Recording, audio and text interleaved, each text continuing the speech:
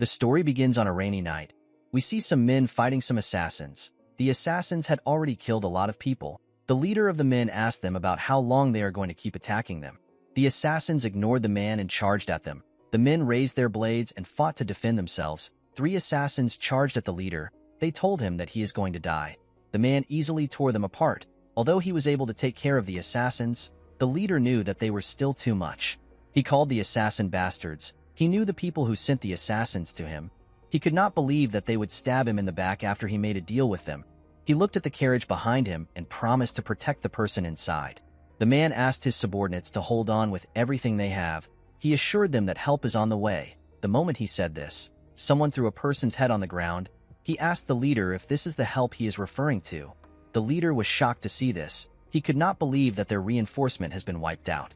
He wondered about how it happened. He did not know who killed them. The moment he raised his head up, he saw the Murim Alliance leader with the assassins. This man is known as the first heaven-piercing sword. His name is Dam Chunhak. Chunhak walked up to the leader. He said that the power of the Ice Pavilion is truly formidable. He told the leader that he never expected them to be able to put up a fight against them. The leader smiled when he heard this. He said that he never expected him to be cocky. He told the Alliance leader that he would have been in trouble if he met his master. The assassins were annoyed to hear this. They could not believe that some barbarian was speaking rudely to their master. They said that they would cut off his tongue. They promised to kill him there, before the assassins could do anything. A woman stepped out of the carriage and asked them to wait. The leader was surprised to see the woman known as Wayan. Wayan asked him to not worry about her. Chunhak asked the assassins to back down when he saw the woman. Wayan walked up to him. Chunhak could not believe that his daughter was deceived by barbarians and ended up running away. He told her that he has never been so embarrassed before. He stretched out his hand and told her that everyone makes mistakes. He said that she can be forgiven. He told her that he is going to give her one last chance to return as her father. He believed that she was going to make the right choice because she is smart. Wayan asked her father if he will let the men live if she goes back with him. Chunhak glared at her. The woman understood what he was trying to say. She apologized to him. Chunhak did not expect the apology. He realized that she wasn't leaving with him. He raised his sword. The leader was shocked to see this. Chunhak used his sword to cut his own daughter down. He turned around and said that he no longer has a daughter. He said that she has been influenced by barbarians. He told the assassins that their sole mission is to recover the soul of the Central Plains. He asked them to clean up the mess. The assassins rushed to attack the injured men when they heard this. The leader took out 3 assassins that came close to him. He asked his men to fight till the end. The men accepted his orders and began to fight without fear. While she was on the ground, Wayan told herself that she needs to return somewhere. She apologized to someone in her head for not keeping her promise. She said that it will be different next time. The scene shifts and we are taken to a palace. We see someone reporting to his master. His master asked him to repeat what he said. His master's name is Seol Mudak. He is the Northern Sea Palace Master and our protagonist. His subordinate revealed to him that Lord Baimuyue, who went to the gathering as an envoy to conclude negotiations with the Murim Alliance, fought the alliance. He and his group were annihilated. The moment he heard this, Mudak released his terrifying cold energy in his palace. His subordinates did not flinch, they simply stood. With a look of anger on his face, Mudak said that he will never forgive the Murim Alliance. He promised to wipe them off the map. He asked his subordinates to get ready. The men quickly gathered outside. Mudak told them that they are going to the Central Plains. In the next scene, we are taken to a battlefield covered with snow. We see an injured Chunhak struggling to stay alive. Several blades were sticking out of his body. He looked around and saw countless dead bodies. He could not believe that his entire army was annihilated. He noticed that his inner energy was depleted. He realized that this might be the end for him. He asked the Northern Sea Palace Master to kill him now. Mudak glared at him when he heard this. He moved close to him. He asked Chunhak to tell him why he killed his daughter. Chunhak laughed when he heard this. He asked Mudak to stop asking a stupid question. With a deranged look on his face, he said that the daughter of the alliance leader cannot be playing love games with a barbarian like him. He said that it would have been a bigger mistake to let Wayan live.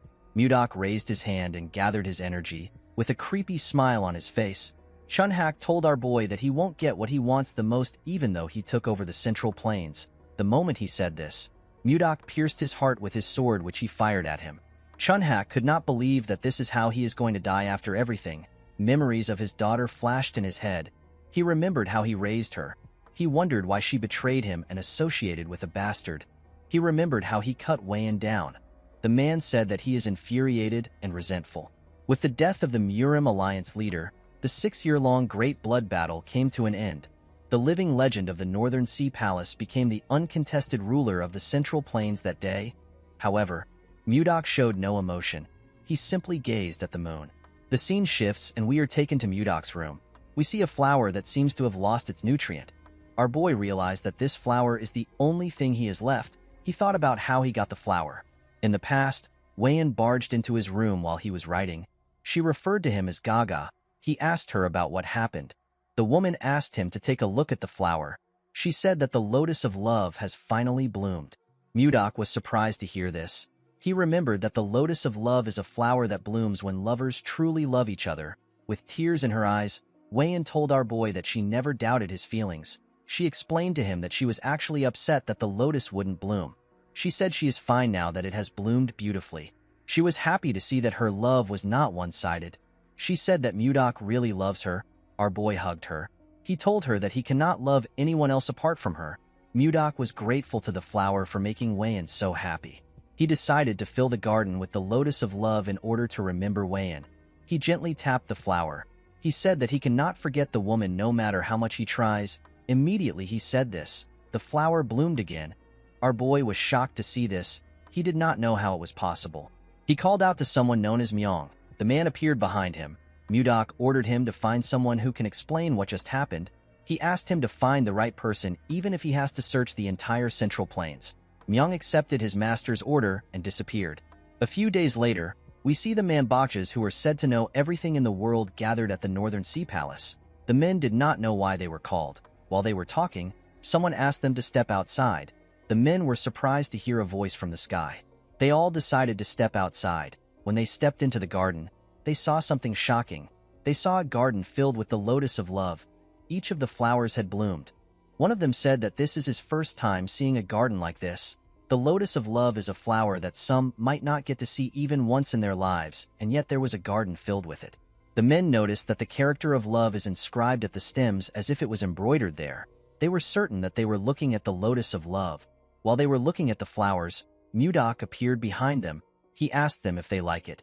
The men turned around and said that they do. One of them asked him for his identity. Our boy shared his name with them. He said that he is the owner of the garden.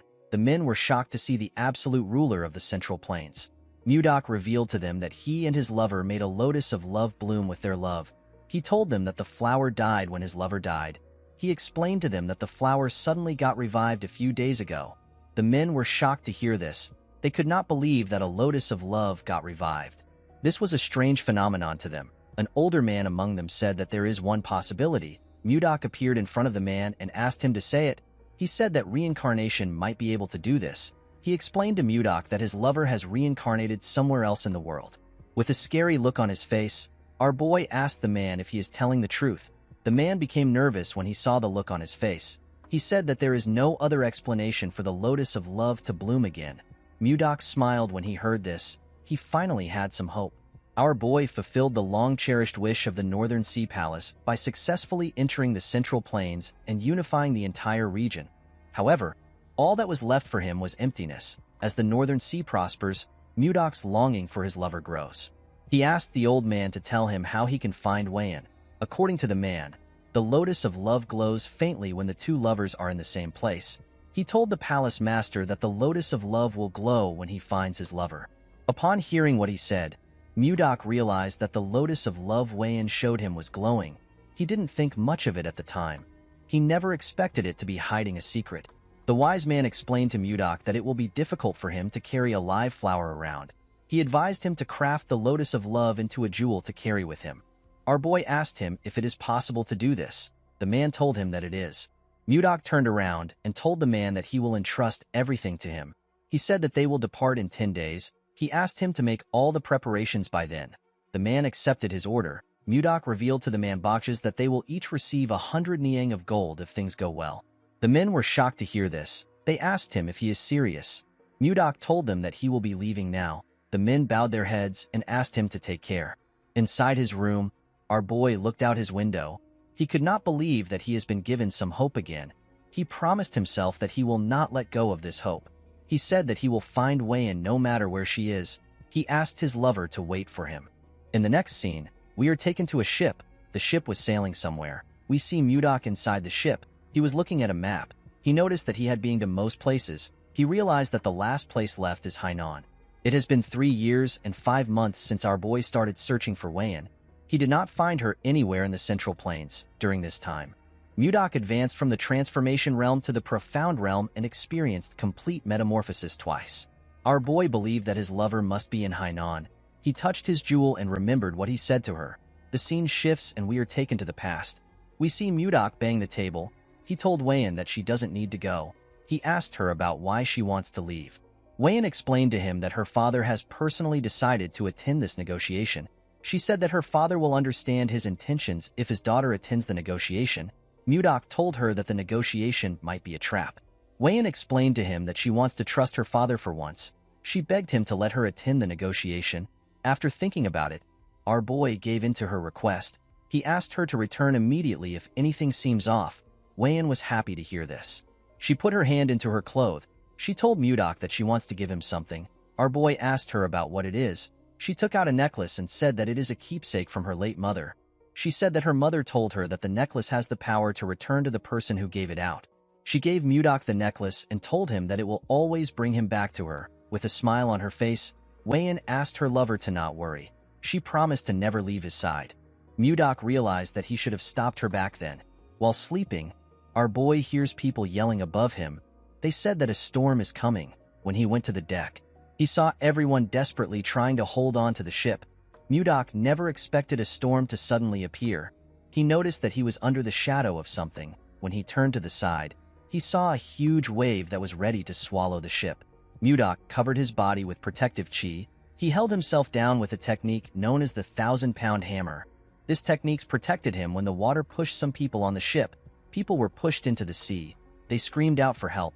A little girl and her father called out to the mother in the water.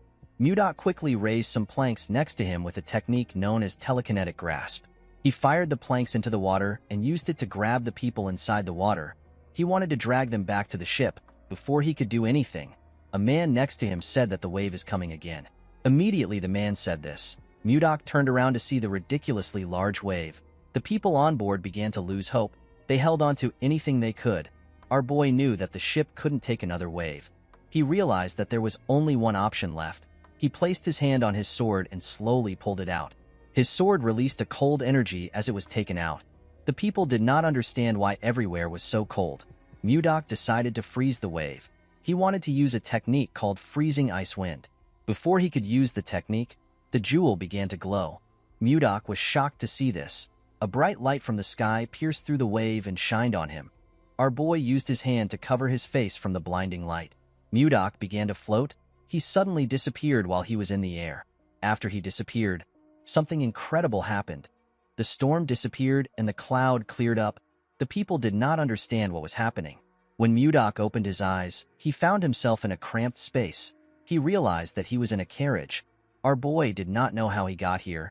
He was certain that he was just fighting a storm in the middle of the sea. While he was trying to think, he hears someone scream. He realized that someone was close by, outside the carriage. We see different men running away from giant mosquitoes. The mosquitoes caught some of the men and injured them. 2 girls hid next to a tree and watched as the men ran. A man holding a knife referred to the girls as Savina and Annie. A boy next to him told them that they will save them. Mudok destroyed the carriage with his energy and crushed some mosquitoes next to it. The boy and the man turned around when they heard the loud sound. The leader of the group was shocked to see that the first-class carriage was destroyed. When the dust cleared up, they saw Mudok standing next to the carriage. Our boy assumed that he was in a forest somewhere in the Central Plains. When he looked around, he saw the merchants. He noticed that they looked different and had different clothes. He assumed that they were foreigners. He believed that he was in a different part of the Central Plains. When Mudok looked up, he saw giant flies. Our boy was shocked to see them. He had never seen flies this big. The fact that they were foreigners and huge flies in front of him, Mudok began to wonder about the place he is in. One of the flies rushed to attack him.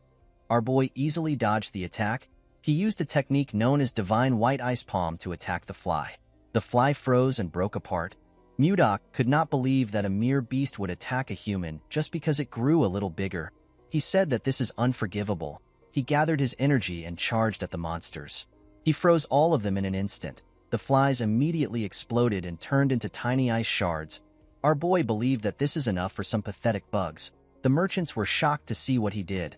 The leader walked up to Mudok and tried to talk to him. He said that his name is Edmund Roll. He said that he is the leader of the Roll Merchant Association. Edmund bowed his head and thanked Mudok for saving their association. He referred to our boy as a magic swordsman and asked him if he can tell him his name. Unfortunately for Edmund, Mudok did not understand a single word he said. Our boy was still able to tell that the man was thanking him due to his gestures. He told Edmund that he does not understand foreign languages. He asked him if there is anyone who can speak the language of the Central Plains. The merchants did not understand what he was saying. Edmund turned to the man with glasses and said something to him. Mudok tried to ask the man if there is truly no one who understands the language of the Central Plains. He wondered about how he was going to explain things to them. While he was thinking, one of the men ran to Edmund and said something. He opened his hand and showed him a ring. Mudok wondered about what he wants to use the ring for. Edmund took the ring and cast a spell. He wore the ring and made a weird pose to finish the spell. Mudok was shocked to see the odd pose. After he was done, Edmund asked him if he can understand him now. Our boy was surprised to see this. He could not believe that he is now able to speak the language of the Central Plains fluently. He asked him if this is the power of the ring. Edmund was surprised to hear about the language of the Central Plains. He introduced himself again and thanked Mudok for saving them. He referred to him as Sir Magic Swordsman and asked him for his name. Our boy told the man his name. He told him that he does not know what a magic swordsman is. Edmund was surprised to hear this. He explained to Mudok that a magic swordsman is someone who uses both magic and swords like him. Our boy asked the man to tell him what magic is. Edmund was shocked to hear this. He could not believe that someone who just used ice in front of them did not know what magic is. He wondered about where Mudok came from. Our boy noticed that the man was lost in thought. He called out to him. Edmund was wondering about how he was going to start explaining things to Mudok. Our boy was angry to see that the man was ignoring him. He moved close to him and raised his hand. He released a cold energy from his hand and asked Edmund to answer his question quickly. Edmund became nervous when he saw this. He realized that the person in front of him is crazy. He decided to just explain things to him. He did not want to find out about what will happen if Mudok goes on a rampage. He told our boy that he will explain. He asked him to calm down. In the evening, we see the two of them sitting next to a fire. Mudok was surprised to find out about something called magic in this part of the Central Plains. He realized that the world is quite vast. Edmund was relieved to see that our boy had finally calmed down. He asked him about where the Central Plains is. Mudok was surprised to hear this question. He asked the man if he does not know where he is right now. Edmund did not understand what our boy was saying. Our boy explained to him that it is weird to not know where the Central Plains is when he is in the Central Plains itself. Edmund became more certain that Mudok was crazy. He explained to him that this is not the Central Plains. He told him that they are in a forest leading to the capital of the Drake Kingdom. The capital is known as Barhan. Mudok said that he has never heard anyone call the Central Plains the Drake Kingdom. He asked Edmund if he is already senile, even though he is not so old. The merchant was annoyed to see that some crazy guy was saying that he is senile. He revealed to Mudok that he is 50 years old. He told him that he is worried about him because he keeps insisting that this place is the Central Plains. Our boy became angry when he heard this. He pointed at a tree and told Edmund that they can ask the kid who was peeking at them from behind the tree. The boy stepped out when he noticed that he got caught. Edmund asked the boy named Leo about why he is there. Mudok asked the boy to answer him honestly. He asked him if this is the Central Plains or the Drake Kingdom. Leo could not answer him. Mudok asked him about why he is not speaking. Edmund explained to him that Leo can't understand his words. He took off his ring and asked Mudok to take it. He asked him to put it in his finger and shout interpret language. Edmund did not actually want to lend such an expensive artifact with a language interpreter to some crazy guy. However, he could not stand the fact that Mudok saw him as a senile old man. Our boy put on the ring and did as the man instructed. The moment he said interpret language, he saw different symbols around him. He quickly noticed that he could now understand the foreigners. He found magic to be amazing. He turned to Leo and asked him for his name. The boy told him his name. Mudok asked Leo if they are in the Central Plains or the Drake Kingdom. Leo asked him about where the Central Plains is. He explained to him that this is a forest leading to Barhan. Mudok was shocked to hear this. He asked the boy if he is also going senile. He asked Edmund if he was the one who asked him to say this. The merchant told him that he did not. He asked him to ask the other members of his merchant association if he is suspicious. Due to his reaction, Mudok was able to tell that the man is not lying. He remembered something weird. He recalled that he was fighting a storm on a ship. When he opened his eyes, he was already inside a carriage. Mudok realized that he got teleported somewhere else. The moment he realized this, he felt some pain in his chest. The pain quickly went away. He wondered about the strange feeling he got in his dantian. Edmund asked him if he now believes him. Mudok noticed that the energy here is much different from anything he has ever experienced. He realized that something is not right. He stood up and walked into the woods. He decided to check things out by himself. Edmund was surprised to see him stand up. He called out to him. As he walked deeper into the forest, Mudok noticed that this place has pure energy. He became certain that this place is not the Central Plains. Our boy jumped out of the woods. While he was in the air, he gathered and compressed his energy. After compressing his energy, Mudok released it into his body. He noticed that the amount of chi accumulated in his dantian has doubled. He turned around and moved back down. He wondered about why he got teleported here instead of a place in the Central Plains. He was still focused on finding Wayan. Before he landed on the ground, his necklace came out of his clothes. Mudok wondered if he got sent here because of the light emitted by the necklace earlier. He remembered that his lover told him that the necklace has the power to return to the person who gave it out.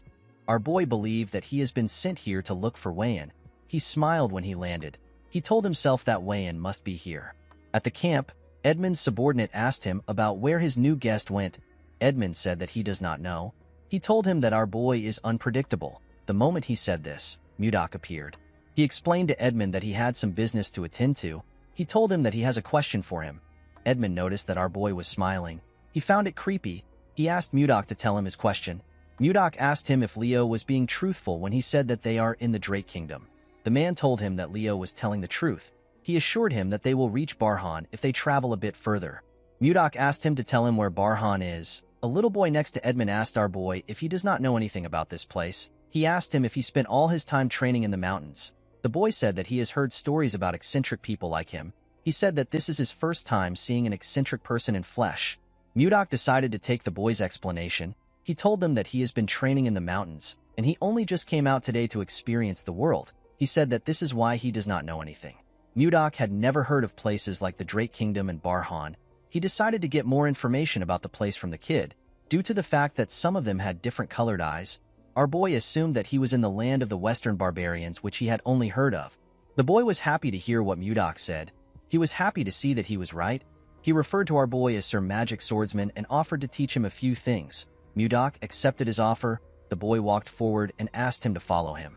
Mudok asked the boy for his name. The little boy introduced himself as Luffy. Edmund found it creepy that the crazy man was acting friendly. He could not understand what was going through our boy's head. Mudok began to learn about this place and the language the people use from Luffy. Our boy realized that this place wasn't a foreign land. It was actually an entirely different world. The land was oddly shaped and the writings differ from anything he had seen before. In this world, there are other species apart from humans. Elves and dwarves exist. Apart from them, beings known as beastmen also exist on the continent. Of all the species, the strongest are creatures known as dragons. Mudok believed that they were lizards with wings.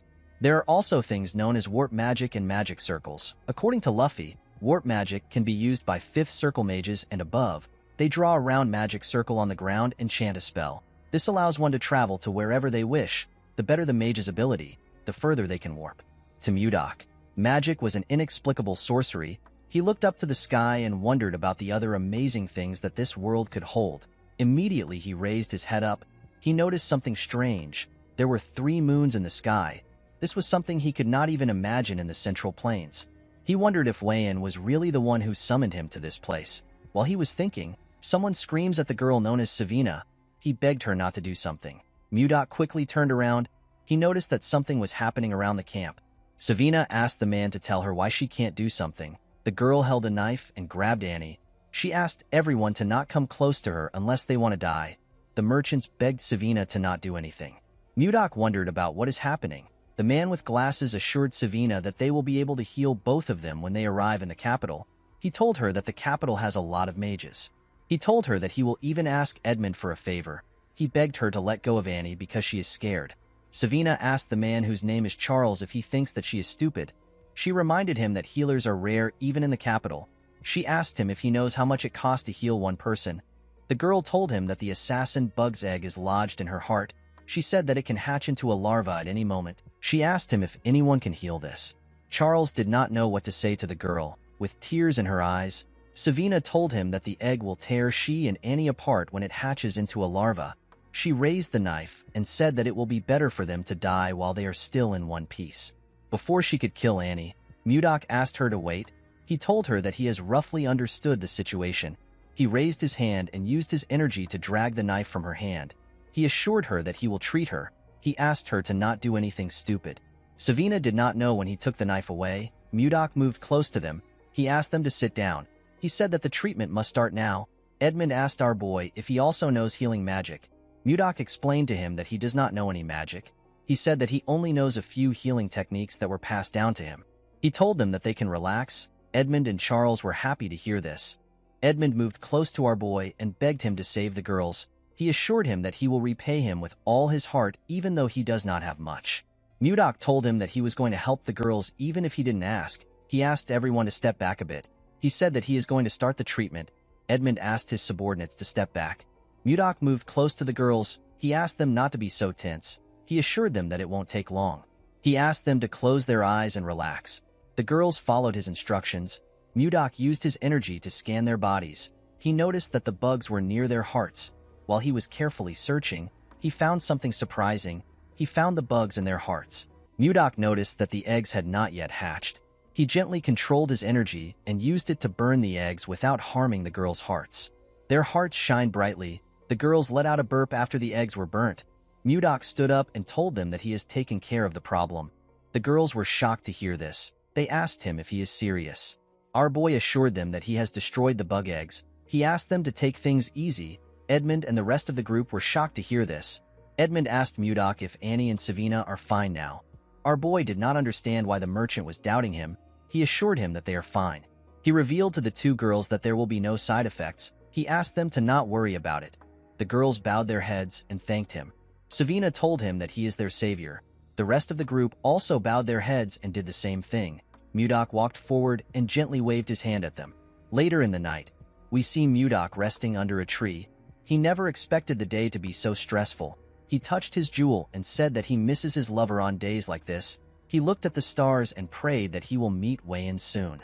The next day, we see the group traveling towards Barhan. Edmund took off his jacket and placed it on his head. He wondered why everywhere was so hot today. Even Mudok had to tie his hair because of how hot it was. It was quite scorching. Luffy offered him a bottle of water. Our boy thanked him and accepted it. Before drinking the water, Mudok noticed that it was lukewarm. He released a little cold energy into the bottle and made the water cold. It was now much better for him. Luffy asked him if he is alright. He told him that everywhere is quite hot. Mudok shoved his bottle in Luffy's face. The boy was shocked to see that the water was cold. Our boy asked him to take it. Luffy accepted the bottle. He wondered why it was so cold. Mudok asked him to drink it. The moment he put the water in his mouth, he tasted some ice inside it. The little boy was happy to taste such a refreshing cold water in the scorching heat. Mudok smiled when he saw the look on his face. He asked Luffy if it is very refreshing.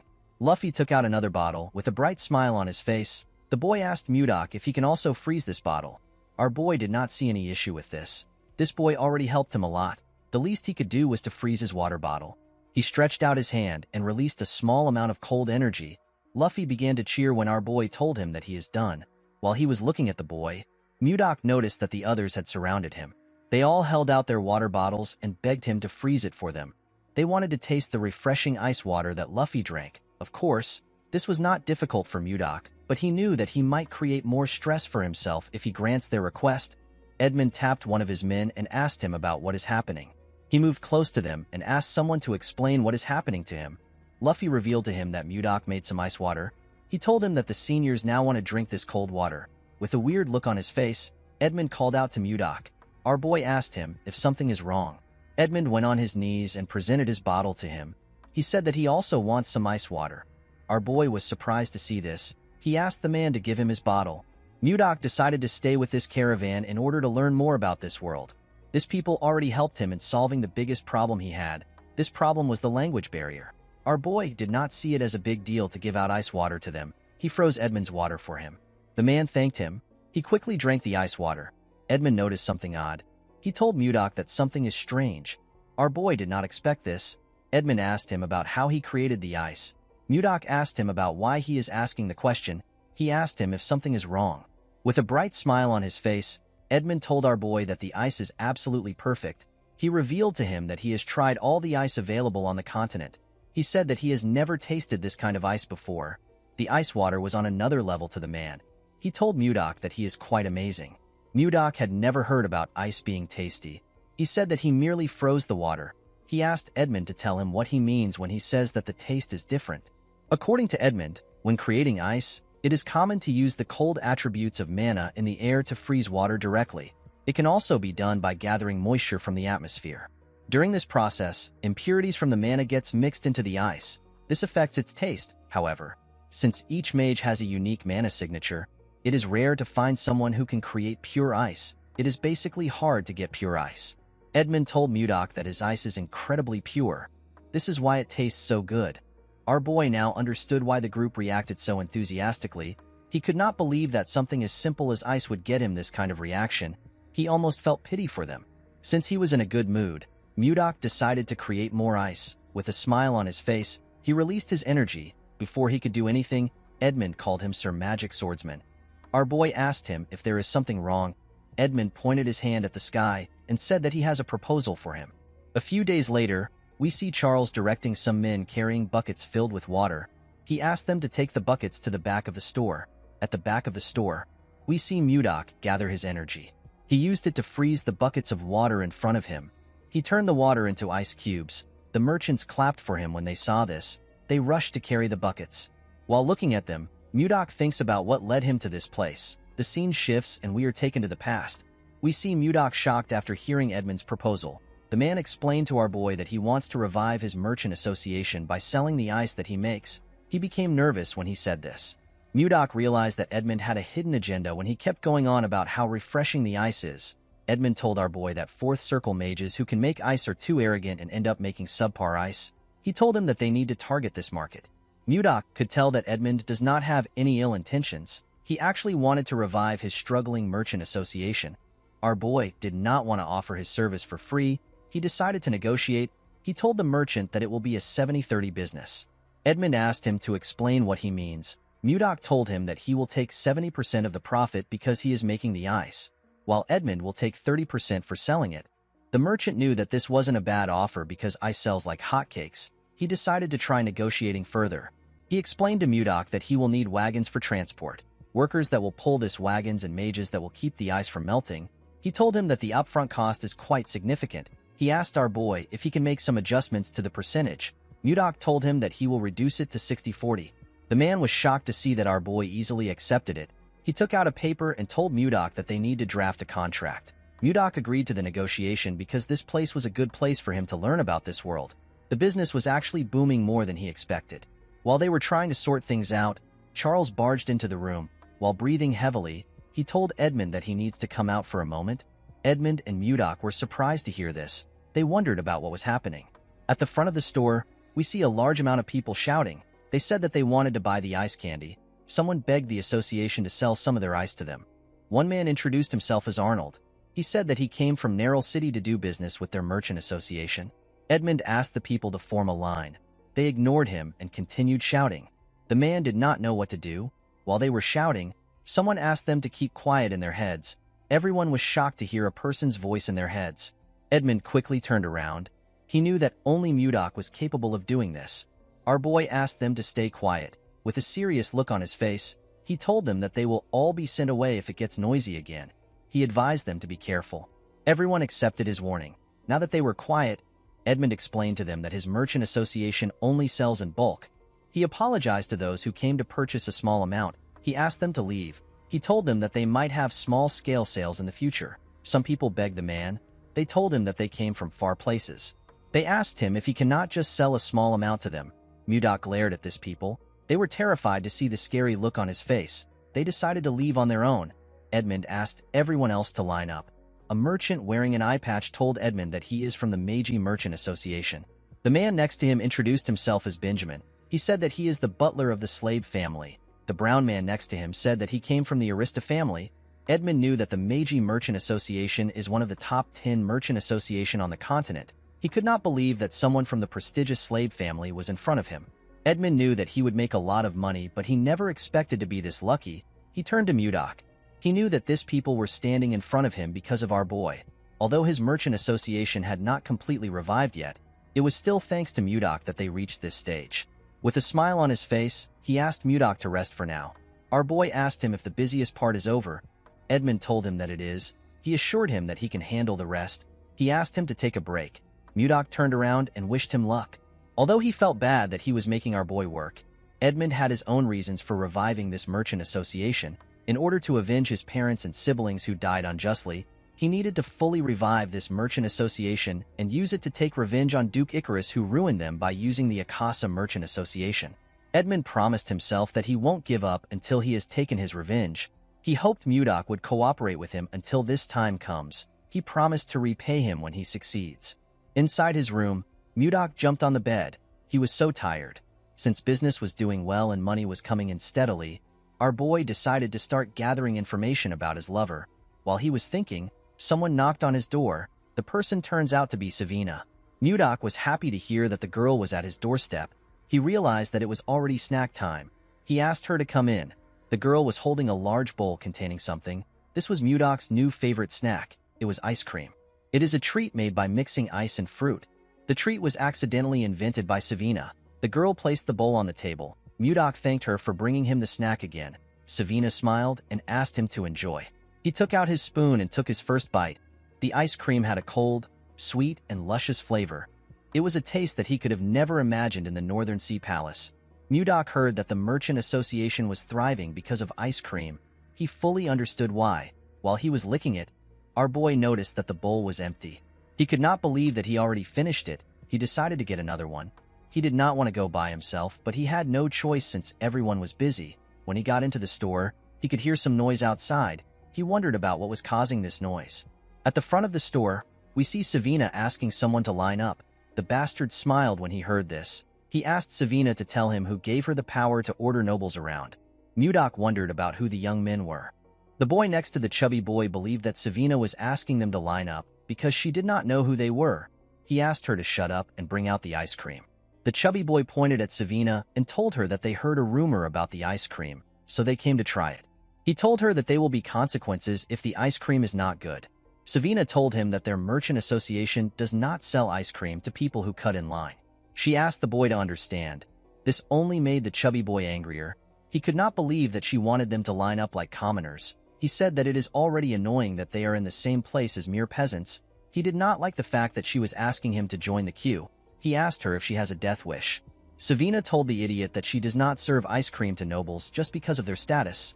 The boy asked her if she is trying to defy a noble. The girl knew that Mudok would protect her if things go wrong. She decided to speak freely. She told the boy that he is not making sense. She said that she is simply stating the rules. The other boy was annoyed to hear this. He called the girl a wretch. He took out his sword and asked her if she really wants to die. Savina was not scared to see his sword. The boy was annoyed to see this. Before he could do anything, their third friend tapped his shoulder. He called him Samuel. With a cold gaze in his eyes, the boy asked Samuel to not act rashly. He asked him if he wants to lower their dignity. Samuel became nervous when he saw the look on his friend's face. He apologized to him. The boy walked up to Savina. With the same look in his eyes, he told her that they came to try the ice cream. Savina did not like his cold gaze. Her heart felt like it was freezing. She began to tremble. The boy told her that he doesn't like waiting. He asked her to bring it out now. Savina was lost in his gaze. With a shaky tone in her voice, she asked him to wait. Someone called out to Savina. The person turns out to be Edmund. The man reminded her that their merchant association does not sell ice cream to those who cut in line. He asked her if she forgot. Savina apologized to the leader. Mudok could tell that Edmund had something against this young man for him to have such a strong reaction.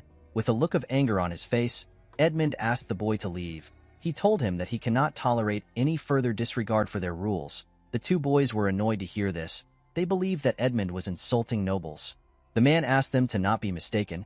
He told them that there is another reason why he won't sell ice cream to them. The boy who appears to be their leader asked Edmund for his reason. With a look of anger on his face, the merchant asked the boy to question Duke Icarus by himself. Charles and the other merchant were shocked to hear their leader mention the Duke's name. The boy asked Edmund about how he knows his father. The moment he said this, he noticed that Edmund looked familiar. He recognized the man's eyes. With a creepy smile on his face, the The boy asked Edmund if he is one of the leftovers from the Roll Merchant Association. His friends were shocked to see the smile on his face. They knew that Justin only smiles like this when he is angry. Justin took out his sword. He told Edmund that he must pay for the crime of insulting a noble with his life. The moment he said this, he swung his sword at the man. Edmund closed his eyes out of fear. He could not believe that he will not be able to avenge his family. Before the sword could touch him, Mudok blocked it with his hand. Edmund was surprised to see him. Mudok swung his hand and pushed the boy back. Justin was annoyed to see this. He called our boy a bastard. He asked him if he has a death wish. Mudok could not believe that this nonsense happened when he came down to get some ice cream. He never expected Justin to try to kill someone just because they told him that they don't sell ice cream to people who cut in line. He found this to be absurd. He told the bastard that he really has no manners. He told him that he will use this opportunity to teach him some manners. Justin became angrier when he heard this. He put his energy into his sword and charged at our boy. He told him that he will kill him. Mudok easily dodged his first attack. Justin began to attack him more fiercely. Our boy dodged the attacks without stressing himself.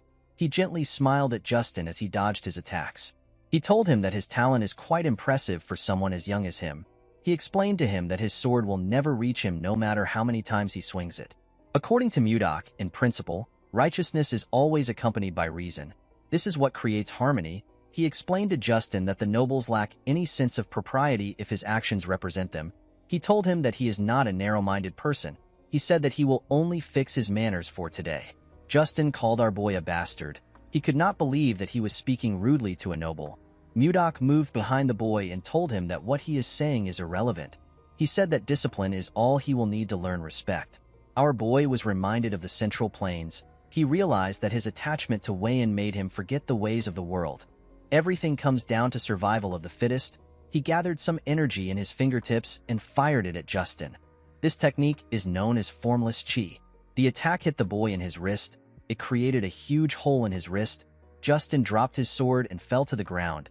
He grit his teeth out of anger. Mudok glared at the boy with a cold gaze in his eyes. Edmund was surprised to see Justin injured. He did not know the kind of attack Mudok used. Justin's friends quickly moved close to him. They raised their swords and asked Mudok to stay back. The chubby one promised our boy that he will cut him down if he moves closer. Samuel became terrified when he saw Mudok still approaching them. Our boy saw something surprising. Justin was trying to stand up. He asked him about why he bothered to get up. The boy placed his hand on his friend's shoulder and asked him to move. He stood in front of Mudok confidently. Our boy smiled when he saw this. He found it amusing that Justin was giving him a show. He covered his hand with his energy. With a scary smile on his face, Mudok told Justin that he wants to see how long he will last. Mudok swung his hand and sent the idiot flying. His friends were shocked to see this. The chubby one quickly ran to check on Justin. He asked him if he is all right. The moment he said this, he saw the hole in his friend's wrist. Mudok was disappointed to see that Justin flew back when he only used the strength of a first-rate martial artist. He realized that the boy was weaker than he expected. He wondered if he should stop. Our boy realized that he had not fully understood how this world functions. He decided to not kill Justin.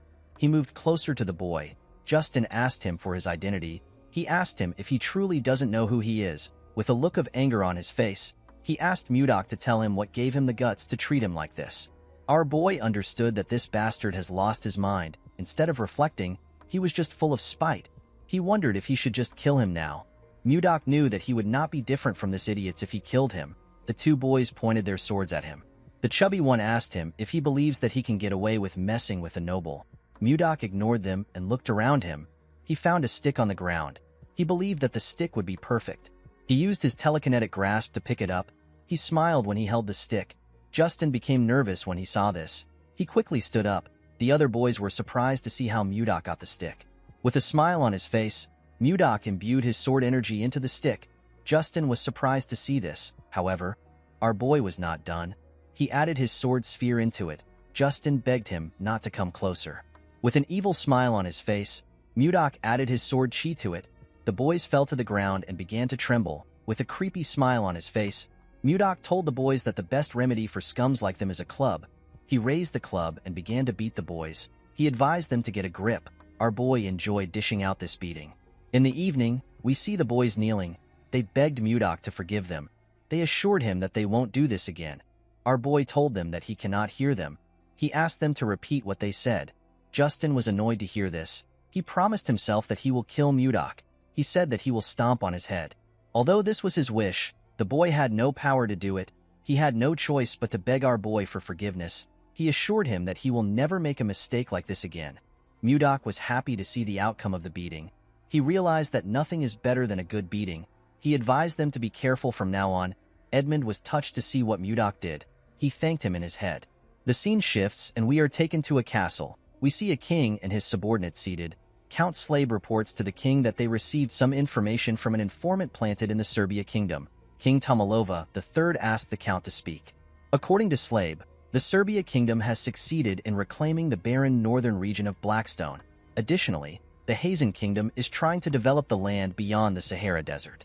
Duke Sergio von Icarus explained to Slabe that the land beyond the Sahara Desert is too dangerous for humans to live in because of the monsters. He asked the count if the Hazen kingdom has a way of taking care of things. Slabe revealed to him that they have received a report that they are not yet sure of. He told the Duke that Anos has naturalized. The king was shocked to hear this. With a nervous look on his face, Count Crash asked him if it is really true. Slabe told him that it is. Baron Arista asked him if he is referring to one of the top 10 sword masters on the continent. He had heard that Anos turned down any amount of money offered to him. The king wondered why Anos ended up in Hazen instead of wandering the continent without belonging to any factions. Crash suggested that the sword master might have fallen in love with someone there. Slabe told him that he is correct. The men were surprised to hear this. The king asked his count about who the woman is. Slabe told him that it is someone they all know quite well. The person turns out to be Princess Daphrin. She is the younger sister of the current king. The king is known as Laird II of Hazen. The men were surprised to hear that Laird, who cherishes his younger sister as his most prized possession, gave her away to a man. Tomalova told his subordinates that the Hazen kingdom now has 2 sword masters. Slabe explained to his king that the Hazen kingdom will likely attempt to expand their land. This is a goal that they have repeatedly failed to achieve since the reign of Laird I. Tomalova became worried when he heard this. In the east, the Hazen kingdom is expanding its territory. In the south, the commercial Serbia kingdom is developing its land. Across the Western Sea, the Jeva Empire is also expanding its land. Tomalova knew that they could not stay idle. He asked his subordinates to share their opinions on what they should do. The Duke suggested that it would be beneficial for them to also expand their territory. The king reminded him that they do not have any suitable land for expansion. He asked him if he is suggesting that they cross the Lazar Mountains to the north. Sergio stood up and told the king that they have no other choice. Everyone was surprised to hear this. Expanding into the north is difficult. Even if they succeed, the entire area is covered in ice. This will render their efforts useless. Heading to the north would ultimately mean that they were pushed out of the power struggle. This is why everyone is hesitant. Tomalova knew that someone will soon be sent to the north to address the issue of territorial expansion. He turned to his count. Slabe nodded at him. He told his subordinates that the meeting will end for today. He told them that they will reconvene at another time. Slabe walked out of the room with the king. The Duke realized that the count and the king were hiding something. The scene shifts, and we see the king and the count in a room together. Tomalova asked Slabe if he has made any mistakes recently. The man said that he hasn't. Tomalova realized that the Duke is up to his usual tricks again. Since 10 years ago, he has been sending anyone who opposes him to the north. Slabe told his king that this is all because of his shortcomings. Tomalova asked him to not say this. He told him that he is the only one he trusts among his retainers. He told the count that he heard a rumor about some kind of ice being sold in the capital. He asked him if he knows anything about it. The count realized that the king was referring to the ice candy made by the Roll Merchant Association. Tomalova was surprised to hear the name. Slabe explained to him that the ice is different from regular ice. He told him that it earned its name because it is so sweet.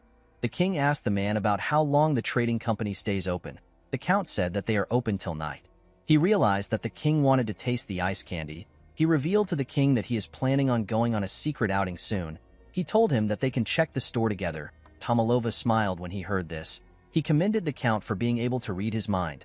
Slabe told him that it is his duty to understand his desires as his aide. Tomalova asked him about when he plans on going for this secret outing. The scene shifts and we are taken to Mudok's room. We see the kids begging our boy to teach them magic. Our boy was about to lick his ice cream. He was surprised to hear what the kids said. Savina apologized to him for barging in. She knew that it was improper.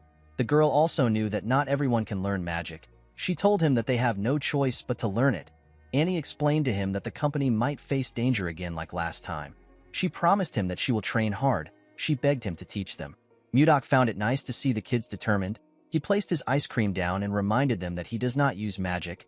Luffy asked him if he uses martial arts like he mentioned before. Our boy told him that he remembered it correctly.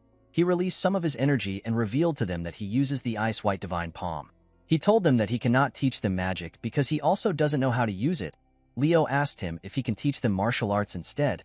Mudok was surprised to hear this. The kids agreed with Leo's idea. They believed that it would be amazing to learn martial arts. They begged Mudok to teach them martial arts. Our boy did not know what to say. He noticed that they had earnest eyes and a strong resolve to see their goals through. They reminded him of his childhood. He remembered how his younger self asked someone to teach him martial arts. The person glared at him. Due to the fact that he was urgently searching for his lover, Mudok felt like it would be wrong for him to accept some students. However, these children also wanted to protect someone, and more than anything, they have been helping Mudok out in many ways even though they don't know him well. According to the rules, our boy was not allowed to teach the martial arts of the Northern Sea Palace carelessly. Mudok wondered if this rule still applied in a different world. Savina begged him to teach them. Our boy asked the children to let him think about it. He asked them to come back by this time tomorrow. He told them that he will give them his answer then. The children were happy to hear this. They believed that Mudok was going to teach them. Leo told him that they will never forget his kindness even in death.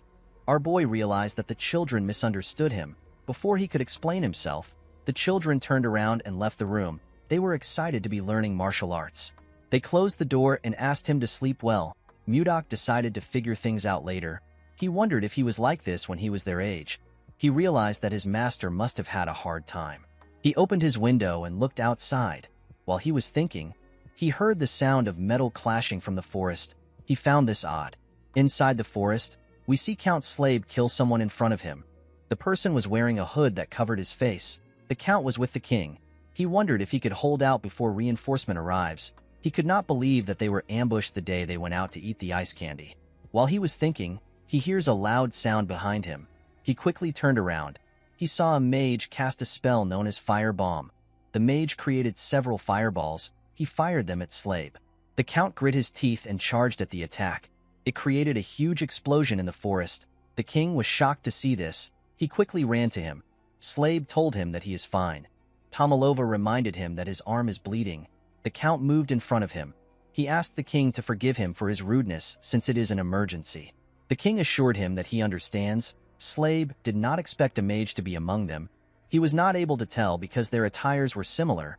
He ordered his men to not lose their composure. He asked them to reorganize the formation. The soldiers quickly followed his order. The leader of the assassins asked them to not let a single person live. One of the assassins said that he will take Slade's head. The Count charged at the assassin and swiftly cut off his head. The other assassins were shocked to see how fast Slade was. They quickly rushed to attack him. Slade blocked their attacks. He moved close to one of them and asked him about who sent them. The man told him that he does not need to know since he will soon die. Slade realized that the magic attack took out a lot of his men. He could tell that this people had no intentions of letting them live. Although he did not like the situation, the Count knew that he had to protect the king at all cost. He must do this for the sake of the kingdom. The mage raised his hand and prepared to use another attack. Slade ordered his men to gather around the king and protect him. The mage laughed when he heard this. He told the Count that he is too late. Before the man could use his attack, someone struck him down with ice. Everyone was surprised to see this. The leader of the assassins asked the person for his identity. As expected, the person turns out to be Mudok. With a smile on his face, our boy said that he has been caught. Mudok jumped off the tree and appeared behind the leader. He knocked out an assassin next to the leader. He said that he wanted to see the moon, but everywhere was so loud that he had to come there. The leader quickly turned around when he heard this. With a scary look on his face, Mudok told the leader that he needs to finish this before his ice cream melts. The leader could tell that our boy was dangerous. He did not know when he got behind him. Although they were caught off guard, they were still superior in terms of numbers. The man wanted to kill the king and get out of the forest as soon as possible to avoid any variables. He took out his sword and charged at Mudok. He said that he will take care of our boy. He ordered his men to kill Tomalova. Mudok blocked his attack with his sword. He said that he never expected to see all kinds of swords here. He decided to respect the leader by using his sword, which is known as Sullen. He asked the man to come at him. The leader was annoyed to see this. He charged at Mudok and told him that he will not get out of the fight alive. Our boy found this exhilarating. He advised the man to do his best. He easily blocked the man's attack. The leader took out his other sword and used it to attack him. Mudok dodged his attacks without stressing himself. The man put his sword together and attacked our boy from both sides. Our boy was still able to dodge it. Before the man could attack again, Mudok pushed his sword away and hit him in his back. The man grit his teeth to endure the pain. Our boy raised his sword and began to attack the assassin. The man managed to block Mudok's attacks, but he was struggling to keep up with him. While he was struggling, our boy grabbed his head and slammed it to the ground. He was enjoying the fight. The moment he stood up, rain began to fall. Tomalova asked the count about what is happening. Slave advised his king to be cautious. He asked him to step back. Immediately he heard this. Tomalova realized something. He told Slave that they are looking at the hope of the kingdom. The count did not understand what he was talking about. The assassins were shocked to see what Mudok did to their captain, whose name is Morian. They wondered if Mudok is a sword master. Our boy moved close to the assassins. With a look of anger on his face, he told them that this is all their fault. The assassins did not understand what was happening. Mudok revealed to them that his ice cream has melted in the rain because of them. The assassins did not even know what an ice cream was. Our boy told them that he will show them how fearsome a grudge born from ice cream can be. He told them that he will count to 3. He said that he cannot guarantee the lives of those who remain after he is done counting. The assassins believed that he was spouting nonsense. One of them said that they can get rid of him if they all attack at once. The other assassins agreed with this. Mudok began to count. The assassins charged at him. They wanted to shut him up. When he got to 3, the assassins had already gotten close to him. He activated his protective chi. This allowed him to block all the assassins' attacks. They were shocked to see a barrier. Mudok released a large amount of his cold energy. He asked the assassins to not say his sword is merciless. The moment he said this, he swung his sword. Huge pieces of ice came out of the ground and tore them apart. The king and the count were shocked to see this. After taking care of the assassins, Mudok put his sword away. He said that vengeance has been served. He jumped out of the area. The count was surprised to see that our boy left like that. Tomalova turned to him. He told him that they cannot waste any time. Slave already knew what the king wanted. He placed his hand on his chest and told Tomalova that his wish is his command. In the next scene, we see one of the merchants talking to Edmund. He revealed to him that the children are studying magic. Edmund was surprised to hear this. He reminded the man that magic is not something that one can study on their own. With a serious look on his face, he asked the man if Mudok is the one teaching the children. The man told him that he is correct. He explained to him that his family members also want to learn magic. He did not understand why Mudok was only teaching 4 children. Edmund began to laugh like a crazy person when he heard this. The man was surprised to see this. He assumed that Edmund was tired from overworking. The merchant was actually happy that Mudok was teaching the children, especially since numerous people want to learn magic. He stood up and asked the man about where the children are learning. He asked him to lead the way. Edmund believed that the day his trading group will reach the top is no longer far. The scene shifts and we see the merchant talking to Mudok. With a smile on his face, Edmund told our boy that he knows everything. Mudok asked him to explain what he means. Edmund revealed to him that he heard that he is teaching the children magic. Mudok realized that this is what the other merchants were gossiping about. He did not want them to know about it. With tears in his eyes, Edmund thanked Mudok for what he is doing. He told him that he does not know how he can repay him. While they were talking, Charles came to meet them. Edmund asked him if something happened. The man said that there is a guest for Mudok. Our boy seemed to be annoyed to hear this. Edmund was surprised to hear that Mudok has a guest. The guest moved close to Charles. Edmund did not recognize the man. The young man went on his knees and begged Mudok to help him. Our boy asked him to leave. The man grabbed his leg and revealed to him that the king said that he will come by himself if he is not able to bring him to the castle. Mudok told the man that he has no reason to trust him. Edmund was surprised to hear about the king. Our boy used his leg to hit the man's face. The servant begged him not to decline the king's invitation. Mudok gently moved his leg out of the man's hand. He asked him about why he always comes to this place to harass others every day. He walked forward and advised the man to stop wasting his time. He asked him to leave. Mudok did not want to get involved with things like this because he did not think that it would give him a clue about Wayan. As he walked forward, our boy took a look at his necklace. He remembered the conversation he had with someone. The scene shifts and we are taken to the past. We see a man begging Mudok. Our boy told the man that he has no interest. He explained to him that he has gotten the entire gangbuck in 3 years. He said that the people of the Central Plains will soon come looking for them. He asked the man to tell him why they need to negotiate with the slimy bastards. MANHWA explained to him that there are situations where a person shows their strength, and there are times when a person does not do anything. He told MUDOK that this is the time to show others that the Northern Sea Palace is not just about brute force. He assured our boy that they can show their power again if this method doesn't work. He told him that he will take charge of the negotiation. MUDOK smiled when he heard this. He told him that he will leave everything to him. He took a sip of his tea and told MANHWA that they will attack the Central Plains if the negotiations fail. MANHWA laughed when he heard this. He believed that it was impossible for the negotiations to fail. On his way to the negotiations, MUDOK met Wayan for the first time. The two of them immediately locked eyes. They could feel their hearts beating. MUDOK knew that this was the woman of his destiny. That day was the best day of his life. In the present, MUDOK smiled when he remembered the day he met his lover. He decided to only think about her. He did not want to focus on any stupid thing. While he was thinking, Luffy waved at him. He and the other children seemed to be meditating. MUDOK smiled when he saw him. He realized that there are many things for him to do. He knew that he had to act with caution. Later in the day, we are taken to the castle. Tomalova was annoyed to hear that MUDOK refused his invitation again. The servant bowed his head and begged the king to forgive him. Tomalova began to dislike our boy the more he heard about him. He simply wanted to thank him for saving his life. The young man said that he will go again tomorrow. He assured the king that he will get a different response. Tomalova asked him not to bother himself. He believed that the man has already done enough. While they were talking, someone knocked on the door. The person turns out to be the princess. Her name is Ishilda. Tomalova quickly took a look at himself in the mirror. He asked the servant to get out. The man felt bad that he wasn't able to complete his mission. As she walked into the room, the princess noticed that the man looked sad. The beautiful red-haired princess greeted her father in an elegant manner. She told him that the chamberlain looked sad. She asked him if something happened. Tomalova became nervous when he heard this. When his daughter sat next to him, he explained everything that happened to her. Ishilda was shocked to hear about what her father went through. She quickly stood up and asked him if he is all right. Tomalova grabbed her hands. He assured her that he is fine. He asked her to not worry about it. Ishilda sat down back. She asked Tomalova if he knows the reason why MUDOK rejected his invitation. The king said that he has no idea. He revealed to his daughter that he wishes to keep our boy by his side because he is very skilled. Unfortunately, MUDOK wasn't answering his summons. Ishilda believed that our boy must be a great person for her father to be interested in him.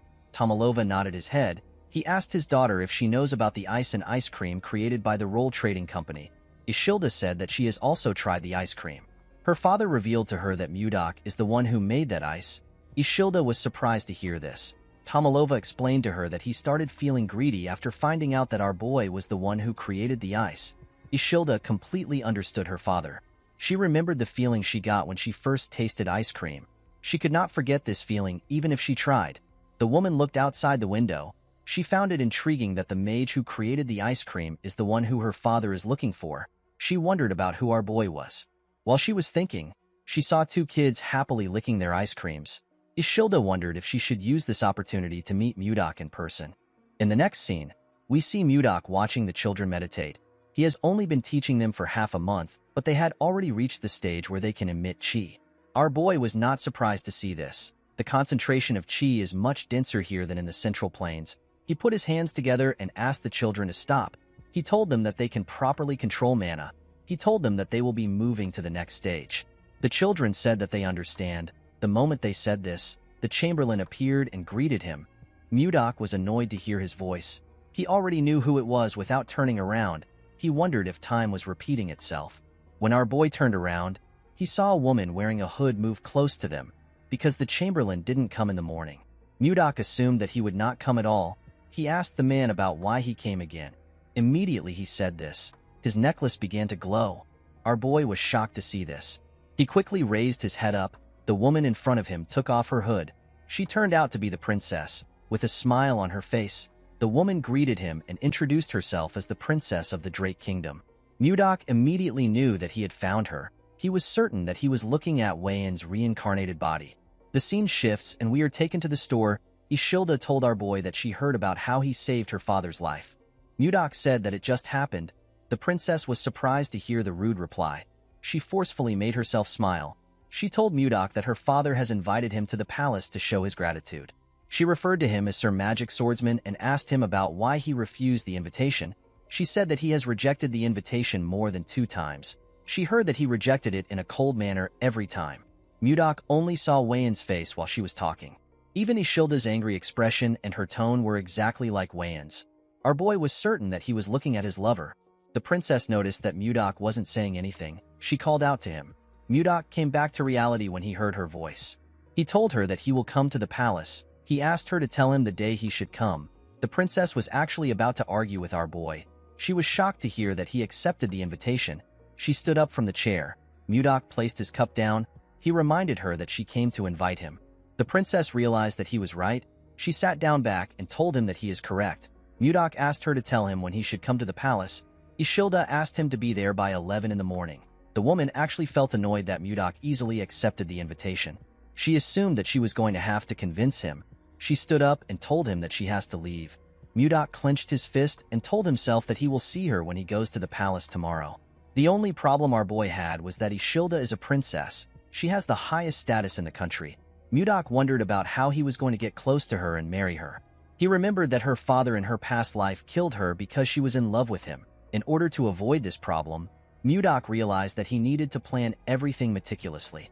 To create the perfect plan, Mudok knew that he will need Edmund's help. The scene shifts and we see Edmund shocked when he hears Mudok mention marriage.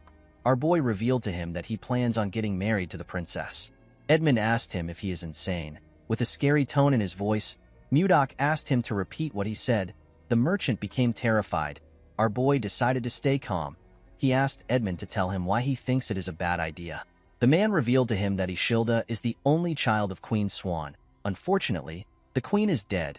Ishilda is the sole legitimate heir and first in line to the throne. He told our boy that it makes no sense for someone like him who has no proper status to think about marrying the princess. Mudok was annoyed to hear this. Edmund explained to him that he needs to be a prince from another country in order to become the princess's suitor. Even if he is not a prince, he should at least come from a high-ranking noble family. Mudok understood that he needs to attain a status equal to that of the princess or gain great prestige. He needed to do this to aid his plan for marriage. Edmund told him that he might have a shot if he achieves something significant. Mudok stood up. He decided to give it a shot. The merchant stopped him before he could leave. He asked him if he knows the rules that he must follow in the palace. Our boy was surprised to hear that there are rules to follow. Edmund could tell that he did not know. He moved close to his shelf and took out some books. He placed the books talking about proper etiquette on his table. Mudok was shocked to see the amount of books in front of him. Edmund knew that our boy might make a mistake if he lets him go like this. This mistake can affect their business. With a smile on his face, the man assured Mudok that he will thoroughly educate him. Our boy did not understand why the man seemed excited. He picked up a book and asked Edmund to take care of him. Mudok was forced to listen to Edmund's lecture all night long. The next day, we see Mudok dressing in front of the mirror. He stepped out of the store in really nice clothes. He decided to head to the palace. The scene shifts and we see our boy arrive at the palace. He greeted the king in an elegant manner. The king welcomed him with a bright smile. Mudok looked around. He noticed something odd. The officials were in the room. Our boy assumed that he was going to have a private meeting with the king. He did not understand why there were so many people. Ishilda gently whispered to our boy. She apologized to him. She did not intend on scheduling the appointment on a day like this. Due to how flustered she was, Mudok could tell that she wasn't lying. Next to the duke was his son. Justin asked the princess about why our boy was there. Mudok remembered the boy as the little idiot he beat up. Our boy smiled and glared at Justin. The boy was infuriated. He wanted to curse Mudok. His father asked him to cease his behavior. He asked him if he plans on making a fool out of himself in front of the king. Justin calmed himself and told his father that he understands. Tomalova told Count Slave that Justin must have been through a lot. The count told him that he is right. Tomalova cleared his throat and asked Mudok to tell him why he suddenly accepted his invitation. He told him that he has been disappointed for some time. Mudok told him that there is a reason for his actions. The king asked him to share his reason.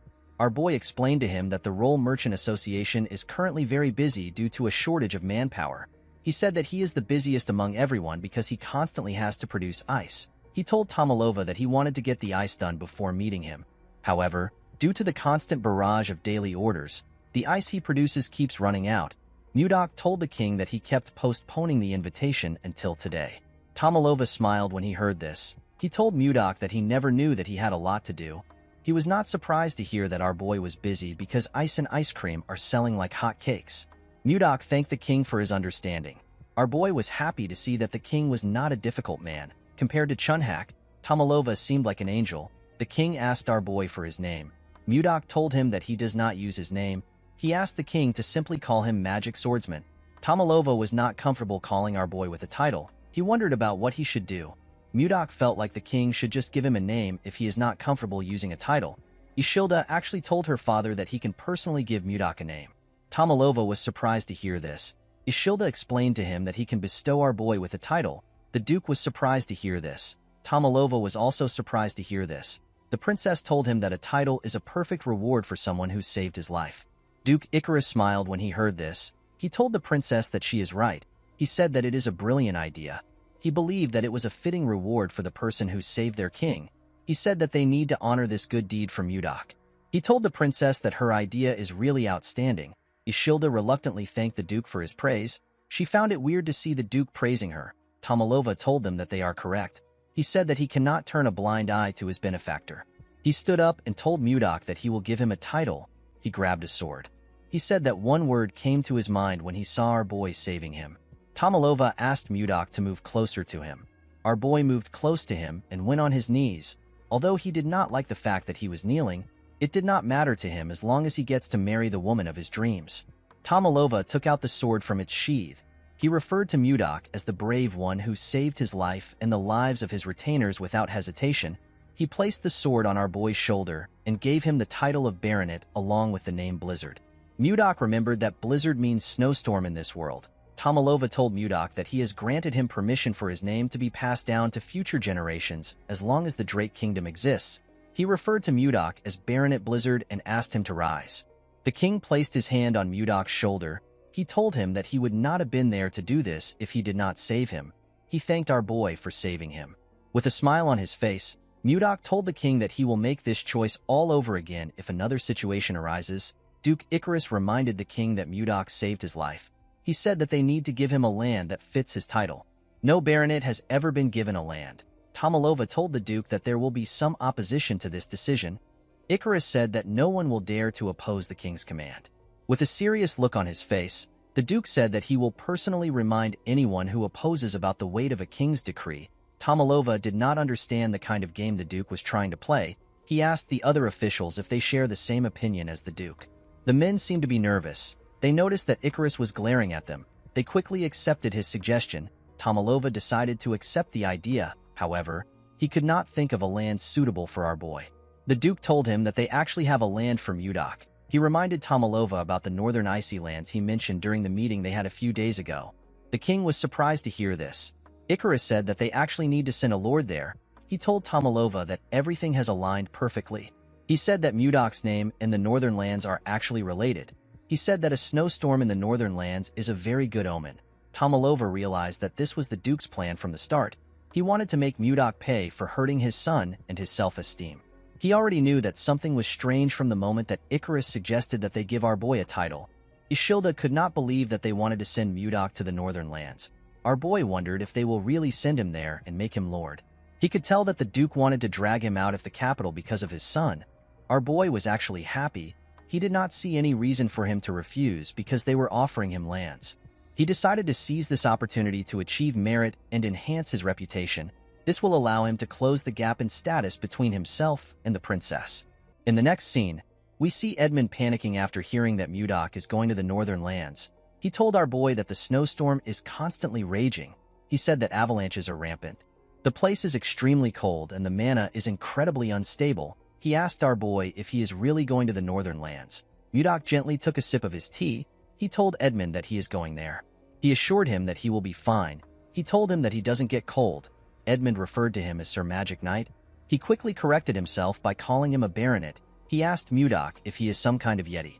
Our boy asked him about what a yeti is. According to Edmund, a yeti is a creature of a legendary tribe that is said to only live in the northern lands. Its tales have been passed down since ancient times. Their form is similar to that of a human. They are nearly 3 meters tall, and the strength of their body is nothing to joke about. They don't feel cold, and they are known to be very violent. Mudok told the man that he finds his story interesting. Edmund said that it might be a legend since no one has ever seen a Yeti. He revealed to our boy that people say that the people of the Northern Lands are warriors capable of defeating 100 men.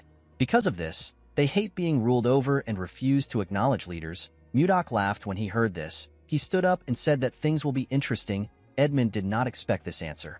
Our boy explained to him that his fame will rise if he gains recognition from the Northern people. Edmund believed that this was a very difficult task. When our boy opened the door, he saw something surprising. He saw his students outside waiting for him. Their eyes were filled with tears. In the next scene, we see Mudok talking to Savina and Leo. Our boy denied their request. He told them that the Northern Lands is a dangerous place to people like them who have barely started learning martial arts. Savina explained to their master that they still have so much things to learn. She asked him to tell her who will teach them once he leaves. Leo agreed with the girl. Savina bowed her head and begged him to allow them to follow him. Leo was surprised to see this. He quickly copied the girl. Before Mudok could scold them, he saw someone behind him. He saw the princess. Ishilda greeted him. Our boy wondered about why she came. He told her that she doesn't look well. He asked her if something is wrong. Ishilda told him that they can talk once he sends the children away.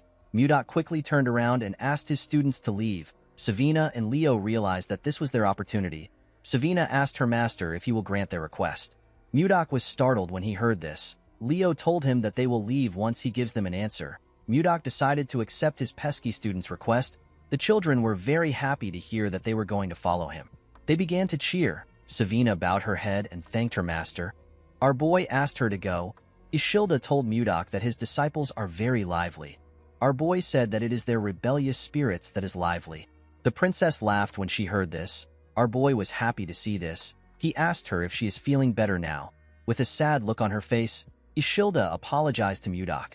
She said that she never expected her father to grant him a title that would send him to the Northern Lands. Our boy was actually happy to hear the apology. He thought that Ishilda just resembled Wayan. However, they both shared the same kindness. He remembered that Wayan actually apologized to him in the past because of her father's behavior. She also said that it was her fault. Mudok decided to tease Ishilda. He said that he wouldn't have had to go to the Northern Lands if he did not receive a title. Ishilda was surprised to hear this. With a sad look on her face, the girl said that it is her fault. Mudok found it adorable that she was taking responsibility. He told her that an apology will not change the fact that he still has to go to the Northern Lands. Ishilda started feeling bad. She asked him if there is anything that she can do to ease his mind. Our boy said that it will be good if he receives a lucky charm or a talisman. The princess asked him about what a lucky charm is. Mudok moved close to her and grabbed her. He told her that a lucky charm is a kiss filled with genuine concern for the other person. Ishilda screamed when she saw our boy close to her. Mudok realized that he teased her too much. He turned around and told her that he needs to prepare for his departure. He asked her to forget what he said. Ishilda was annoyed to see that he was going to leave after saying what he wanted. She believed that he was being rude. When she laid eyes on Mudok's back, she saw him in different clothes. They were the clothes he wore in his former world. The princess felt something wonderful in her heart. She asked Mudok to wait. Our boy turned around and asked her if something is wrong. Ishilda walked up to him and took a closer look at him. She wondered if she was imagining things. Something about Mudok's actions felt familiar to her. She told our boy that she will do it. He was shocked to hear this. He wasn't very serious when he said this. He never expected her to respond this way. He assured her that he is fine. He said that he doesn't want to force anyone into doing things that they don't want to do. Before he could say more, the princess pulled his clothes and dragged him close to her. She gave him a kiss on the lips. Our boy was shocked to feel her lips. The moment she moved back, she used her hood to cover her head. She was quite flustered. She quickly ran away. Mudok just stood there like an idiot. He could not believe that he just kissed the princess. He put himself together and said that he needs to succeed and return. The scene shifts and we are taken to the very cold Northern Lands. The men in a bar talk about how they have gotten a new lord.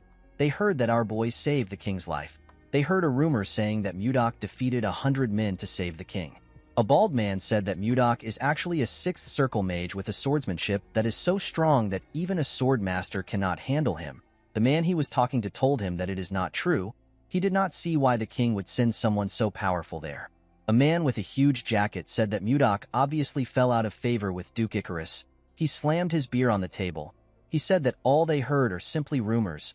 The huge man had a bandage wrapped around one of his eyes. He said that our boy will probably run away like the others once they scare him a little bit. In the next scene, We are taken to the mountains in the northern lands.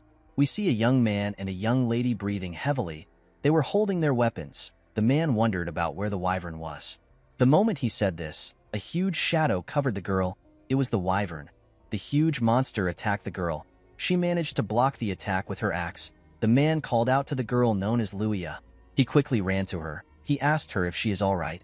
The two of them were simply trying to grab some of the wyvern's eggs. They did not know that the monster would chase after them. While she was breathing heavily, she saw something shocking. She saw the wyvern behind Jake. She asked him to look behind him. When the boy turned around, he saw the monster's mouth open. It was about to tear him apart. Jake could tell that it was over for him, before the monster could eat him. Someone arrived there. The person turns out to be Mudok. Our boy used his sword to send an attack to the wyvern. The attack cut off its head. Luia and Jake were shocked to see the wyvern's head in front of them. Mudok stood in front of them in his new white clothes. He assured them that things are fine now. Luia helped Jake up. She thanked Mudok for his help. Our boy asked her to not worry about it. He said that he was just performing his responsibility as a lord. Luia did not know what he was talking about. Mudok turned around and told her that he will see her next time.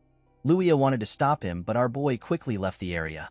Luia was shocked to see how fast he was. She did not even catch his movements. Jake noticed something shocking. He told Luia that the wyvern eggs are gone. In the next scene, we are taken to a castle. We see Mudok smiling as he sat on his throne. He did not expect the place to be empty. He asked the man in front of him if the people don't know that today is his inauguration. The man apologized to him. He said that he will send messengers to the village again. Mudok asked him not to do it. He said that it will not change anything. Our boy did not expect them to behave like this today. He now understood why the lords kept getting driven out. He smiled at the situation. He decided to use his own way to take care of things. A few days later, we see the huge man step into the bar. He was shocked to see what was in front of him. All of the men were covered with bruises. He asked them about what happened. He asked them if Mudok did this to them. An older man with a lot of beard said that it was actually our boy. He said that he has to acknowledge Mudok's skills even if he doesn't like him. The bald man said that our boy is quite fast. He said that he couldn't move the moment Mudok touched him. He revealed to the huge man that the pain from our boy's hand technique is indescribable. While they were talking, someone barged in. He said that the scoundrel has arrived. He told them that the scoundrel is in the village square right now. The huge man did not expect Mudok to come there. He said that he will take a look at our boy. The men were happy to see that the greatest warrior of Carolyn was going to step up. They asked the man known as Max to defeat Mudok. At the village square, our boy looked around. There were a lot more people there than he expected. While he was looking around, someone called out to him. The person turns out to be Luia. Our boy was surprised to see her. Before she could move close to him, someone tapped her on her shoulders. When Luia turned around, she saw her father. Her father turned out to be Max. The man asked her about why she is there. Luia told him that she came to look at what was happening because a lot of people were gathered there. Max explained to her that the new lord is there. Luia was surprised to hear about a new lord. She realized that this was why Mudok said that it is his responsibility as a lord. She reminded her father about how she told him that someone saved her when she went to steal the ice wyvern's eggs. Max quickly realized that their new lord saved his daughter's life. This made things complicated for him. He could not fight his daughter's savior. Of course, the real reason he was scared was because Mudok killed the ice wyvern with a single blow. It is a wyvern that is stronger than the regular kind. Even someone as powerful as him could not do something like that. Max realized that he needed to acknowledge our boy. Unfortunately, he couldn't still back down. He stretched out his hand to Mudok and introduced himself as the greatest warrior of Carolyn. Mudok did not shake his hand.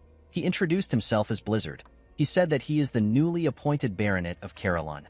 Max told him that he heard that he goes around the village mercilessly beating people up. Mudok said that he was simply teaching those who were trying to rebel a lesson.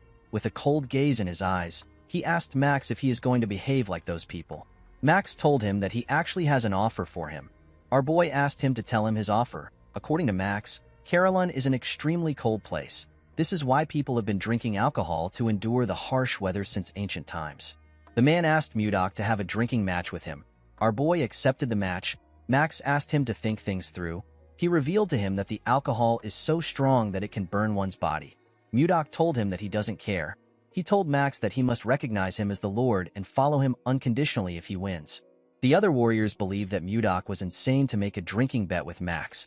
They referred to the alcohol as finna and said it is impossible to win Max when it comes to finna. With a serious look on his face, Max asked our boy to keep his promise. The scene shifts and we are taken to the bar. We see Mudok and Max sitting together. A large amount of alcohol were poured into huge mugs and placed on the table. Max asked our boy if he is sure about this. He told him that it is not too late to back out. With a smile on his face, Mudok said that he cannot go against his words as a lord. He said that they can start now. Max smiled when he heard this. He asked our boy to not regret what he said. In the next scene, we see Max struggling to keep his eyes open. He was feeling dizzy. His daughter and one of his friends had to tap him to keep him awake. His friend asked him if he is okay. He told him that he passed out for a moment. Max couldn't believe what he was hearing. He couldn't believe that the best drinker in Carolyn passed out. Luia was worried about her father. She asked him to give up. Max brushed it off. He told her that he is not yet drunk. He did not want to accept the fact that he was losing. He grabbed a mug and told Mudok that they should have one more drink. Mudok poured him some drink. He advised the man to not overdo things.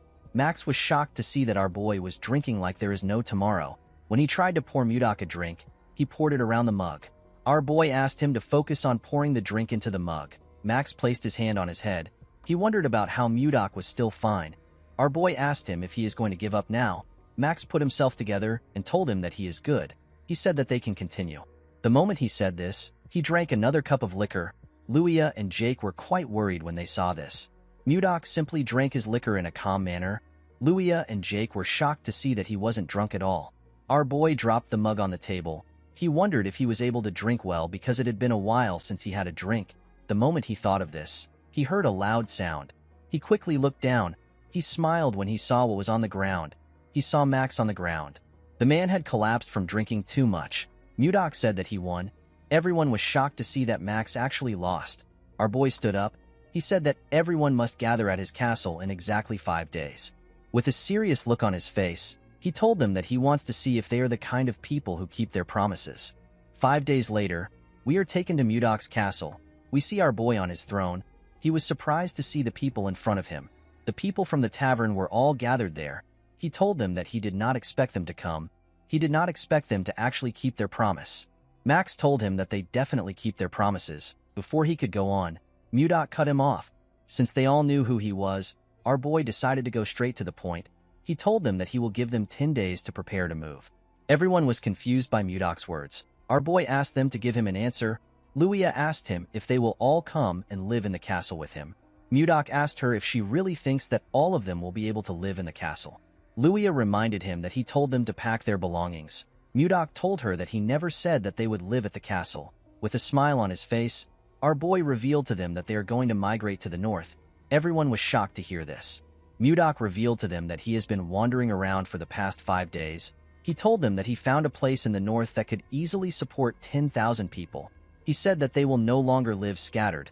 He told them that they can live as one. The people were skeptical about Mudok's idea. Max revealed to our boy that the place he is talking about is currently inhabited by groups of ice ogres. Mudok asked him about what ice ogres are. Max told him that they are similar to normal ogres. Our boy asked the man if he is referring to the bald monsters who walk on 2 legs. Max asked him if he has met them. Mudok smiled when he heard this. He revealed to Max that he has eliminated all the ice ogres. Everyone was shocked to hear this. Mudok sat back down. He could not believe that they were worried about the ice ogres. He asked them to get ready to migrate. He assured them that he found a great place. After passing on his message, he asked them to leave. The next day, we see Mudok stretching his body. While he was stretching, someone greeted him. When he turned around, he saw Luia and Jake. Luia explained to him that she was frustrated that she wasn't able to greet him properly. She told Mudok her name. Jake also introduced himself. Our boy told them that he understands why they came to see him. He revealed to them that he was actually going to call for them. The two of them were surprised to hear this. Mudok assured them that it is not a big deal. He asked them to not be too nervous. With a smile on his face, he asked them to follow him. Our boy took the two of them to another part of the castle. When they arrived there, Luia and Jake saw something shocking. They saw the hatchlings of the ice wyvern. Luia was annoyed to see that it was Mudok who snatched the eggs. She asked him if he knows how hard they worked to get them. She asked him about why he did such a thing. With a smile on his face, Mudok asked them to tell him the person who saved them that day. Luia and Jake did not know what to say. When Jake tried to scold Mudok, he cut him off. He asked them to take the ice wyverns away. Luia was shocked to hear this. She asked him if he is certain. Mudok explained to her that he thought about raising them, but they eat too much and are very loud and noisy. He said that he can't think straight with them around. The wyverns were just too much for our boy. Luia told him that there is no point in taking the wyverns now. This is because wyverns perceive the first person they see after hatching as their mother. Mudok was annoyed to hear this. He could not believe that he had to continue taking care of this troublesome monsters. Jake asked him to stop spouting nonsense. He told him that ice wyverns are precious. Luia explained to him that ice wyverns are larger and stronger than most monsters. She told him that he has the opportunity to raise very powerful creatures. Jake said that he would have properly trained the wyverns and comfortably flew to Texten. Mudok asked him about where Texten is. According to Jake, Texten is located 1,000 kilometers west of Carolyn. It is the second capital of the Gaia Kingdom. It is a place that doesn't lack anything. Mudok asked Jake if they can fly to such a distant place on the wyverns. Jake said that they should be able to reach there and be back in an hour. Our boy was shocked to hear this. He asked Luia to tell him how he can tame the wyverns. She asked him if he has changed his mind. Mudok said that he has. With a smile on his face, he said that he has come up with a brilliant idea. A few days later, the residents of Carolyn began a large migration under Mudok's instructions. While they were walking, Savina ran up to her master. She called out to him. Mudok turned around. The girl informed him that people are having a hard time. Our boy was not surprised to hear this. This people have been migrating for 3 days straight. Mudok realized that there are still people who don't trust him and are still hesitating. He knew that this people will soon change their minds once they arrive at their destination. He called for everyone's attention. He asked them to hang in there even if it is hard. He assured them that they are almost there. The man with a lot of beards told Mudok that they don't even know where they are going. The bald man said that they are not completely certain that there are no ice ogres there. Mudok pushed his sword into the snow. He reminded them that he already defeated the ice ogres. He asked them to tell him how they can call themselves brave warriors of Carolyn when they are so scared. The moment he said this, he turned around. Savina called out to her master. Mudok told her that this is enough for them to understand. With a smile on his face, he told his student that she will understand everything once she sees the place by herself.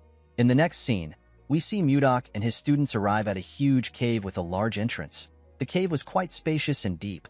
Leo could tell that this was the place his master was talking about. Mudok told him that he had a hard time finding this place. He said that he liked it a bit. The people were shocked to see how big the cave was. Luia was surprised to see that there was warm water in the cave. While they were looking around, Mudok called for their attention. He told them that the place used to be the hideout for ice ogres. He told them that they will now live in this place. He said that they need to name the place since they will be living there. The people began to cheer when they heard this. Our boy wanted to give the place a name similar to the Northern Sea Palace. While he was thinking, he got an idea. He announced that this place will now be known as the White Castle. The people seemed to like the name. Mudok looked into the cave. He wondered about when the ice wyverns were going to return. The moment he thought of this, he heard a loud sound. He recognized this sound. Inside the cave, we see a cube fire lightning bolts at the wyverns. The monsters were electrocuted. They fainted on the ground. The person who was controlling the cube wondered about why wyverns were inside the cave. Immediately he asked this question. Mudok appeared behind him. He asked him about why a mage is inside the cave. The man was startled when he heard our boy's voice. He quickly turned around. Before he could attack, Mudok appeared in front of him. He used his finger to strike his acupoints. The mage lost control of his body. Our boy grabbed his neck and slammed his body to the ground. With a scary look on his face, he promised the mage that he will not show him mercy a second time. He asked him for his identity. Mudok asked the man to tell him why he attacked his wyverns. The mage noticed that he couldn't move his body. He wondered if he was paralyzed. With a scary look on his face, Mudok told him that his mouth is not paralyzed. He asked him to start talking. The man was scared to see the look on his face. He said that he will talk. He introduced himself as Count Jerome von Karaewen. Mudok did not expect the man to be a count. He revealed to him that he is a baronet. The moment he heard this, Jerome realized that our boy is the man known as Blizzard, the person who saved the king's life and received a title and a land. Mudok did not expect him to know him. Our boy realized that something was off. He asked Jerome if he is the former lord who was appointed here and got kicked out by the people. The count told him that he has his circumstances. Mudok told him that it is none of his business. He moved Jerome closer and told him that he has been talking to him freely for a while. The mage told him that he is now aware of his identity, and he knows that they are on the same side. Mudok did not respond to him. Jerome asked him if he said something wrong. Our boy grabbed his head and told him that he is wrong. The man screamed out in pain. Mudok told him that he does not care about equality. He reminded him that he failed to fulfill his responsibility. He told him that he should have turned down the title. Mudok told him that equality doesn't matter to him. The Count begged our boy to spare him. Mudok told him that he will give him special treatment for once. He advised him not to think about fighting him again. The moment he said this, Mudok released the pressure on his acupoints. He told Jerome that he can now move his body. The man quickly went on his knees. He was breathing heavily. With a terrifying look on his face, Mudok told him that he will seriously kill him if he says anything stupid. Jerome assured him that he won't do anything like that. Our boy pointed at his wyverns and asked Jerome to heal them. He told him that he can come out after healing them. Jerome was surprised to hear that he had to heal them. Mudok told him that he is excellent in judging people. He told Jerome that he has a lot of guts to use magic in front of the Lord. He asked him to do his best. The moment he said this, he turned around. Jerome tried to stop him, but our boy simply left him there. The Count fell to the ground. He realized that something was seriously wrong. In the next scene, we see Mudok and Jerome in a tent. Our boy told the man that he wants him to send a letter to the king. Jerome was surprised to hear this. Mudok asked him about why he is so surprised. He asked him if it is really difficult to send a letter to the king. Jerome told him that the letter isn't the problem. He reminded Mudok that he asked him to send a letter asking for tax exemption. Our boy explained to him that he needs it because the people are doing their best to make a living and they don't have a lot to spare. Jerome revealed to Mudok that the other nobles will be against it. Our boy asked him about why they will be against it. Jerome said that it will seem unfair from the nobles' perspective. If this bill is passed, the nobles will threaten the king by telling him that they won't pay tax either because their circumstances are also as bad as Mudok's own. Jerome told our boy that the king will refuse his request no matter how much he favors him. Upon hearing this, Mudok became more certain that the nobles are the problem of the kingdom and Duke Icarus is the one controlling them. He asked Jerome to suspend the idea. The Count was relieved to hear this. Mudok moved close to him and shared another idea with him. Jerome was surprised to hear his idea. He asked Mudok if this is possible. Our boy told him that it is not impossible. Jerome said that it might work because it is the same case. Mudok told him that they need to get ready without delay. In the next scene, we see the citizens gather in another part of the cave. Jake asked someone if he knows why their lord suddenly gathered them. Before the person could reply, Mudok asked if everyone is already gathered there. Everyone quickly turned to him. Luia told him that she came armed as instructed. She asked Mudok about why they are gathered there. Our boy said that he will explain now. He ordered everyone to hunt down ice wyverns. He told them that their goal is to get the eggs of the ice wyverns. The warriors were surprised to hear this. They knew that it wasn't easy to get the egg of an ice wyvern. Mudok explained to them that they will create groups filled with 30 people for the sake of their safety. He asked them to focus on getting at least one egg in each group. Jerome gave the warriors papers to show them which team they belonged to. Mudok announced that the team that brings back the largest amount of wyvern eggs will receive 100 gold.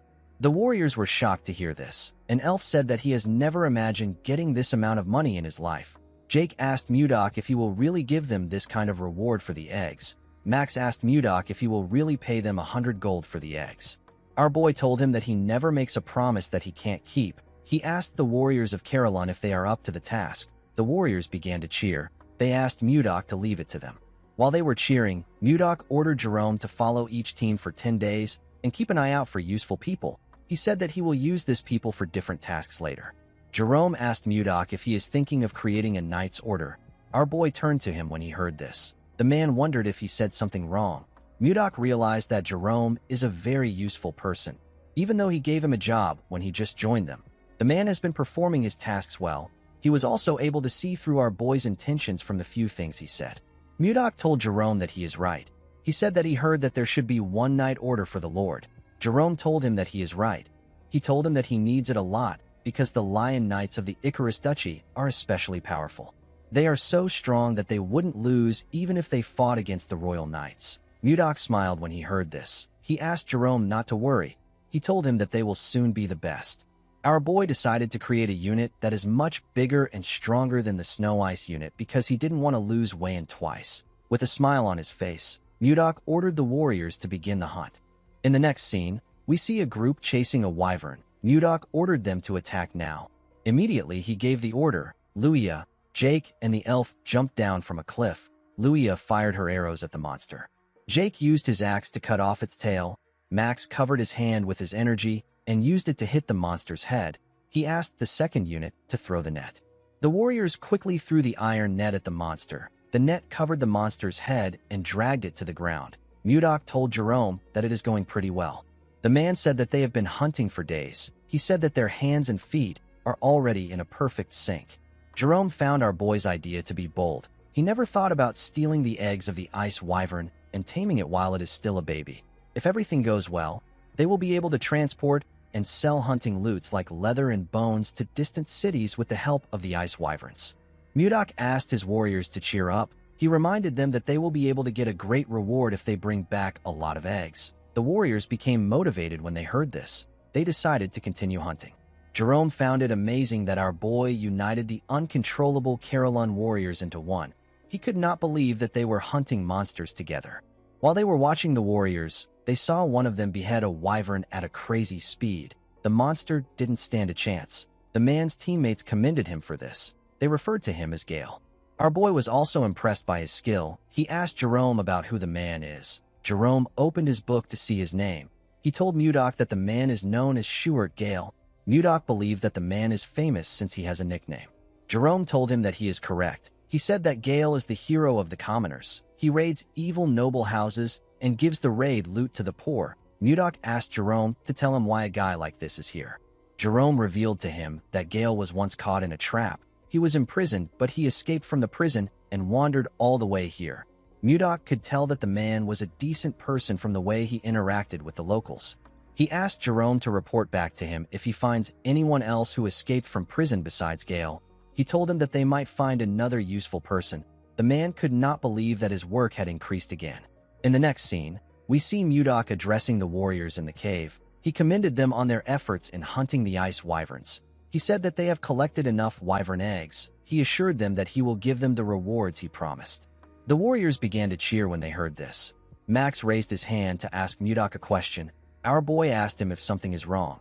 The man said that he would like to know why he ordered them to get the wyvern eggs. Mudok realized that everyone was probably wondering why he asked them to gather wyvern eggs. He reminded them that ice wyverns recognize the first thing they see when they hatch as their mother. He said that he wants to tame the monsters using this method. He revealed to the warriors that he plans to use the tamed ice wyverns as transportation. The loaded wyverns will transport their goods to each country. Someone asked Mudok about which goods they will be selling. Our boy said that the first thing he can think of is leather. With a smile on his face, Mudok told them that their main product will be the Ice Ogre tribe. Max and the other warriors were shocked to hear this. Max asked his lord if he is planning to kill them. Luia said that she is not yet ready to die. Mudok ordered his warriors to calm themselves. They quickly closed their mouths. Our boy asked them to tell him the person who wiped out the ice ogre that had been lurking around this white castle not too long ago. The men told him that it was him. Mudok told them that they are correct. He asked them if they really believe that he is going to allow them to become an ogre's food. The warriors realized that things are different from before. They believe that things will work out with their current lord. Mudok asked them if they are interested. The warriors shouted that they are. Our boy told them that he will give them the rewards like he promised. Before he could say anything else, one of his disciples ran to him. The boy called out to him. Mudok told Leo that he is still talking. He asked him about what is happening. Leo apologized to his master. He told him that it is something urgent. While breathing heavily, the boy revealed to Mudok that Savina is dying. Our boy was shocked to hear this. The scene shifts, and we see the other two disciples with Savina. The girl was shivering on the ground. Luffy covered her with a jacket. Sabina thanked him for the jacket. Annie was sad to see that Savina was still shaking. Luffy asked her to hang on. He told her that their master will soon arrive. The moment he said this, Mudok asked them about what is going on. The children quickly turned around when they heard their master's voice. Mudok quickly checked the girl's body. He was shocked to see that her body was in such a terrible condition. Savina told her master that everywhere is so cold. Mudok asked his students to tell him how she became sick. He asked them to tell him in detail. The students explained to him that they were helping Osborne find a place to build a nest for the ice wyvern eggs. While they were looking around, they discovered a huge flower field full of glacial flowers that they had only seen in books. Savina wanted to show their master the flowers, so she took some from the ground. When they returned with the glacial flowers, Savina fell to the ground and began to tremble. The kids were shocked to see this. Leo asked their master about what they should do. He said that Savina might not wake up. Mudok patted him on the head and asked him to calm down. He told him that this won't happen. Our boy decided to take a look at the glacial flower. He was surprised to see the flower. He was certain that this was the snow ice flower. He could not believe that this was what they were calling the glacial flower. This flower is the one and only elixir of the North Sea and the Central Plains. Mudok wondered about how it was in this world. His students asked him to save Savina. Our boy decided to think about the flower later. He asked Leo to carry Savina and follow him. He said that they are going to the training ground. Leo quickly carried Savina to the training ground. Our boy asked him to put her down on a bed. The boy gently placed her down. Mudok commended him for this. He told his disciples that he is going to start treating her now. He asked them not to enter the room until he gives them the permission to step in. The students stepped out of the room. Before closing the door, Luffy begged his master to save Savina. Our boy assured him that he will. He looked at the snow ice flower in his hand. The glacial flower is known as a mysterious flower that endlessly emits cold air. However, in the northern sea palace where Mudok lived, the fruit of this flower was a priceless elixir. The extreme cold of the flower makes it difficult to obtain the fruit. However, it is a different story for someone like Mudok who has mastered ice chi. Our boy blew some cold air on the fruit to refine it. Savina collapsed because her ice chi wasn't strong enough to withstand the cold. Mudok put the fruit into the girl's mouth. He poured his energy into her and called out to her. He asked her to open her eyes. The moment she heard this, Savina opened her eyes and raised her head. She was surprised to see her master in front of her. As our boy poured his energy into his student, he spoke to her through telepathy. He asked her to sit up straight and try to circulate her chi. Savina accepted his order. She quickly began to circulate her energy. The cold energy went round her body. Mudok noticed that the cold chi in her body has completely stabilized thanks to the circulation of her internal energy. While she was circulating her energy, Savina suddenly fell on the bed with her eyes open. Mudok realized that she has fallen asleep. He believed that she should have closed her eyes. He noticed that her internal energy has significantly increased compared to before. The fruit worked better than he expected. Mudok realized that he can increase the intensity of her training if her energy continues to increase. Before starting the training again, our boy wanted the girl to take him to the flower field, where she found the snow ice flower when she woke up. He realized that he might be able to achieve his goal much sooner than expected. Later in the day, Savina woke up after sleeping for a while. After harvesting the ice wyvern's eggs, the White Castle underwent a major reorganization. Mudok checked the list Jerome gave him and organized his own elite Knight Order known as the Blizzard Knight Order. He promised to raise the warriors as powerful men that belonged to the Blizzard Knight Order. Schuart was appointed as the captain of the order. Mudok created a school and a hospital in this new place. He also created restaurants, bars, and clothing stores. Everything was going according to our boy's plan. The training facility was adjusted according to people's abilities. In the next scene, we see Mudok and Jerome talking. Our boy told the mage that he has to align people with the organization if he wants to improve it. The mage told him that he is right. Osborne was placed in the White Castle security forces and Jerome was appointed as our boy's assistant. Jerome reminded Mudok that he still has to teach people magic. Our boy asked him if he doesn't want the position. The man said that he doesn't. Mudok called him a bastard and asked him to repeat his answer. He threw some paper at him. Jerome could not say anything. He felt like he should be given 1,000,000 gold for his work. Mudok said that he wants to create a patrol unit. The patrol unit is in charge of guarding the exterior of the White Castle. It is also responsible for scouting Carolyn and bringing in scattered residents. Mudok said that he will be the captain of this unit. He decided to create another armed group called the Wyvern Knights. Jake begged Mudok to allow him join this group. Our boy did not know if he was making the right decision. For now, there weren't any wyverns big enough to carry adults, so the group was put on hold. Once the number of Wyvern Knights is finalized, the remaining eggs will be used by the Carolyn merchants. Mudok told Luia that it is a secret that he is the chief of the merchants. He told the girl that she will act as his proxy. Luia accepted his offer. A few days later, we see Jerome running somewhere. He was carrying a briefcase. He remembered that Mudok told him that he will reduce his workload. He wondered about how troublesome things will be today. While thinking, he stepped into a room. He apologized for being late. Max asked him not to worry. He said that the meeting just started. When Jerome looked around, he noticed something odd. Savina was also in the room. He remembered that the girl was unwell recently. He wondered why she was there. Mudok asked him to sit down. He asked Osborne to continue his report. Osborne said that the security unit hasn't been around for a long time, and yet they have already locked up 20 people in prison. The problem is that more than half of these people are fugitives who came from outside. Max stood up and told his lord that these people are criminals. He asked Mudok to keep them locked up so that they don't cause any trouble. Mudok asked him if they should start by locking him up. He reminded the man that he is the main culprit of the rebellion that drove out the former leaders like Jerome. Max said that this is different. He said that it was self-defense to protect Caroline from the central nobles. Mudok asked him if he considers his actions as a noble struggle and Schuert's actions as petty theft.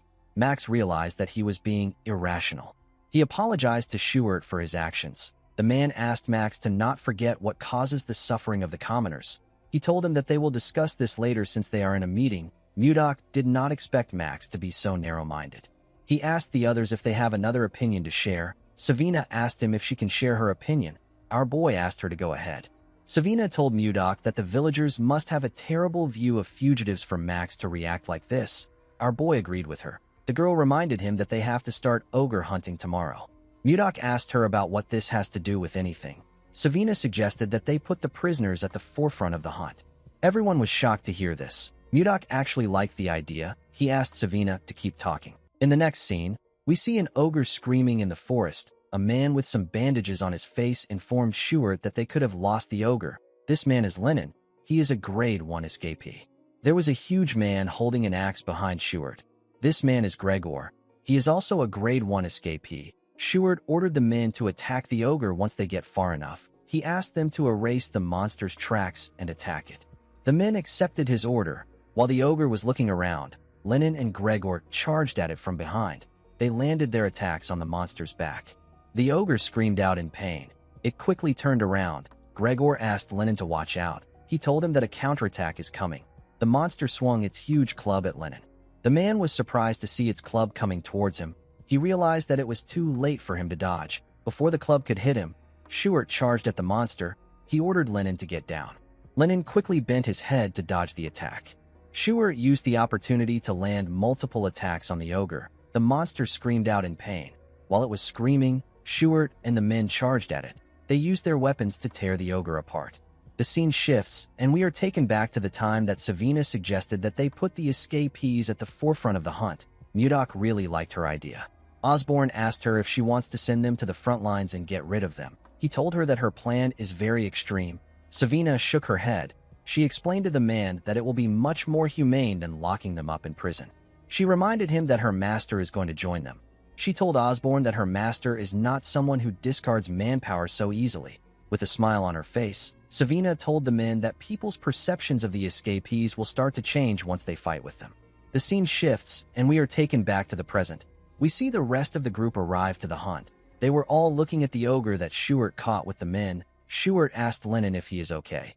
The man said that he can still manage even though it was close. With a smile on his face, a man told the captain that Lennon is bluffing again. Lennon told the man that he barely dodged the attack. He told him that it was like the time he threw his pickaxe at the prison staff and got slammed. The man asked him to stop joking around. Gregor placed his hand on his friend's shoulder and told him that they got a hefty reward. He told him that they need to celebrate with a round of drinks. Lennon told his friend that they need to take this chance to make a fresh start. He told Gregor that he won't pay no matter how he tries to sweet-talk him. Gregor laughed when he heard this. He told his friend that he got smacked too hard. Mudok smiled when he saw how they interacted with one another. He could tell that they have built up their teamwork through cooperation. He couldn't believe that his disciple thought of this idea. He realized that he made the right choice by accepting her as his disciple. While Mudok was watching the man, we see something watching him from the distance. The monster was carefully watching him as if it was cautious of him. In the next scene, we see one of the hunting groups tracking an ogre. A man asked another man with a mask to slowly fall back in the direction of the ambush. One of them heard a sound coming from the woods. He asked the masked man if he heard it too. The man raised his bow. He said that he will fire a few shots. He asked his teammates to get ready. The other men quickly took a stance. The man fired his arrows at some trees. He and his teammates waited for something to come out. Fortunately for them, nothing happened. The masked man was relieved to see this. The other man said that it must have been the sound of falling leaves rustling in the wind. The masked man told him that he must be right. He moved close to a tree to retrieve his arrows. He asked the other men to retrieve the rest of the arrows and search another area. Before he could take out his arrows, a huge monster came out from behind the tree. The men were terrified to see the monster. The scene shifts, and we see Mudok outside with Jerome. He informed Osborn that the residents are no longer afraid of ice ogres. Osborn told him that they are all ready to hunt. Jerome told our boy that it is all thanks to his leadership. While looking at the corpse of an orc, Mudok ordered Jerome to make sure that no one moves ahead without orders. Jerome accepted his orders. Mudok asked him if the conditions of the other monsters is still being investigated. Jerome told him that there is still more data that needs to be organized. While they were talking, we see one of the men that encountered the monster talking to Osborn. The man was using a stick to support himself. He informed Osborn about what happened. Osborn asked him if the men are unharmed. The man informed him that the men are not dead. They were simply injured. They are currently being treated at the infirmary. Mudok asked Osborn if something is wrong. The man revealed to him that something serious has happened. He explained to our boy that a new monster has appeared and it is different from the ice ogres. Our boy was surprised to hear this. The wounded man explained to Mudok that two of their members who went to investigate monster activities were attacked by the monster. Mudok asked the man if he is certain that it wasn't an ogre. The man assured him that it was a different species. Our boy asked him to describe it. The man told him that the monster's body was covered in white fur and it was incredibly huge. It was over 3 meters tall. He told Mudok that ogres are stupid. This monster was way more intelligent than them. While the man was talking, something screamed in the forest. Mudok immediately told Jerome that the hunt is over. Jerome asked his master if he plans on going by himself. Our boy told him that he has to do it himself. He asked Jerome and Osborn to follow him once the area is secure. The men accepted his order. Mudok ran into the forest at a crazy speed. He realized that he knew this monster that the man described. He was certain that he had heard an explanation from Edmund before. He remembered the time Edmund asked him if he was a Yeti. While Mudok was running, he activated a skill known as Mind's Eye and used it to scan the forest. He quickly found the monster he was looking for. Our boy landed on a tree. He took out his sword and charged at the monster. The monster became terrified when it sensed someone coming towards him. He quickly raised his hand to block our boy's attack. He was able to block it with his thick fur. Mudok was barely able to cut him. He noticed that his attack bounced right off the monster. He could tell that his body was very tough. Now that our boy was looking at it, he became certain that this monster is a Yeti. Mudok noticed that the Yeti that was roaring earlier was now frozen stiff like a scared wildcat. Due to the way the monster reacted, our boy realized that it could sense the weight of his martial power. The look in his eyes shows that he is scared. Mudok considered sparing the Yeti out of curiosity, but he couldn't keep someone who harmed his people alive. Our boy raised his sword and asked the monster to be born as a human in his next life. He jumped and charged at the Yeti. The monster was scared to see him coming towards him. He covered his hand with an unknown energy before Mudok could strike him. When Mudok's sword got close to the monster, it destroyed everything around him and cleared the area. Our boy believed that he had won the fight, but he was wrong. When he looked at the ground, he didn't see anything there. He recalled that the Yeti suddenly emitted a light and vanished along with his energy just before it was struck down. Our boy wondered about the kind of magic the Yeti used. He recalled that the light was green. He remembered that he heard something about this from Luffy when he first came to this world. Mages of the 5th circle or higher can use space travel magic called teleportation. Most mages stay at the 1st or the 2nd circle. Mudok understood that the 5th circle must be something between the transformation realm and the profound realm in the cultivation world. He could not believe that a monster covered in white fur used such an extraordinary magic. Of course, this didn't really matter to Mudok. Even if it was spatial movement, our boy could still catch up to it. He turned around and fired his energy in the direction of the monster. He tore through the forest with his ice chi. Unfortunately, the Yeti still escaped. Mudok did not expect a big monster like that to run off like a rat. He could still sense the Yeti's presence nearby. Even though it was teleporting, it couldn't get very far from our boy. Mudok could tell that the monster was about 1.5 kilometers away from him. While looking around, our boy felt something. He carefully placed his leg on a tree. He sensed a cave below.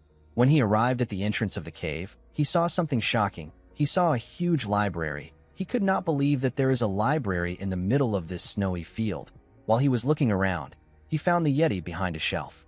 He told the monster that he should make some efforts if he is going to hide. The Yeti begged him not to come closer. Mudok assured him that he is not going to eat him. He asked him to calm down. He asked the Yeti if he is a human. The Yeti told him that he isn't. He said that he is a great warrior of horse. He told him that his name is Condal. Our boy wondered if he had heard about a warrior of horse. Jerome appeared behind him and told his master that it is a term that means Yeti. Mudok commended Jerome on finding this location. The mage informed his master that there were signs of destruction nearby. He told him that something like that would be impossible for anyone except his master. Jerome thought that a natural disaster occurred when he saw what his master did. Jerome wondered why a legendary race like the Yeti that has been in existence since ancient times was in a library like this. Mudok said that he was about to ask Condal about it. He hit his hand on the wall and asked Condal to tell him where he came from. Condal didn't say anything. With a look of anger on his face, our boy asked him if he is trying to run away again. He released his ice chi and asked Condal to speak quickly. He told him that he is not a very patient person. Condal became scared. He revealed to Mudok that he is from Gulag. Our boy asked him if Gulag is his village. Condal nodded his head. Mudok asked him if a lot of Yetis live there. Condal told him that he is right. While they were talking, Jerome was looking at the books in the library. Something in the library caught his attention. Mudok asked Condal to tell him why he killed his people. With a scary look on his face, he asked him to choose his answer carefully. Condal told him that he didn't kill anyone. He used his hand to beat his chest and told our boy that he is a great warrior of horse. He said that people don't die after getting hit by his bat. With a serious look on his face, Mudok asked him if he is telling the truth. Condal looked into his eyes and told him that he is. While looking through the books, Jerome told his master that Condal is telling them the truth. He said that the two men only sustained injuries. There were no deaths. Mudok recalled that the man said that the men were in the infirmary. He realized that no one actually said that someone died. Condal told him that he drove the humans out because they entered the sanctuary first. He said that he would never attack first. Mudok told Jerome that the men must have trespassed into the Yeti's territory while they were hunting the ice ogres. The man told him that he is right. Our boy realized that Edmund gave him the wrong information about Yetis. He called Condal Kongdao and asked Jerome to heal his injuries. Jerome corrected his master on his pronunciation of the Yeti's name. While Jerome was healing him, Mudok called out to Condal. With a smile on his face, he asked Condal to tell him where his sanctuary is. He told him that he will firmly warn his people so that they don't trespass again. Condal was very happy to hear this. With a scary look on his face, Mudok told Condal that he has been speaking informally to him the whole time. He asked him if he doesn't know how to use honorifics. The Yeti did not know what honorifics meant. Mudok asked him to forget about it. He didn't see the point in taking it serious with someone who couldn't speak properly. Jerome informed his master that the treatment is complete. Our boy told him that they need to return now. Jerome called out to his master. Mudok asked him if something is wrong. Jerome told him that he has a request to make. The scene shifts, and we are taken to Barhan. We see Edmund ask Charles to tell him the amount of time that has passed since the promise date. The man told him that it has been 3 months. Edmund called out to his assistant again. The man turned to him. Edmund fell to his knees and said that their merchant association is finished. Edmund told his assistant that Mudok made him a promise. In his very stupid imagination, Mudok held his beard and asked him to hold on for 3 months. He told him that he will send someone. Henry wondered if there was such a romantic mood in the air when Mudok was speaking to his leader. Edmund began to cry. He told Henry that he has not received any word from our boy. Henry asked him to calm down. He told him that Mudok isn't someone who would break his promise. While he was talking, he noticed that a huge shadow covered him and his leader.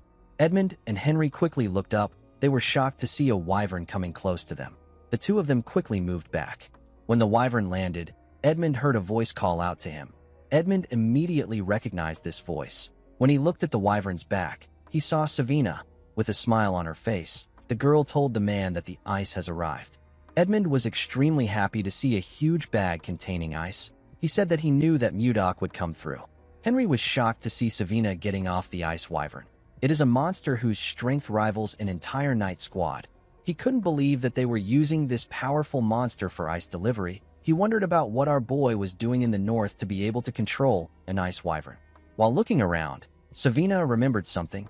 She stretched out her hand to give Edmund a letter. She told him that her master asked him to give the letter to a certain person. Edmund smiled when he heard this. He knew who Mudok was talking about. The scene shifts, and we are taken to the palace. We see Princess Ishilda drinking tea outside. She was drinking it with someone. The boy thanked her for accepting his invitation. He told her that she grows more beautiful with each passing day. Ishilda thanked Justin for his compliment. He took a sip of his wine. He realized that the princess is still as cold as ever. She wasn't even giving him a fake smile for formalities. Justin believed that it wouldn't be fun if the princess gave in too easily. He was certain that he could change her indifferent behavior. While he was thinking, a maid rushed to meet the princess. She told her about something. Ishilda screamed out when she heard that she received a letter from Mudok. Justin stood up and spat out his drink when he heard this. The maid informed Ishilda that the letter is in the study. Ishilda quickly stood up and asked the maid to follow her. Justin asked the princess if she is already leaving. He reminded her that he rushed here in the morning to see her. With a cold look on her face, Ishilda told him that she heard that he trained so much that even a day isn't enough. She asked him not to waste his time. She asked him to head back to his house. She turned around and asked the maid, whose name is Lenshia, to follow her. Justin grit his teeth when he saw this. When he saw how beautiful Ishilda's hair was, he became enraged. He slammed his hand on the table and called Mudok a bastard. The scene shifts, and we are taken to Ishilda's study. We see her reading the letter. Our boy asked her about how she has been. He told her that he has been doing well thanks to her lucky charm. Ishilda blushed when she remembered the kiss. Mudok told her that the northern lands is a nice place to live in. He said that there are sparkling crystal caves and warm hot springs. He revealed to her that they built a city called the White Castle inside a warm cave. He told Ishilda that it is a very beautiful place, but it has one big flaw. The flaw is that she is not there with him. He said that this makes the place feel really empty. Mudok told her that he wants to give her a small gift to show her how he is feeling. When Ishilda looked down, she saw something shocking. She saw a flower made from ice. She held the flower close to her chest. She wondered why she was always thinking about our boy. She took a look at the flower again and made a decision. She decided to meet Mudok directly. The scene shifts, and we are taken to the White Castle. We see Mudok making an ice flower. He was wearing a white fur coat. The flower broke in his hand. He found it odd that he was good at smashing things, but it was difficult for him to make delicate items like this. While he was thinking, Jerome ran to him. He called out to his master. Mudok asked the mage to tell him why he is making such a fuss. He asked him to tell him what happened. Jerome told his master that he needs to come to the office right now. He said that he has made a huge discovery. He told Mudok that it is a once-in-a-lifetime event. Mudok asked him to calm down. He told him that he will follow him. He poured the ice shards on the numerous ice shards next to him. Those were the ice shards from the previous ice flowers he tried to make. At the office, Jerome revealed to our boy that the library he found belongs to an ancient mage. Mudok acted surprised. He asked Jerome to tell him what the big deal is. The mage told his master that his reaction is too poor. He explained to him that this is a huge discovery. He told Mudok that it is a relic of ancient humans, a key to reviving lost magic and a stepping stone to break past the fifth circle. Mudok didn't really care. He noticed something odd. He turned to Jerome and told him that he is sensing something intense coming from his waist. Jerome was shocked to hear this. With a shaky tone in his voice, he told Mudok that it is not important. He said that he didn't report it because it was worthless. Mudok used his chi to drag a bag out of Jerome's clothes. Jerome became scared. With a smile on his face, our boy told the mage that he needs to see it since he is trying so hard to hide it. When he opened the bag, he found something odd inside. He found some shiny rocks inside the bag. Jerome explained to his master that he wasn't trying to hide the stones. He told him that the stones are filled with condensed mana. They are called mana stones. Mudok asked Jerome to tell him what he wanted to use the mana stones for. Jerome gathered his mana and revealed to Mudok that he is currently a fourth circle mage. He has nearly reached the fifth circle, but he hit a wall that has been holding him back for a while. He told Mudok that he believes that a mana stone might help him overcome it. Our boy understood that it wasn't easy for him to surpass his current level. He told Jerome that he understands how he feels. The mage thanked him for this. Mudok revealed to him that he will not allow him to use the mana stones. Jerome was annoyed to hear this. He explained to Mudok that increasing his power will benefit the White Castle. He begged our boy to allow him use it. Mudok denied his request. He explained to him that he might be able to break through his wall with the mana stones now. He asked him about what he will do after that. He asked him if he will start searching for another mana stone again. Our boy told Jerome that this isn't important when stepping into a new realm. The important thing is the efforts he makes to gain true understanding. Mudok explained to him that growth comes from time and effort. It has no shortcuts. Jerome clenched his fist and released it. He realized that his master was right. He recalled that he reached the fourth circle with his own efforts. Jerome remembered someone telling him that magic isn't something he can learn in a hurry. The man told him that he will be able to understand what magic is as he slowly progresses. Jerome told Mudok that he started forgetting his grandfather's words without realizing it. Mudok was relieved to see that Jerome understood him. He was already ready to beat his intentions into him. He asked Jerome to tell him what they can use the stones for apart from increasing his ability. The mage revealed to him that it can be used in almost every magic. It is extremely versatile. It can be used in mana amplification, barrier shields, and even communication spells. Mudok was shocked to hear this. He asked Jerome if a person can communicate without a mage with the mana stones. Jerome told him that he is correct. He explained to him that someone without magic can communicate with it, as long as he casts communication spells on the mana stone. He told Mudok that this is a high-quality mana stone. They can use it to communicate all the way to the Zeba Empire across the sea. Our boy picked up a cup and asked Jerome if he knows the most important thing in governing a country. Jerome said that he is not sure. Our boy revealed to him that it is the speed of information. He told him that the country that gathers and delivers information faster can change the game. He ordered Jerome to turn all the mana stones into communication stones. The scene shifts, and we are taken outside the White Castle. We see Mudok, Jerome, and Osborne standing outside. Jake called out to our boy with the mana stone and asked him if he can hear him. Mudok and Osborne were surprised to see this. Our boy told Jake that he can hear him clearly. He asked Jake about how far he has gotten. While riding a wyvern, Jake told Mudok that he is 10 kilometers above the plains from the White Castle. He told our boy that he can hear him perfectly. Mudok was happy to see that the signal did not have any interference. He said that the communication stones test is a success. He announced that they will use the communication stones to stay in contact from now on. The moment he said this, he heard Jake saying that the wyvern is amazing. Jerome and Osborne became worried when they saw that the boy interrupted their master. He asked the wyvern to do a triple spin nosedive. Our boy was annoyed to hear the boy's voice. He ordered him to come back. He squeezed the communication stone and ordered Osborne to increase the training intensity when Jake returns. Jerome begged his master not to break the communication device. Before Mudok could break it, someone called out to him. When he turned around, he saw some wyverns landing in front of the White Castle. The person who called out to him was Savina. The girl told him that she is back. Mudok was happy to see her. He asked her to come in. In the next scene, we are taken to the meeting room. We see everyone seated. All of them now had new white uniforms. Mudok was reading a letter in the room. Savina asked her master if there is something wrong with Edmund's letter. Mudok told her that there isn't. He revealed to her that he asked Edmund to send him information about the political climate of nearby countries. He said that Edmund talked about it in great detail. Mudok noticed that a particular name was mentioned a lot of times in the letter. The name is Anos. The name felt strange to Mudok. He asked the people there if they know anything about Anos. Schuer was surprised to hear the name. He told Mudok that he has never seen Anos himself. He said that people say that he is a grand sword master. Everyone was shocked to hear this. Mudok didn't know how to react. The members could not believe that there was someone more powerful than a sword master. They thought that there wasn't a single person on the continent that was above a sword master. With a terrifying tone in his voice, Mudok ordered his men to keep quiet. Everyone quickly shut their mouths. They were all scared. A grand sword master is at the realm of harmonization in the Central Plains. Someone in the realm of harmonization would be able to create a sword manifestation. Mudok was disappointed when he found out that there were only 10 people who could use sword aura in this world. To a warrior like him, a life without worthy opponents is very dull. He could not believe that a master of the harmonization realm has shown up. Even though the person wouldn't be a match for him, our boy was still excited. He wanted to meet the strongest person in this world.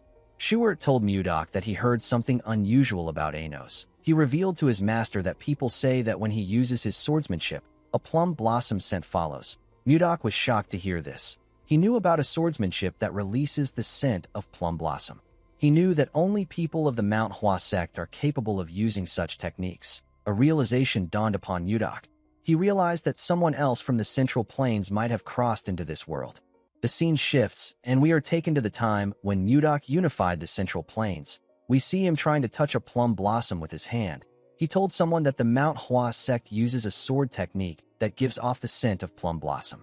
Mudok told the man who he held up with his ice that his swordsmanship is impressive.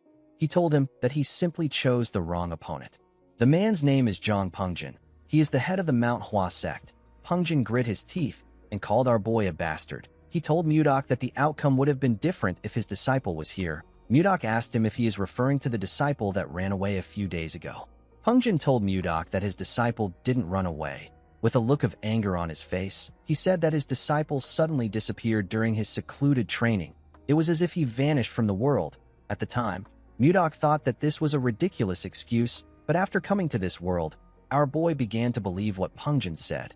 He wondered if Pungjin's disciple is actually Anos. Jerome asked Mudok if this is everything the letter said. Our boy told him that there is nothing really important in the letter. He told his cabinet that he was told that the kingdom sent an inspection team. Everyone was shocked to hear this. Jerome asked Mudok to tell him if something is wrong. Mudok did not understand why he was panicking. He asked him if it is a big deal. Jerome told him that it is. He explained to Mudok that there are only two reasons why an inspection team visits. It is either a royal sightseeing trip or the capture and execution of traitors. Jerome believed that they needed to be prepared. He asked Mudok about when the inspection group is coming. Our boy raised his hand and pointed outside.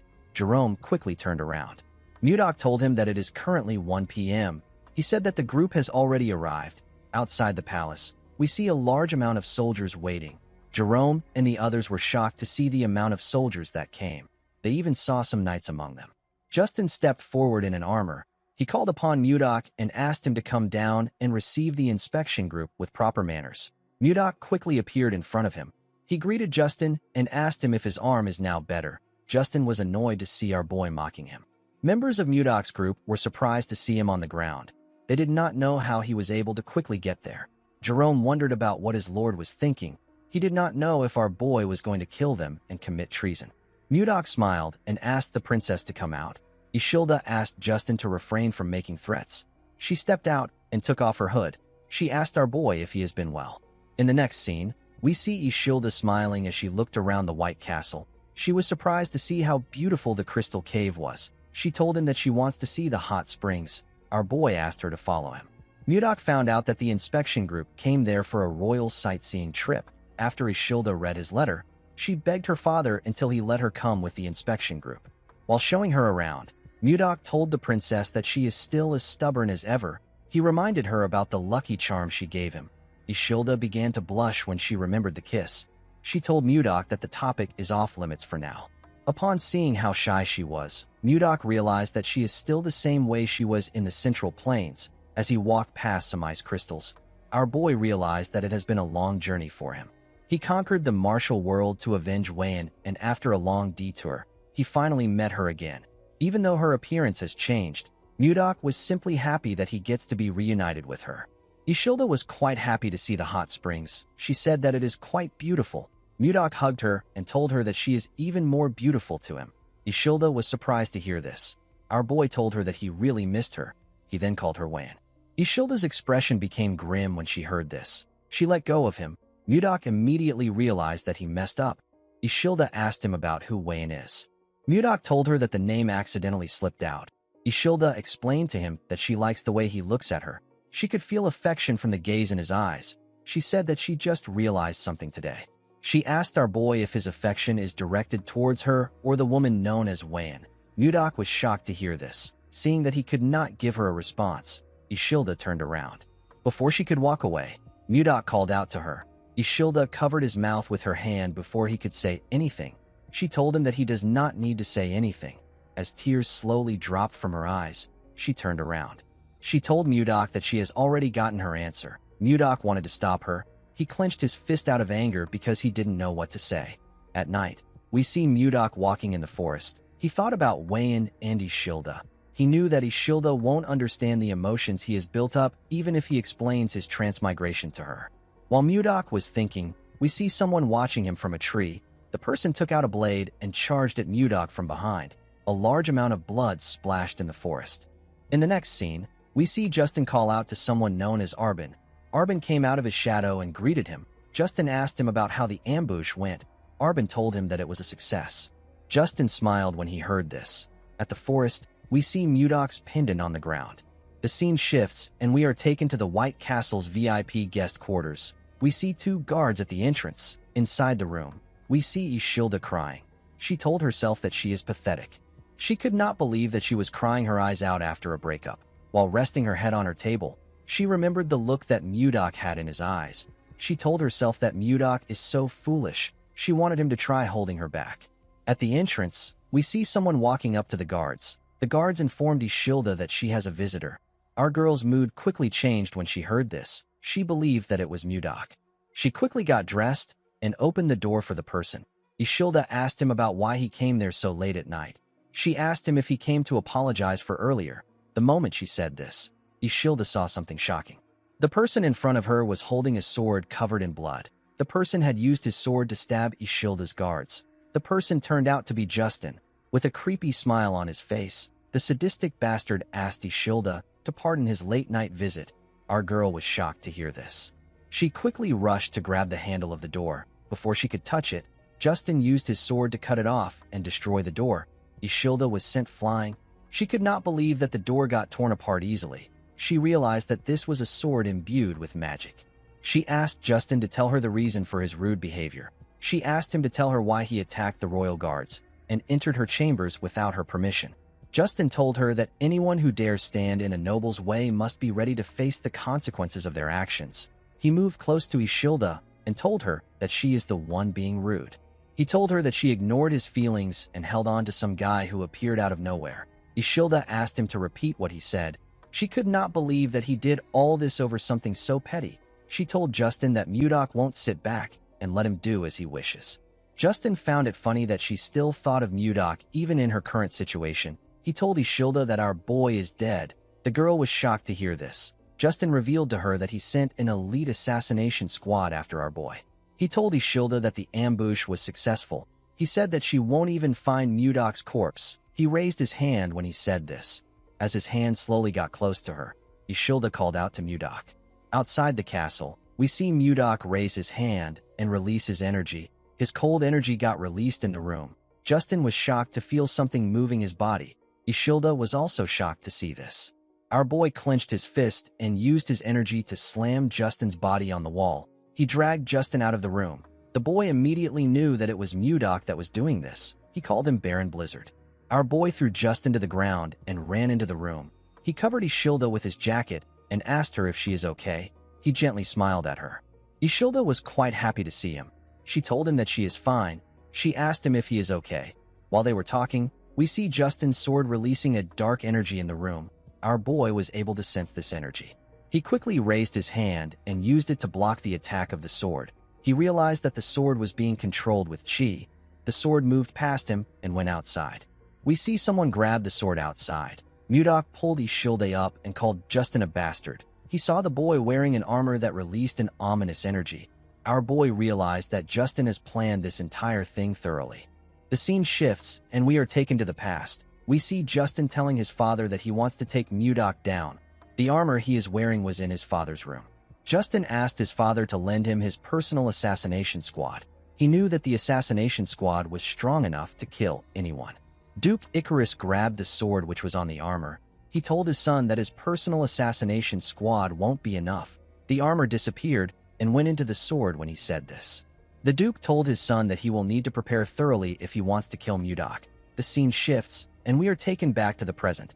We see Justin holding the magic sword that moved freely with the user's mana and creates a magic armor. Justin swung his sword and released a huge attack at Mudok. Our boy quickly pushed Ishilda away to protect her. The attack destroyed the building.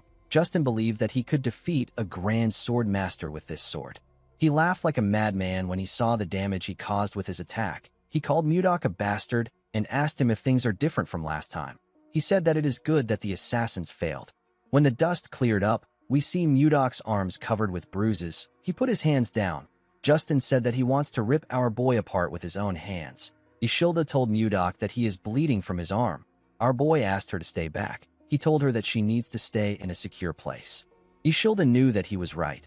She asked him if he will come back. Mudok turned around and gently smiled at her. He asked her to hide well and stay put. The moment he said this, he jumped down. He told Justin that he looks different from last time. The boy laughed when he heard this. His helmet slowly covered his face as he laughed. Mudok told him that he doesn't still see any reason in him. Justin raised his sword and asked our boy not to give him more of his useless lectures. Immediately he said this. He threw his sword at our boy. Mudok pushed it aside with a simple swing of his hand. Justin appeared in front of him the moment he did this. He swung his sword at Mudok. Our boy covered his arm with his energy and used it to block the attack. Due to the clash of their energies, they both got pushed back. Justin appeared in front of Mudok and asked him to stop his nonsense.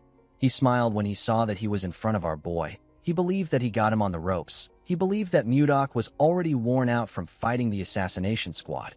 He was certain that this was the perfect time to kill Mudok. He raised his sword and told our boy that this is the end. The moment he said this, Mudok fired his energy at him and used it to knock his sword out of his hand. Justin was shocked to see that our boy fired at the same hand which he injured before. He fell on his knees and held his wrist, which had turned red. Mudok moved close to him and told him that they are at a good range. He told him that his attacks won't be able to reach the princess at their current range. Justin was surprised to see that Mudok pretended to be hit just to create some distance between them and Ishilda. Our boy explained to him that a cornered rat will bite a cat if it is desperate. He told him that a rat bastard like him could harm Ishilda. Justin grit his teeth out of anger when he heard this. He stood up and quickly put the armor together. He told Mudok that he has underestimated him. Immediately he said this, Mudok placed his hand on his breastplate. He told Justin that he was actually just being cautious. He told the boy that he does not want to lose Ishilda again. The moment he said this, Mudok released his attack on Justin. His attack froze the entire cold forest. It touched everything around them.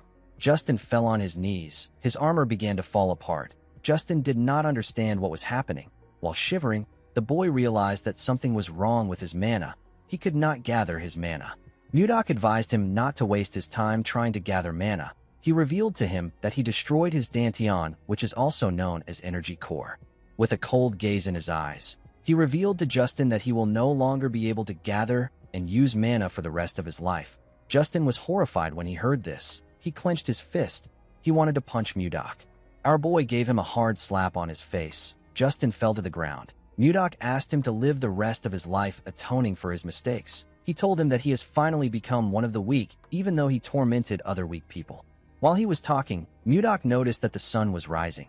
He used his hand to cover his face. He seemed to be happy to see the sunrise. He said that he has wasted too much time. Mudok locked Justin and his men in prison. The boy was still traumatized by the fact that he couldn't use his mana. Since he had taken care of Justin, Mudok planned to have a date with Ishilda. Unfortunately, our boy's mood got ruined by what he saw. He saw Ishilda holding someone's hand outside. She was holding Jerome's hand. The girl smiled as she spoke to the mage. Mudok could not comprehend what was happening. 15 minutes earlier, we see Mudok asking his men to look around. He said that something will be around there. He asked them to find it. He announced that the person who finds it will get a big reward. Jerome asked his master if he lost his pendant when he was ambushed by an assassin. Mudok told him that he is correct. Jerome revealed to him that he looked into the assassins. He said that they are actually quite skilled. He asked Mudok about how he was able to come out unharmed after he was attacked by them. Our boy could not believe that Jerome called the weak losers skilled. He said that the assassins only knew how to move silently. They were just a bunch of weaklings to Mudok. Our boy said that he wouldn't have even noticed them if he was in a good shape. Jerome told him that he is amazing. While he was talking, someone walked up to them. The person told Mudok that he lost the pendant because of her. Jerome used his hood to cover his head when he heard the person's voice. Our boy turned around when he heard her voice. The person turned out to be Ishilda. The princess had a maid with her. Jerome seemed to be quite nervous to see the princess. With tears in her eyes, Ishilda told Mudok that he could have found the pendant if he searched for it when he lost it. Mudok told the princess that this is not true. He pointed to Jerome and told him that they should blame Justin for this. Ishilda was surprised to see Jerome. She moved close to him and grabbed his hand. She asked him if he is Count Jerome Karyuin. Ishilda did not know why the Count was there. She told him that she heard he was missing. Jerome simply smiled nervously when he heard this. Mudok was annoyed to see Ishilda holding Jerome's hand. The mage quickly let go of Ishilda. He told her that this kind of enthusiastic welcome is a bit troubling for him.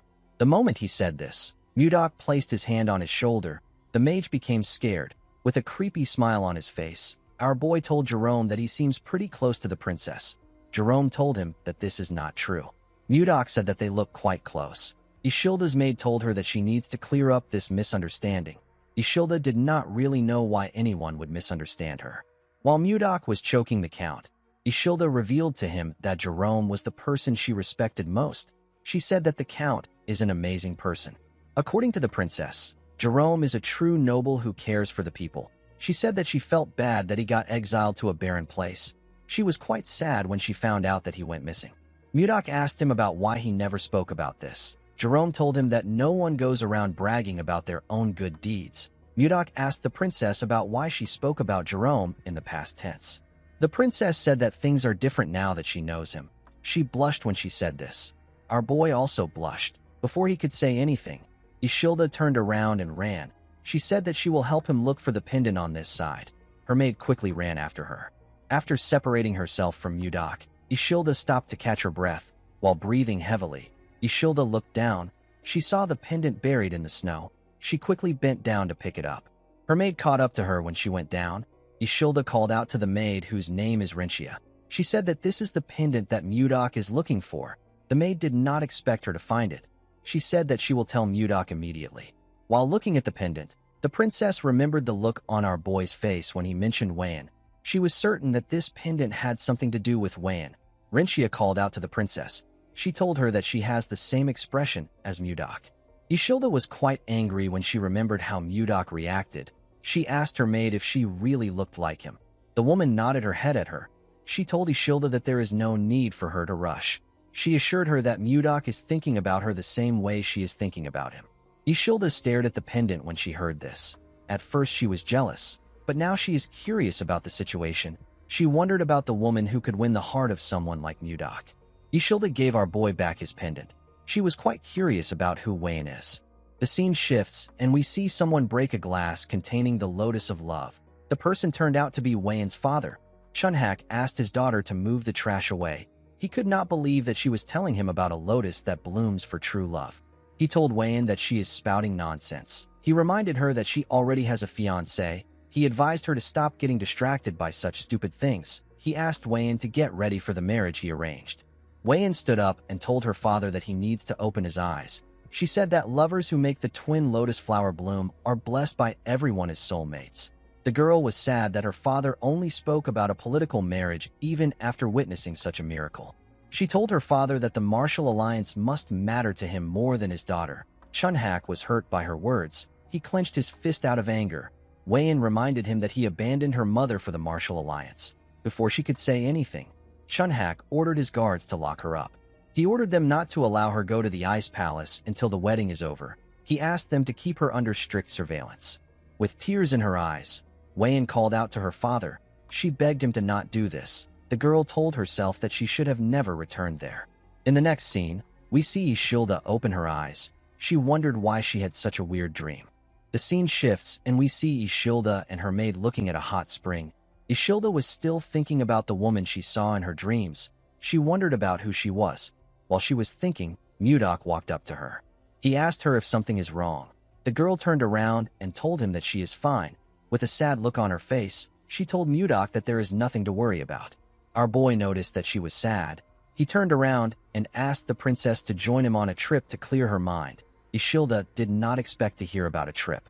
When they went outside, they saw a screaming wyvern slowly coming close to them. Rencia went down and put her hands on her head. She was quite terrified. Ishilda was actually fascinated. She did not expect to see ice wyverns. She was quite excited. She said that she has never seen ice wyverns that were tamed. Mudok explained to her that the wyverns have been trained since they were little. He assured her that the wyverns are very friendly. He asked her not to fear them. The moment he said this, he saw some people walking towards them. It was Jerome and Jake. Jerome was carrying a suitcase. He told his master that departure preparations are complete. Mudok asked him if he also prepared something. Jerome said that he did. Immediately he said this. Something jumped out and landed on the ground. Rencia screamed when she saw the thing. Jerome apologized to her for scaring her. He introduced her to a smaller version of Condal. He told her that he is a Yeti. Ishilda was shocked to hear that she was looking at a Yeti. She recalled that the Yetis are a legendary tribe said to live in the snowy fields. The princess quickly picked the Yeti up. She said that she never imagined Yetis to be a small and cute race. With a nervous look on his face, Jerome told the princess that he is glad she likes him. Our boy gave him a thumbs up. Before seeing Ishilda, Mudok told Jerome that the princess will be startled if she sees Condal. He asked the mage to shrink him with magic. Jerome told his master that magic isn't almighty. He said that he will still do it. Ishilda placed Condal on her head and pressed his fluffy fur. She smiled brightly as she touched the Yeti. Mudok was happy to see her smiling. He told the princess that they need to go now. He called out to a wyvern called Lilith. The wyvern bowed her head to him. Mudok got on her and stretched his hand out to Ishilda. He asked her to take his hand. Ishilda blushed when she heard this. She raised her hand and grabbed Mudok's hand. Our boy helped her sit on the wyvern. After the princess sat down comfortably, Mudok tapped Lilith's rope. The wyvern began to flap its wings when this happened. Everyone and their wyverns went into the air. Jerome and Jake flew behind our boy and Ishilda. The princess was quite scared to be in the sky. She closed her eyes and held on to the saddle. This was her first time coming up in the sky. She told herself that she will be okay since she is with Mudok. With a smile on his face, our boy asked the princess if she will like to look ahead. Ishilda carefully opened her eyes. She was shocked to see what was in front of her. It was a beautiful sunset. Ishilda could not believe her eyes. Mudok asked her if she is feeling a bit better now. Ishilda did not expect to hear this. She smiled when she realized that our boy has been worried about her all along. She told Mudok that she feels better thanks to him. Our boy smiled when he heard this. He asked the princess to hold on tight. Ishilda did not know why he said this. Mudok made his wyvern speed up and pierce through the clouds. The scene shifts, and we see the group arrive at their destination. Luia welcomed them. She told Mudok that he should have at least sent word to her in advance. Our boy reminded her that they are far away from each other. He asked her about how they were going to contact her. He told the girl that she can report the trade matters to Jerome. Mudok told the mage that he is counting on him. Jerome was shocked to hear this. He told his master that he is basically doing everything. He asked Mudok about what he will do. Our boy said that he will be dining with Ishilda at a nearby restaurant. He asked the mage to finish everything before he returns. Luia told him that she understands. Jerome asked our boy if he doesn't get to have a say in this case. In the next scene, we see Ishilda looking at the beautiful town from a balcony in the restaurant. Mudok told her that he prepared the place for her. He asked her if she likes it. Ishilda said that she loves it. While looking around, Ishilda realized that she has seen the flower inside Mudok's pendant before. She quickly recalled that this was the lotus she saw in her dreams. While she was lost in thought, Mudok called out to her. He asked her if she is all right. The princess apologized to him. She said that she was just thinking about the strange dream she had last night. Mudok asked her about what happened in the dream. Ishilda revealed to him that there were people wearing strange clothes and living in houses that she has never seen before. In her dream, she was a woman in her early 20s, a woman with pale skin, brown hair and black eyes.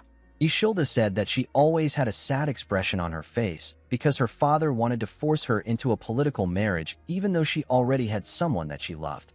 The princess laughed and said that it was such a strange dream. Mudok grabbed his pendant and laughed with her. Ishilda revealed to him that she desperately called out to someone in her dream. She called out to someone known as Gaga. Our boy was shocked to hear this. There was only one person that called him Gaga in his entire life. This person is Wan. Ishilda noticed the look on Mudok's face. She asked him if he is all right. Our boy tightened his grip on his pendant. He said that he was simply lost in thought. He let go of the pendant and asked the princess to eat before the food gets cold. Ishilda told our boy that she wants to make a request. She explained to him that she feels like there is a distance between them every time he calls her princess. With a smile on her face, the girl asked him to call her Ishilda if it is okay with him. While looking at her, Mudok remembered Wan. He smiled when he remembered his lover. He told Ishilda that he can do this. Later in the evening, we see Mudok and Ishilda finish their food. While our boy was cleaning his mouth, Jerome called out to him. He asked him if he enjoyed his meal. He revealed to him that he has finished the work with the 1010 firm. Ishilda was surprised to hear the name of the firm. She asked Jerome if there is a place in the Drake Kingdom called 1010. Mudok realized that he messed up. He revealed to her that 1010 is not in the Drake Kingdom. It is actually in the Gaia Kingdom. Ishilda was shocked to hear this. The Gaia Kingdom is a powerful nation in the northwest of the continent. It is ruled by queens. It is also known as the country for women. The Knight Order of the kingdom is composed entirely of women. They are known to rival the Wyvern Knights of the Zeba Empire in strength. Ishilda knew that she was far from the White Castle, but she did not think that she would be in the Gaia Kingdom. She hoped that her arrival won't cause any diplomatic issues. While she was thinking, Jerome cleared his throat to remind her that he is still there. Ishilda apologized to him. She asked him to continue. The mage told her that it is fine. He revealed to his master that the ice ogre leather they are currently supplying the kingdom is quite popular. He said that Luia made a suggestion today. She asked if the Carolyn firm could build a factory here to make and sell leather goods directly. Mudok asked him if there is a need to sell products too if the leather is already selling. Jerome explained to him that the queen and most titled nobles in this kingdom are women. If they are able to make clothes and bags that the royals and the nobles like, it will become a trend. This will allow them to earn a lot more money than before. Jerome revealed to Mudok that Luia knows a famous craftsman from Carolyn. The girl said that they can start immediately if they get Mudok's approval. Our boy was happy to hear this. He realized that he made the right decision by making Luia in charge of the firm. He told Jerome that he will provide all the leather they need. He asked him to start production. The man bowed his head and accepted the order. He revealed to Mudok that their leather is so popular that it sells out the same day it arrives. The moment he said this, he and Mudok heard a loud sound. Jerome raised his head and our boy turned around. They saw a building burning far away from them. Jerome was shocked to see the building burning. He revealed to our boy that their firm is in that area. He said that the fire can ride the wind and spread to their building. Our boy said that he will check it out. He asked Jerome to stay with Ishilda. Jerome asked his master if he is going alone. He told him that it is too dangerous. Ishilda told our boy that she will follow him. Mudok told her that it will only take a moment. He assured her that he will be back soon. Immediately he said this, he jumped down from the balcony. After Mudok left, Ishilda told Jerome that they need to go. The mage was surprised to hear this. Ishilda said that they can't just sit around like this. She said that they need to follow Mudok. Jerome could not believe what he was hearing. Outside the burning building, we see a woman crying about her shop. She could not believe that the shop she devoted her life to was on fire. Other vendors were also crying. When our boy arrived there, he was surprised to see the scale of the fire. It was much bigger than he thought. While he was looking at the building, someone called out to him. When Mudok turned around, he saw Ishilda and Jerome. The girl apologized to him for following him. She said that she couldn't just sit around and wait. She said that she was very worried. Mudok couldn't scold her for this because he would also make the same choice if the roles were reversed. While he was looking at the princess, he heard someone call for help. He quickly turned to the burning building. Ishilda did not know why Mudok was looking at the building. She called out to him. Mudok jumped before she could say anything. He found a window at the top floor. He broke into the building through the window. The moment he landed inside, he used his ice-white divine palm to freeze the ground and reduce the heat. The ice clashed with fire and released a large amount of cold air. Mudok used his hand to cover his head. When he looked down, he saw something shocking. He saw a woman lying on the ground. He quickly checked her pulse to see if she was still alive. Fortunately, she was still breathing. Mudok picked her up and placed her on his shoulder. He believed that the woman was exceptionally lucky to survive in a massive fire like this. Before he could leave the building, the wood holding the ceiling collapsed. Before the wood could touch our boy, he released his energy and froze everything around him. He didn't just freeze the top floor. He froze the entire building with his chi. Jerome was shocked to see the precise control and scale of his master's power. He was certain that this level of magic is at the 9th circle. While he was looking at the top floor, someone walked out of the building. Ishilda was quite happy to see the person. The person turned out to be Mudok. Our boy froze the ground with each step he took. The scene shifts, and we see a man and a woman having a meeting near a fireplace. The man poured the woman some liquor. He referred to her as princess and told her that there are signs of rebellion. The princess wasn't pleased to hear this. She asked the man to tell her who dares to try it. The moment she said this, the princess began to feel dizzy. She saw the man reaching out to her. She saw that the man was smiling. The next person the princess saw was Mudok. The princess opened her eyes when she saw our boy. She found herself in a different room. She raised her head up to look around. She wondered about where she was. When she looked at the door, she noticed that it was open. The princess decided to step out of the room. When she opened the door, she found herself in a dining room with Mudok and the rest of the group.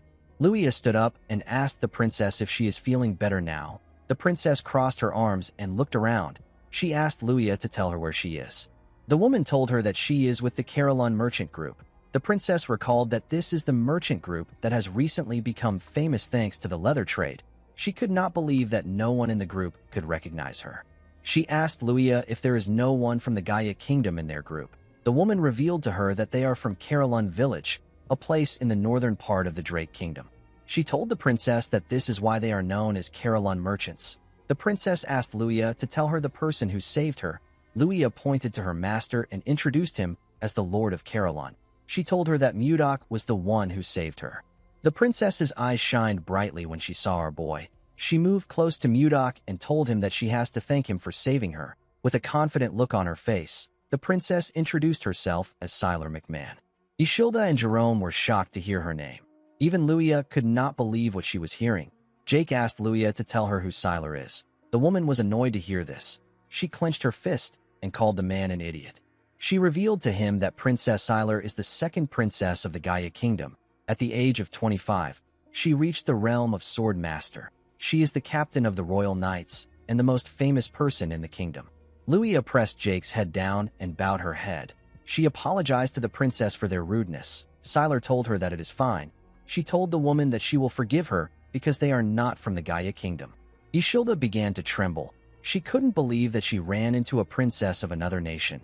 She knew that she might cause an international issue if Siler finds out who she is. Mudok noticed that Ishilda was shaking. Siler told our boy that she will personally reward him for saving her life. She asked him to follow her to the castle when they are done eating. Mudok declined her offer. He told her that he has to return to his country. Siler was shocked to hear this. Luia became scared when she heard her master's response. She knew that it was extremely rude to reject a reward from the royal family in this kingdom. She decided to change the topic. She moved close to the princess and told her that her lord is quite nervous in front of her. She asked the princess to tell her how she ended up in the burning building.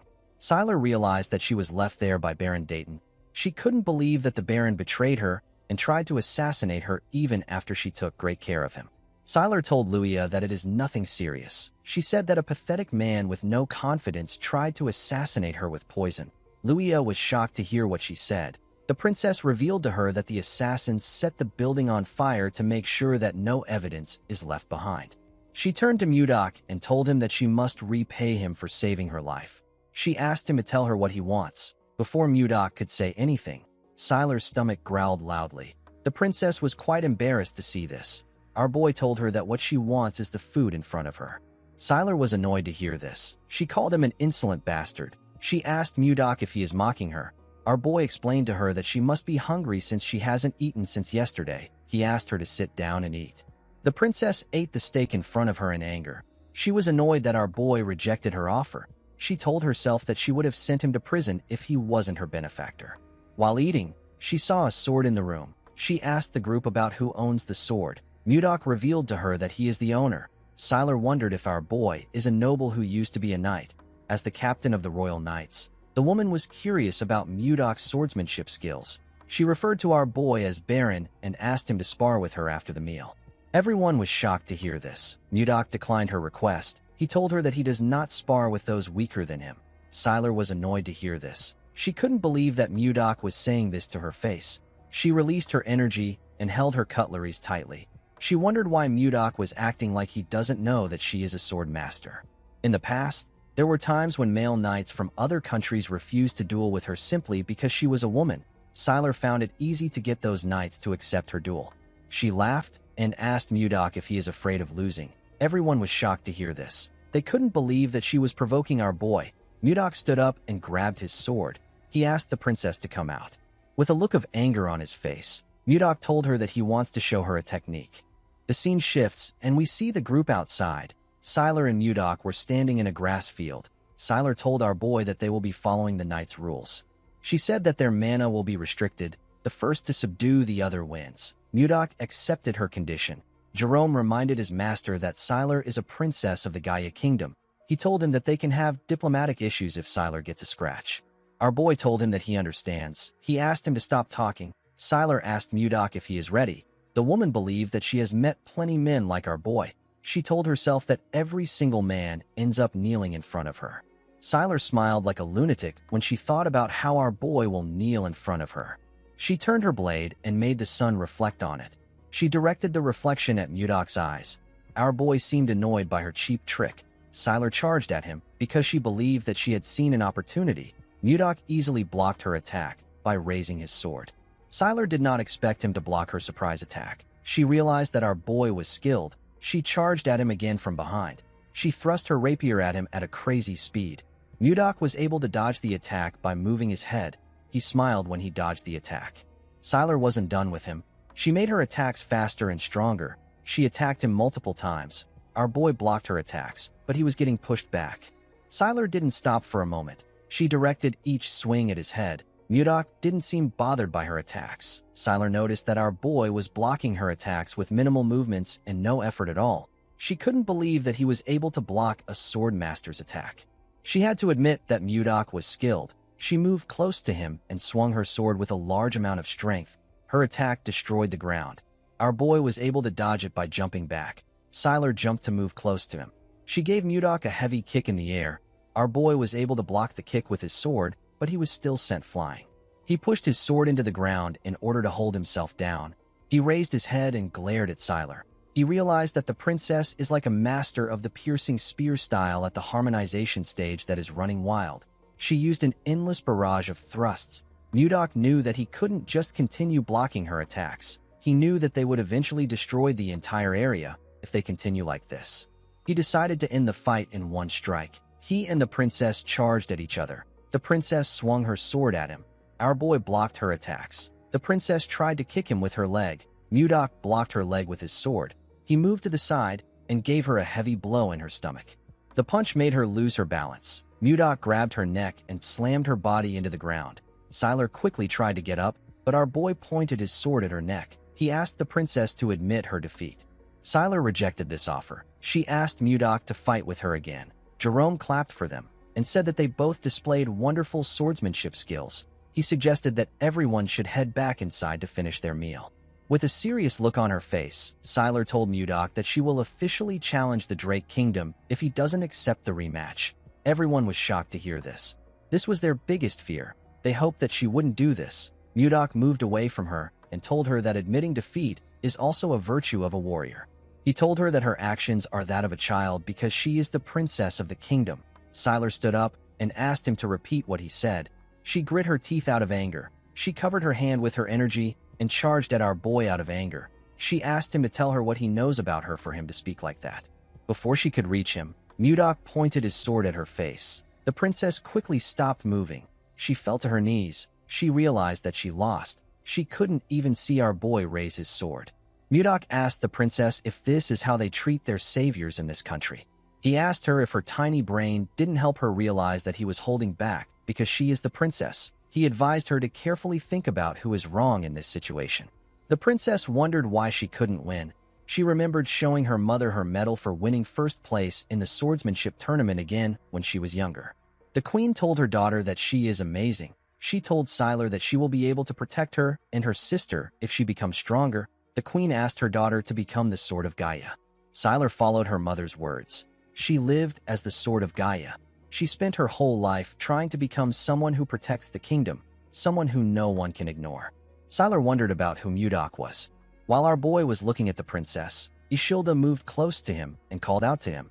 Mudok advised the princess to choose her opponents wisely next time. He turned to Ishilda and put his hand around her waist. He smiled at her. He told her that they are returning to Carolyn tomorrow. He said that they need to finish sightseeing.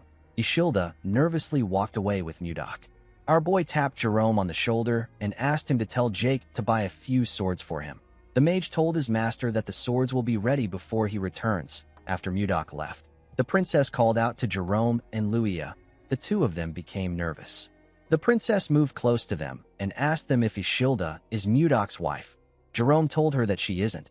He told her that Ishilda is a noblewoman from a respected family. Sylar seemed to be relieved to hear that they weren't married yet. She turned to Luia and asked her to fetch a carriage. She said that she is returning to the palace. Luia accepted her order. Since she became a sword master, this was her first time meeting someone stronger than her. Sylar wondered if things would have been different if she had someone like Mudok by her side. After returning to the palace, Sylar sent her closest aides out to find Baron Dayton. He was found dead in his basement. There was a letter in the Baron's hand. The Baron wrote that his family had been taken hostage. The letter was already torn, so this was the only thing Sylar could find out. The torn part probably had the name of the mastermind on it.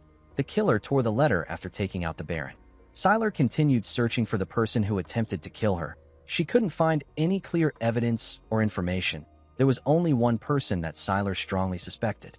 At the castle, we see a maid announce to someone that Sylar has arrived. The person asked the maid to let Siler in. Siler stepped into a greenhouse. She saw a young woman drinking tea inside the greenhouse. This person is the first in line to the Gaia Kingdom throne and the person Siler suspects the most. Her name is Rowan McMahon. Siler sat with her sister in the greenhouse. Rowan seemed shocked to find out that Baron Dayton tried to kill her sister. Siler revealed to her that the Baron drugged her and set the building on fire. She said that she would have died if someone hadn't saved her. Rowan stood up and asked if someone is at the door. She asked someone to bring the Baron to her. Siler asked her sister not to bother herself. She revealed to her that the Baron was already dead by the time she found him.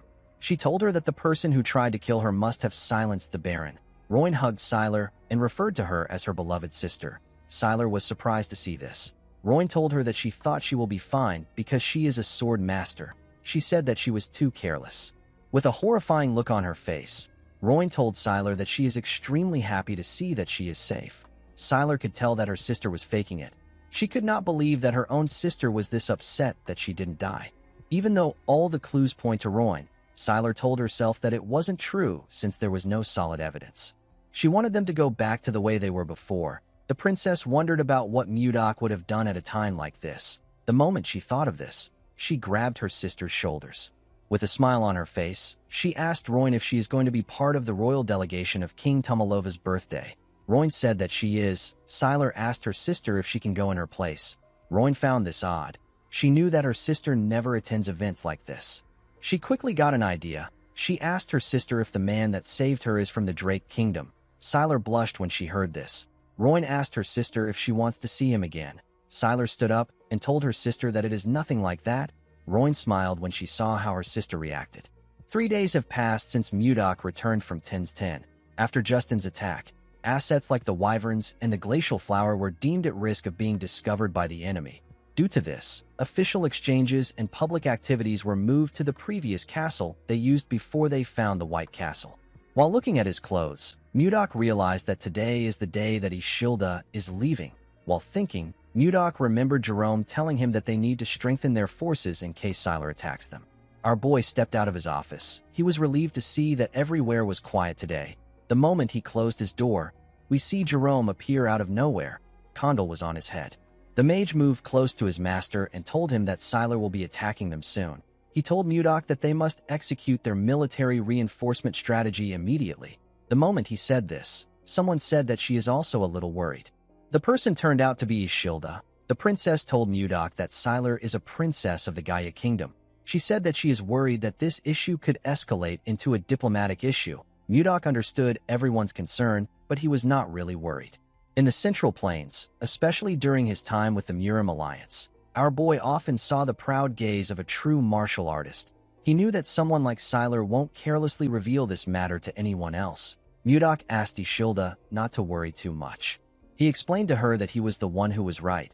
He assured her that Siler understood his intentions. He put his hand into his clothes and took out a box. He asked Ishilda to contact him if anything happens to her. He opened the box and showed her what was in it. The princess was shocked to see what was inside. Mudok revealed to her that she is looking at a communication stone that is made from a mana stone. He explained to her that it allows a person to communicate over long distances without a mage. He told her that it can even work from the capital of the kingdom. Ishilda was surprised to hear this. Mudok asked her to contact him anytime. At the entrance of the White Castle, we see Ishilda and Mudok talking. The maid who was standing next to the carriage told the princess that it is time for them to depart. Mudok moved close to the princess and gently whispered that communication stones are not known in the world yet. He advised her to only use it when she is alone to avoid exposure. He told her that Jake will follow them from the sky to watch over them and Justin. Ishilda smiled when she heard this. She could feel what Mudok felt for her from his actions and words. She moved close to her carriage and turned around. With a smile on her face, Ishilda thanked Mudok.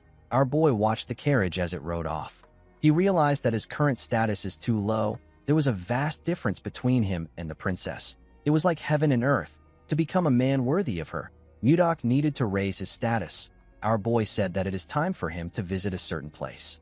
Jerome followed his lord to the place he wanted to visit. He was shocked to see what was inside this place. He saw different unconscious bodies on the ground. He asked his master about what happened there. He asked him to tell him who these people are. Mudok revealed to him that they are the ones who tried to kill him. Jerome asked him if they are the assassins that Justin brought. Our boy told him that he is correct. Mudok and Jerome walked past the assassins lying on the ground. The mage asked his master if Justin knows about them. Our boy told him that Justin probably thinks they are dead. Mudok seemed dissatisfied when he looked at the assassins. He locked them up without food to test how long they would last. He could not believe that they were already in this state after only 10 days. Compared to the assassins in the Central Plains, these people lack skills and survival abilities. While thinking, our boy saw something. He saw two assassins who he considered decent. He ordered Jerome to bring food for them with Shuart. The mage accepted his order. Mudok let out a sigh when he realized that it is going to take a while to make these guys useful.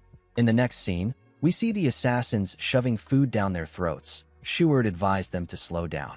Jerome decided to question his lord. He asked him about why he kept these people alive. Our boy revealed to him that he plans on raising them as his own assassination squad. The mage was surprised to hear this. He asked his master to tell him why he would need an assassination squad. The moment he said this, Jerome became worried. He wondered if his master wants to send assassins to the Gaia Kingdom before they attack, or if he wants an Ice Wyvern unit and an assassination squad to start a rebellion. The mage did not know what his master was thinking. Jerome informed his master that having an Ice Wyvern unit and an assassination unit might be too much. He told Mudok that they were able to get through the inspection thanks to the princess's visit. He said that they might be accused of treason when the next inspection takes place. Mudok wasn't listening to a single thing that Jerome said. He was actually thinking of Ishilda. Before leaving, the princess informed him that her father's birthday will take place soon. She asked him if he is also going to come to the capital. Mudok revealed to Jerome that he plans to use the king's birthday as a turning point for his territory. He said that he will be entering the central political stage. The mage screamed when he heard this. He didn't understand why his master suddenly became ambitious. Mudok explained to him that he has to be a duke to even stand a chance with a princess like Ishilda. In order to become a duke, he needed to face countless enemies. Our boy told Jerome that an assassination unit is necessary for their growth. He called out to Shuart and asked him if the entire Blizzard Order has assembled. The captain of the Blizzard Order told him that they have. He said that the men have gathered at the entrance just like he instructed. Our boy called out to the assassins and asked them to listen. He revealed to them that they have only two choices. The first choice is to become his subordinate, and the second choice is to die at his hand. Mudok informed them that they can't actually become his subordinates because their skills are pathetic. The assassins did not expect to hear this. Our boy revealed to them that he has prepared a training program to whip them into shape. He asked them to choose one of the weapons placed behind them. He ordered them to go outside and kill any knight they see. 3 weeks later, we are taken to the snowy forest. We see 3 knights backing each other. They held their swords and shields up. They seemed to be preparing to block someone's attack. While the knights were looking around, someone charged at them with a dagger. One of the knights blocked the man's attack with his shield. The other 2 knights grabbed his clothes and slammed him on the ground. The knight that blocked the attack raised his sword. The man screamed when he saw this. The knight took a badge off the man. Immediately he did this. The other 2 let the man go. The knight was very happy to see the token. He said that he killed the man. His comrades were also quite happy to see the token. One of them said that he won't have to skip dinner today. The knights asked the man to sit somewhere. The man forcefully stood up. Mudok watched everything from the top of a tree. He held a cane in his hand. It has been 3 weeks since the joint training between the Blizzard Order and the assassins began. The rules of the training are simple. Each participant receives a single badge. If it is stolen or damaged, the owner is considered dead. If one side loses all their badges, that side has lost the match. Although this training sounds simple, nothing spurs growth like competition. Since both sides needed to get some training, this was the best exercise for them. While Mudok was looking around, he saw a bright red light shining in the forest. Our boy said that something has started again. All the assassins were marked by Jerome's tracking spell. If they leave the designated area, an alarm will go off. The assassin who ran out of the designated area was a young man with red and white hair. The man looked behind him to see if anyone had caught up to him. Before he could get far, someone called out to him and told him that this is his 10th time. The man was surprised to hear the person's voice. The man whose name is Miller quickly looked up to see Mudok on a tree. Our boy informed him that this is the 10th time he has deserted. He reminded him that he said that he will kill him if he catches him running one more time. Miller went down and took out a dagger. He said that he doesn't have time for games. Before he could do anything, he got hit in the neck. The The man fell to the ground and lost consciousness. He was hit by another man. The man who hit him went on his knees and apologized to Mudok. He begged our boy to forgive Miller one more time with his great mercy. This man is Baker. He is the leader of the assassins. Mudok asked Baker to tell him why Miller is so desperate to escape. Baker revealed to him that Miller wants to avenge someone. Our boy asked him about what he means. Baker explained to him that Miller is different from the others who became assassins to make money. When he was a child, Miller's entire family was murdered. He was the only one who survived. Miller later found out that the killer will be attending a party in the capital next month. Mudok realized that there is only one party that is going to take place in the capital next month. The scene shifts, and we are taken to the White Castle. We see Mudok watching the sunset from the window. While he was looking outside the window, Miller woke up. Mudok immediately informed him that the king's birthday party will be guarded by hundreds of mages and knights. He asked Miller if he really thinks he can successfully assassinate his target in this environment. Miller realized that his leader told Mudok about his life. He explained to our boy that he has lived his whole life for revenge. He said that he doesn't care about what will happen to him as long as he can kill his enemy. Mudok assured him that he will never be able to get close to his enemy or even get his revenge. He told him that he will die a pointless death without gaining anything. Miller knew that Mudok was right. Our boy revealed to him that he will be attending the party as a noble. Miller asked him about why he is sharing this with him. With a crazy smile on his face, Mudok told the boy that he is proposing a deal. He promised to help him get revenge if he serves him with complete loyalty. Miller was shocked to hear this. He asked Mudok about why he wants him. He told our boy that there are many assassins who are better than him in the group. Mudok told him that Baker said that he is the only one who became a top-class assassin at age 25. He told Miller that he holds his potential in high regard. Although the man was still lacking in Mudok's eyes, it was certain that he would still grow stronger. Our boy told him that he needs him in the assassination unit he is forming. He asked Miller if he will make a deal with him. The man remembered the bodies of his family members. He went on his knees and told Mudok that he will do anything as long as he can get his revenge. Our boy walked past him and told him that they have a deal. He revealed to him that they are traveling in a few days. He asked him to prepare. The moment he said this, Savina stepped into the room. With a bright smile on her face, she told her master that the ice cream is ready. Miller was surprised to see the beautiful girl. Her beauty was captivating. He watched her as she walked out of the room with Mudok. He placed his hand on his chest when he noticed that his heart was beating fast. The man wondered about who Savina is. In the next scene, we are taken to a huge mansion. We see Duke Icarus sitting on his throne. The Duke was annoyed to hear that his son lost his artifact. He called him a fool. Justin tried to explain himself, but his father asked him to shut up. The boy bowed his head in shame and kept quiet. The Duke did not like the fact that Mudok messed with him. He called out to a man known as Roxlin and asked him if he can handle the situation properly.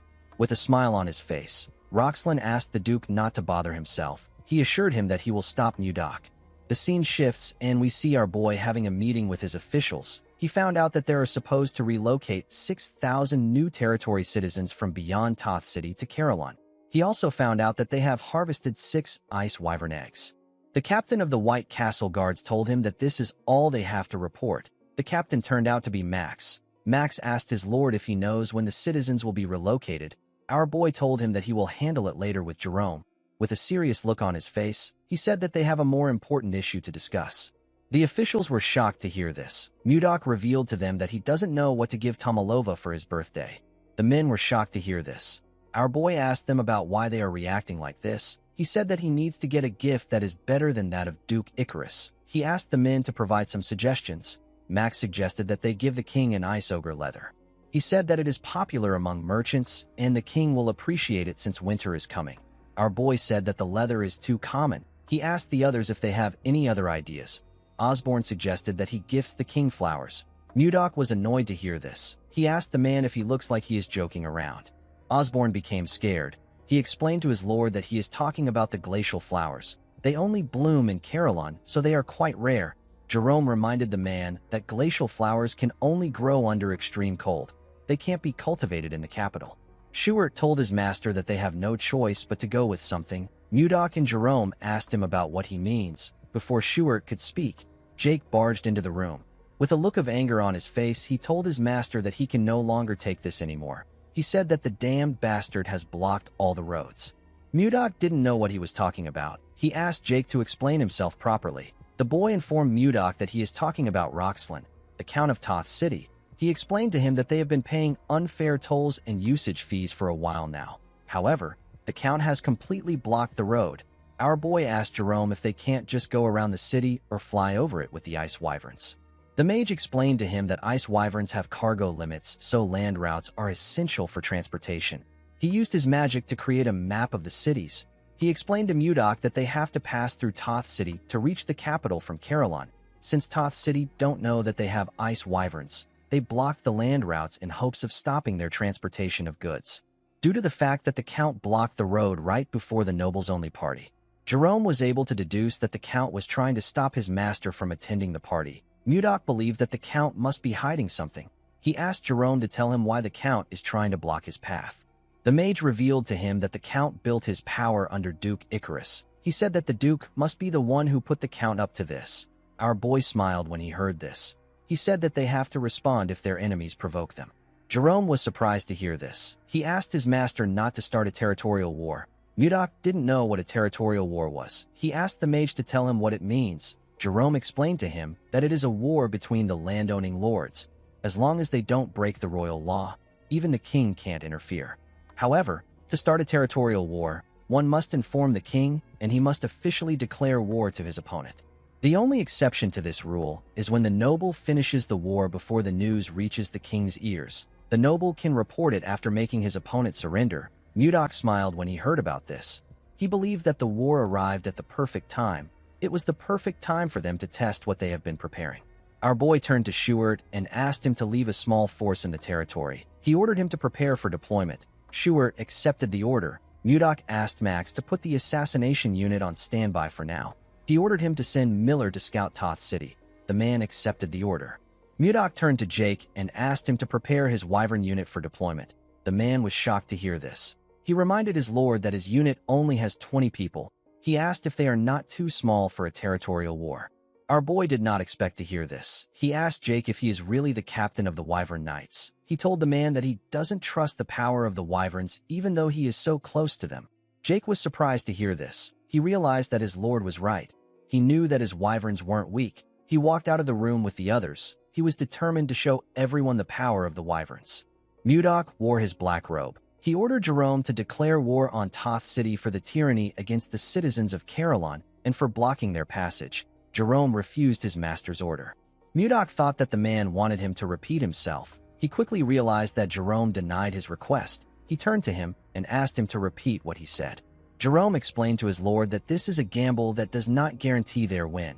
He said that it is too reckless to risk the lives of their people on this war. He reminded Mudok that Count Roxlin still holds 6,000 citizens as hostages. If Carillon attacks first, the people might be in danger. Apart from this, Toth City forces outnumber their forces by tenfold. If the city was to receive support from Duke Icarus, Carillon will be at an even greater disadvantage. Mudok said that he needs 2 days. He assured Jerome that he will end everything in 2 days. The mage was shocked to hear this. He told his master that this is impossible.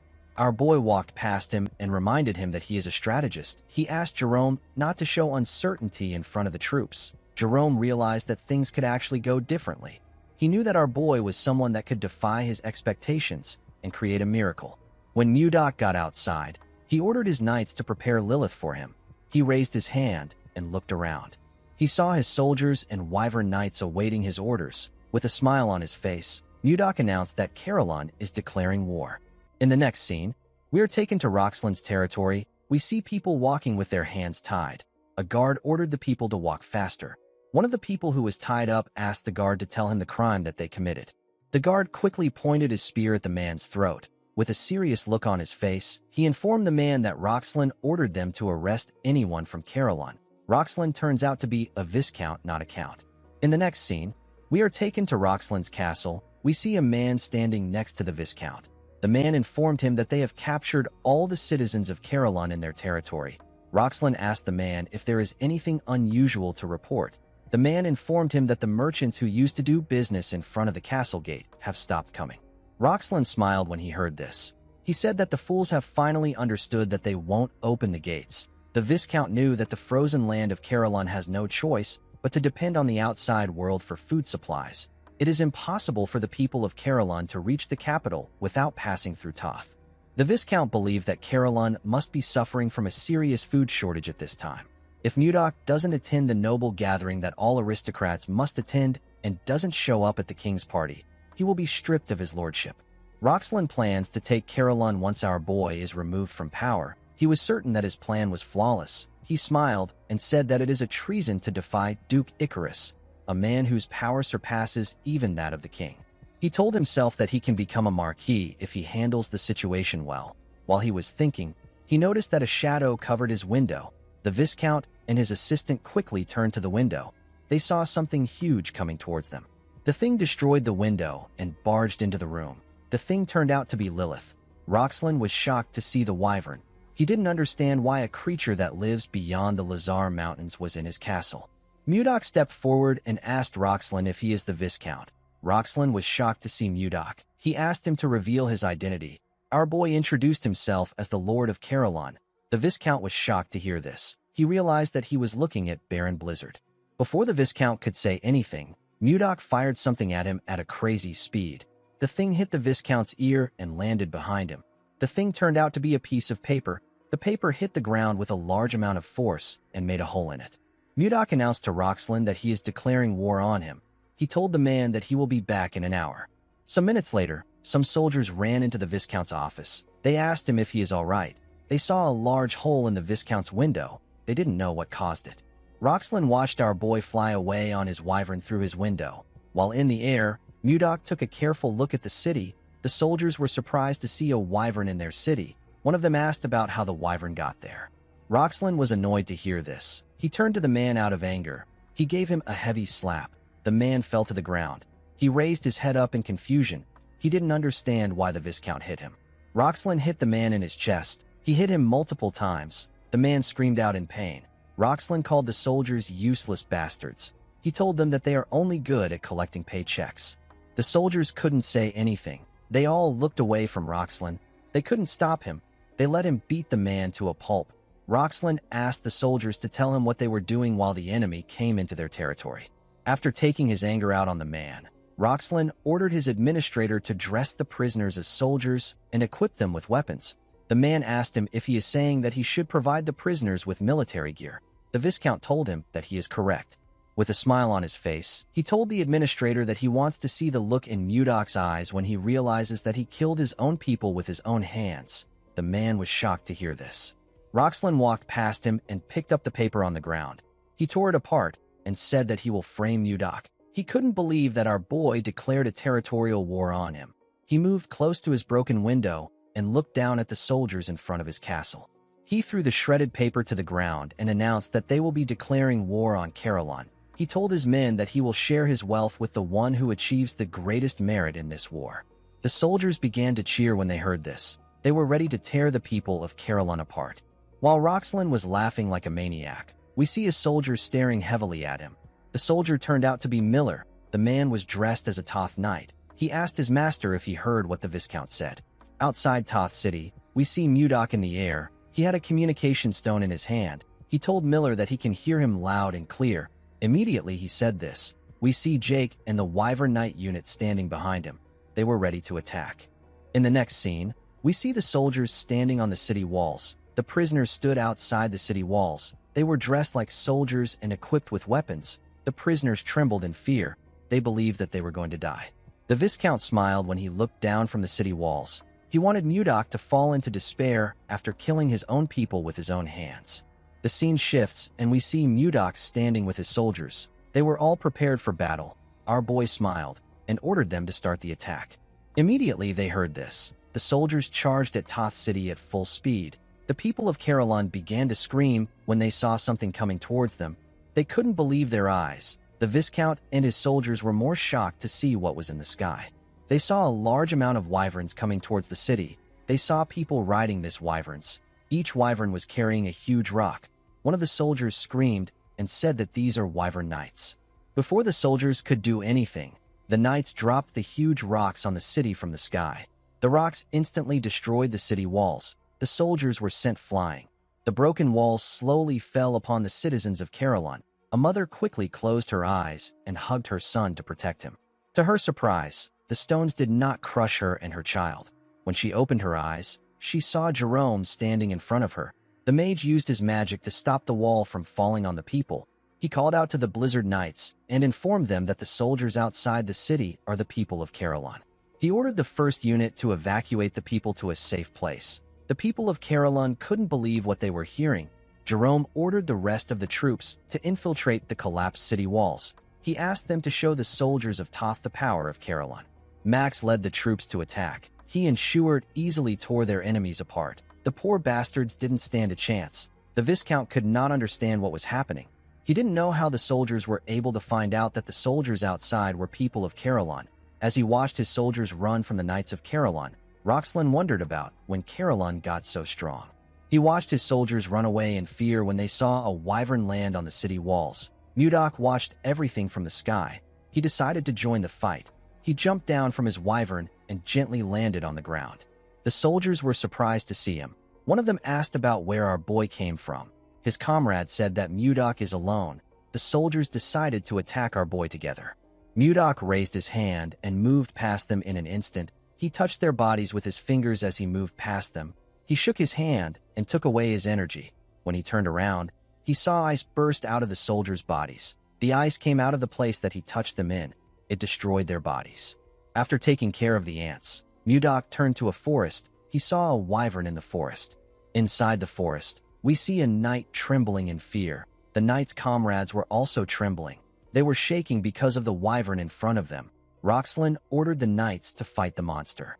The knights were too scared to attack. Roxlin kicked one of them out of anger. He told them that they shouldn't call themselves knights. The Viscount had already sent someone to request help from Duke Icarus. He was certain that he will be victorious if he can hold out until reinforcement arrives. The knight that Roxlin kicked got angry. He punched the Viscount in his face. He fell to the ground. The knight and his comrades ran immediately. The Viscount fell to the ground. The knight called the Viscount a pig and asked him to die alone if he wants to die. Roxlin was shocked to hear this. He ordered the men to come back. Of course, none of them listened to him. While the Viscount was looking at them, the wyvern moved closer to him. Roxlin could feel her breath in his back. Before Lilith could eat him, someone called out to her and told her that her stomach will hurt if she eats trash. The person turned out to be Mudok. Lilith moved away from the Viscount. When Roxlin saw our boy, he quickly bowed his head on the ground. He told Mudok that he was wrong. He said that this is his defeat. He explained to our boy that he couldn't do anything because of Duke Icarus's order. He begged him to forgive him. While he was begging for mercy, Jake landed next to Mudok with his wyvern. His wyvern was carrying someone in its mouth. Jake informed his lord that he has captured the soldier who was heading to the Duchy of Icarus. Roxlin was shocked to hear this. He realized that he messed up badly. Mudok told the Viscount that it must have been hard for him to lie about things he didn't mean. Our boy released his energy and told the man that he has to repay him with his life for trying to persecute his people. Immediately he said this, Mudok swung his hand at him. A shield appeared in front of the Viscount and blocked Mudok's attack. Jake was shocked to see that the Viscount was able to block his master's attack. With a look of anger on his face, Mudok turned to the side and asked Jerome to tell him what he is trying to do. It turns out that the mage was the one who protected the Viscount with his magic. Jerome explained to his lord that no matter how heinous the crime a noble commits, the authority to decide his life or death belongs solely to the king. He told Mudok that they will be put in a difficult position if they kill the Viscount there. With a nervous look on his face, Roxlin called our boy a senseless brute and told him that Jerome is right. The moment he said this, the Viscount told himself that someone should have arrived. Immediately he thought of this. He heard someone's footsteps. He smiled and turned around.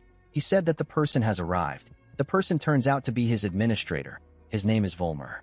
The Viscount laughed and called our boy a fool. He asked him if he really believes that he only sent troops to Duke Icarus. He explained to Mudok that a territorial war must be reported to the king first and must be carried out with a royal observer present. He told our boy that he sent Volmer to the capital because he didn't report it. He said that the king has already found out about the war before he could force him to surrender.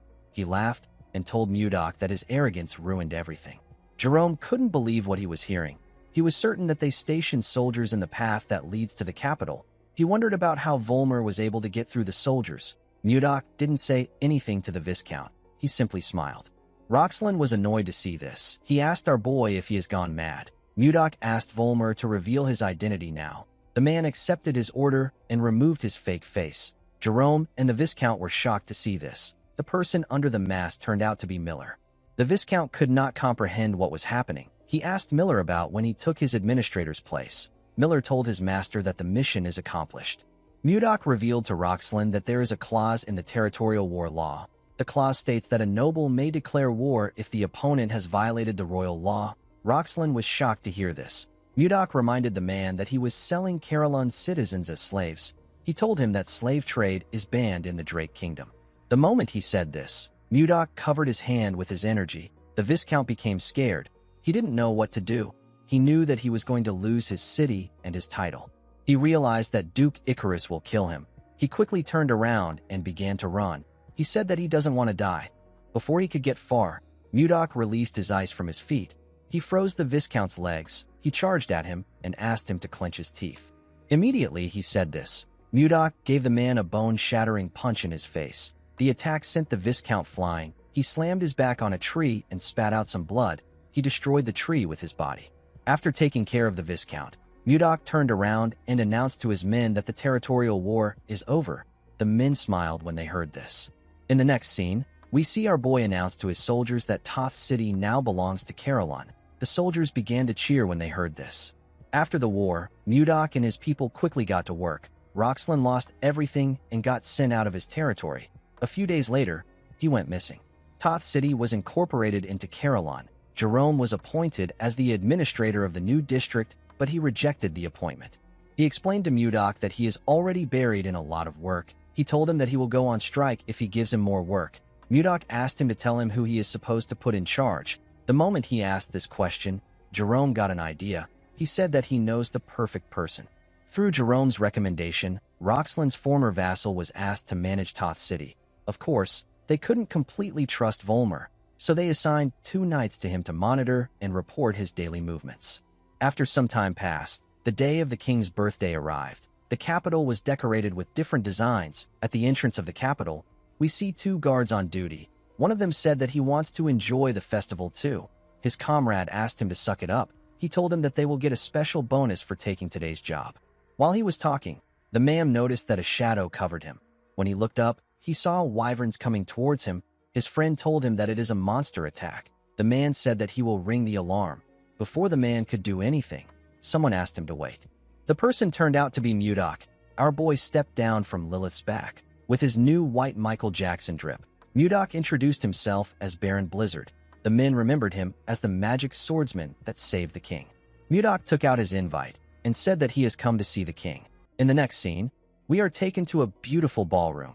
We see the nobles chatting amongst themselves as they enjoyed some exquisite music. While they were all talking, a man announced that Baron Blizzard is entering the ballroom. The moment he said this, Mudok stepped into the ballroom in his amazing drip. His face and clothes caught everyone's eyes. The noble women were all amazed by how handsome he was. Most of them could not believe that this was the man who saved the king's life. One of them said that he heard that Mudok can use 5th circle magic. Someone walked up to Mudok and welcomed him to the party. This person turned out to be the 2nd princess of the Gaia Kingdom. Sylar greeted him in a beautiful dress. She moved closer to him and asked him about how he has been. Mudok told her that things have been fine. He didn't say anything else after saying this. Sylar was surprised to see this. She asked Mudok if he isn't going to ask her about how she has been. Our boy offered her a drink and asked her to take it. He confidently said that his aide told him that it is always ladies first in a party. The princess did not expect this. She didn't know how to react. She gently blushed and drank the wine. She thanked Mudok for the wine. The announcer with a cool mustache announced that Princess Daphne Laird of the Hazen Kingdom and the Honorable Count Anos have arrived. The moment he said this, a tall man and a beautiful blonde woman stepped into the ballroom. The man and the woman were quite beautiful. The nobles were blown away by Princess Daphne's beauty. They said that her beauty remains unchanging. They were also surprised to see Count Anos. They said that the princess and the count make a perfect couple. Mudok took a look at the count.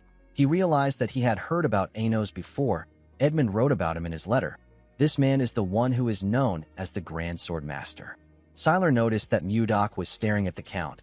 She asked him if he knows him. Our boy could feel that Anos was not from this world. He told the princess that he doesn't know the man. Sylar told him that she has not seen the woman who was with him the last time. Mudok smiled and asked her if she is curious about our girl. Sylar said that she is not. She told him that she is just asking because she doesn't know many people there. Mudok asked her to wait. He said that our girl is someone who naturally loves dramatic entrances. Immediately he said this, the announcer told the people that the main character of the party, King Tomalova, is now entering. The king majestically walked into the ballroom with his daughter and another woman. Sylar was shocked to see this. She couldn't believe that Ishilda was a princess of the Drake Kingdom. While everyone was clapping, the woman asked Mudok if this is the dramatic entrance he is referring to. Ishilda and her father moved to their seats. Before sitting down, Ishilda saw something shocking. She saw Mudok standing next to Sylar. Our boy gently waved at her. Ishilda sat down and glared at the woman. She didn't know why she was there. She heard that the first princess of the Gaia Kingdom was the one who was going to be there. She did not like the fact that Sylar was standing next to Mudok. A while later, we see the nobles bow their heads to the king to congratulate him for his 50th birthday. Tomalova thanked everyone for attending his party. He told them that he appreciates their presence. Everyone applauded him. The king raised his hand and asked the nobles to have a wonderful time.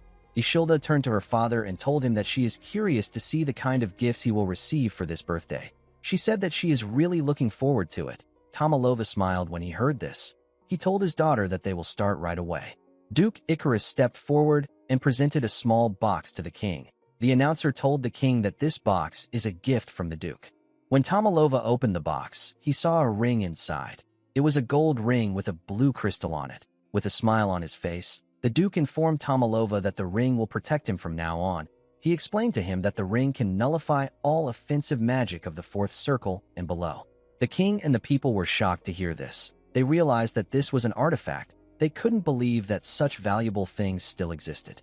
Mudok didn't know what an artifact was. Sylar explained to him that it is an object with magic in it. She said that it is a very valuable item in this present age where there are no mages of the ninth circle or higher. The value of an artifact with high nullification magic on it is immeasurable. The king thanked Duke Icarus for his valuable gift. The duke congratulated the king on his birthday again. He turned around and slowly walked away. The nobles in the ballroom were amazed by the duke. They couldn't believe that he brought something so valuable for the king. Some of them wondered if there was any gift that could even surpass that of Duke Icarus. After the duke presented his gift, other nobles presented their expensive gifts to Tomalova, but they were all overshadowed by the duke's gift. The last noble to present a gift was Mudok. Our boy placed a box in front of the king and knelt before him. He asked Tomalova if he has been well. The king told him that he is relieved to see that he is healthy. Mudok told him that it is all thanks to his grace. The announcer opened the box to show the king what Mudok brought. The king took out a long leather material from the box. Our boy told Tomalova that he brought the leather of an ice ogre that he personally hunted. The king smiled when he heard this. He asked our boy if he is talking about the savage monster that lives in the northern lands. Our boy told him that he is correct. He asked Tomalova to accept his sincerity, even though it is lacking. Tomalova thanked him for the gift. He said that he will make a winter coat from the hide and wear it in winter. The duke could not believe that Mudok offered this kind of gift to the king. He said that a pathetic gift is expected from someone of commoner origins. With a smile on his face, our boy told the king that he brought another gift because the leather alone seemed lacking. A man carried a box into the ballroom and gave it to the king. When Tomalova opened the box, he saw some eggs inside. He asked Mudok to tell him what he is looking at. With a smile on his face, Mudok told the king that they are eggs from a monster. Tomalova and the people were shocked to hear this. They couldn't believe that our boy brought something like this to a party. The duke told Mudok that he is an insolent bastard. He pointed at him and said that this is an insult to the royal family. He turned to the knights and asked them about why they are just standing. He ordered them to drag the baron out.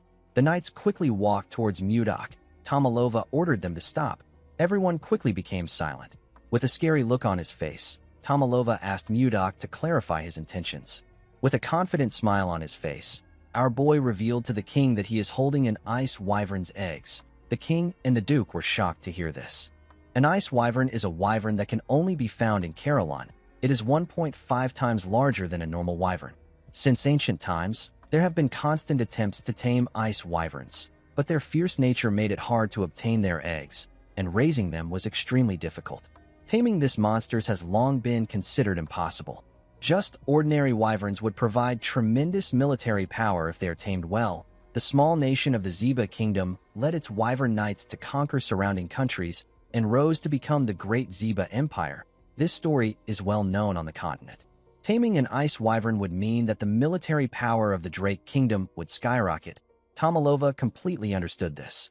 He thanked Mudok for his gift. He asked him if he knows that raising an ice wyvern is even harder than acquiring its egg. Our boy assured him that he is well aware. He said that it is not easy to raise an ice wyvern to adulthood. He put 2 fingers on his lips and gently whistled. He called out to Lilith. The moment he did this, the nobles in the hall began to scream. They couldn't believe their eyes. They saw a wyvern standing outside the hall. Mudok revealed to the king that Lilith is an ice wyvern that he has tamed since she was a hatchling. He told Tomalova that he will teach the royal breeders how to raise an ice wyvern. He explained to him that they will imprint his face on the wyvern when it hatches. This will allow the hatchling to recognize him as its parent and obey him faithfully. Tomalova was surprised to hear this. Ishilda was simply happy to see Lilith again. She had to pretend like she was also shocked. Mudok bowed his head and told the king that the other 2 eggs are for his daughters. He said that the ice wyverns will become the steadfast guardians of the royal family. Tomalova was shocked to see that our boy thought of his daughters as well. He told him that he is quite thoughtful. He raised his hands and said that their kingdom is destined to become as powerful as the Zeba Empire. He announced that this was the greatest gift he has ever received in his lifetime. He thanked Mudok for the amazing gift. Our boy told Tomalova that he is honored that the gift pleases him. Ishilda gently smiled when she heard this. She remembered that Mudok asked her to expect something when they spoke a few days ago with a communication stone. Duke Icarus was extremely angry to see how things were progressing. He wondered about how Mudok got his hands on an ice wyvern's eggs. He decided to drag Mudok down with his plan. He called out to the king and told him that he has something urgent to report. He moved close to the king and asked him if he knows that Mudok sent troops into Viscount Roxland's territory 2 days ago. Tomalova was surprised to hear this. He asked the Duke to tell him why the Baron would send his forces into Toth. Duke Icarus revealed to him that our boy initiated a territorial war. Tomalova was shocked to hear this. The nobles couldn't believe what they were hearing. They all knew that it was a crime to start a territorial war without reporting it. While screaming at the top of his voice, Duke Icarus asked the king to give Mudok the harshest punishment for daring to start a territorial war without reporting it to him. The nobles began to murmur. They all turned their eyes to Mudok. Tomalova did not like this situation. He didn't want to punish the person who saved him. Ishilda wondered about what she should do. She knew that our boy's reputation will suffer if this continues. Duke Icarus gently smirked. He was certain that he has taken Mudok out. Our boy called out to the king and asked him if slave trading is legal in the Drake Kingdom. Tomalova said that it isn't. He told Mudok that slave trading is prohibited in his kingdom. Our boy put his hand into his clothes and took out a document. He announced that he is holding a ledger containing the Viscount's slave trading records. Duke Icarus and the king were shocked to hear this. They couldn't believe their ears. Mudok explained to the king that Roxland has been capturing people from his territory and selling them as slaves. He threw the document to the ground and asked the king to tell him if there is any lord who wouldn't be enraged when his own subjects are being sold as slaves.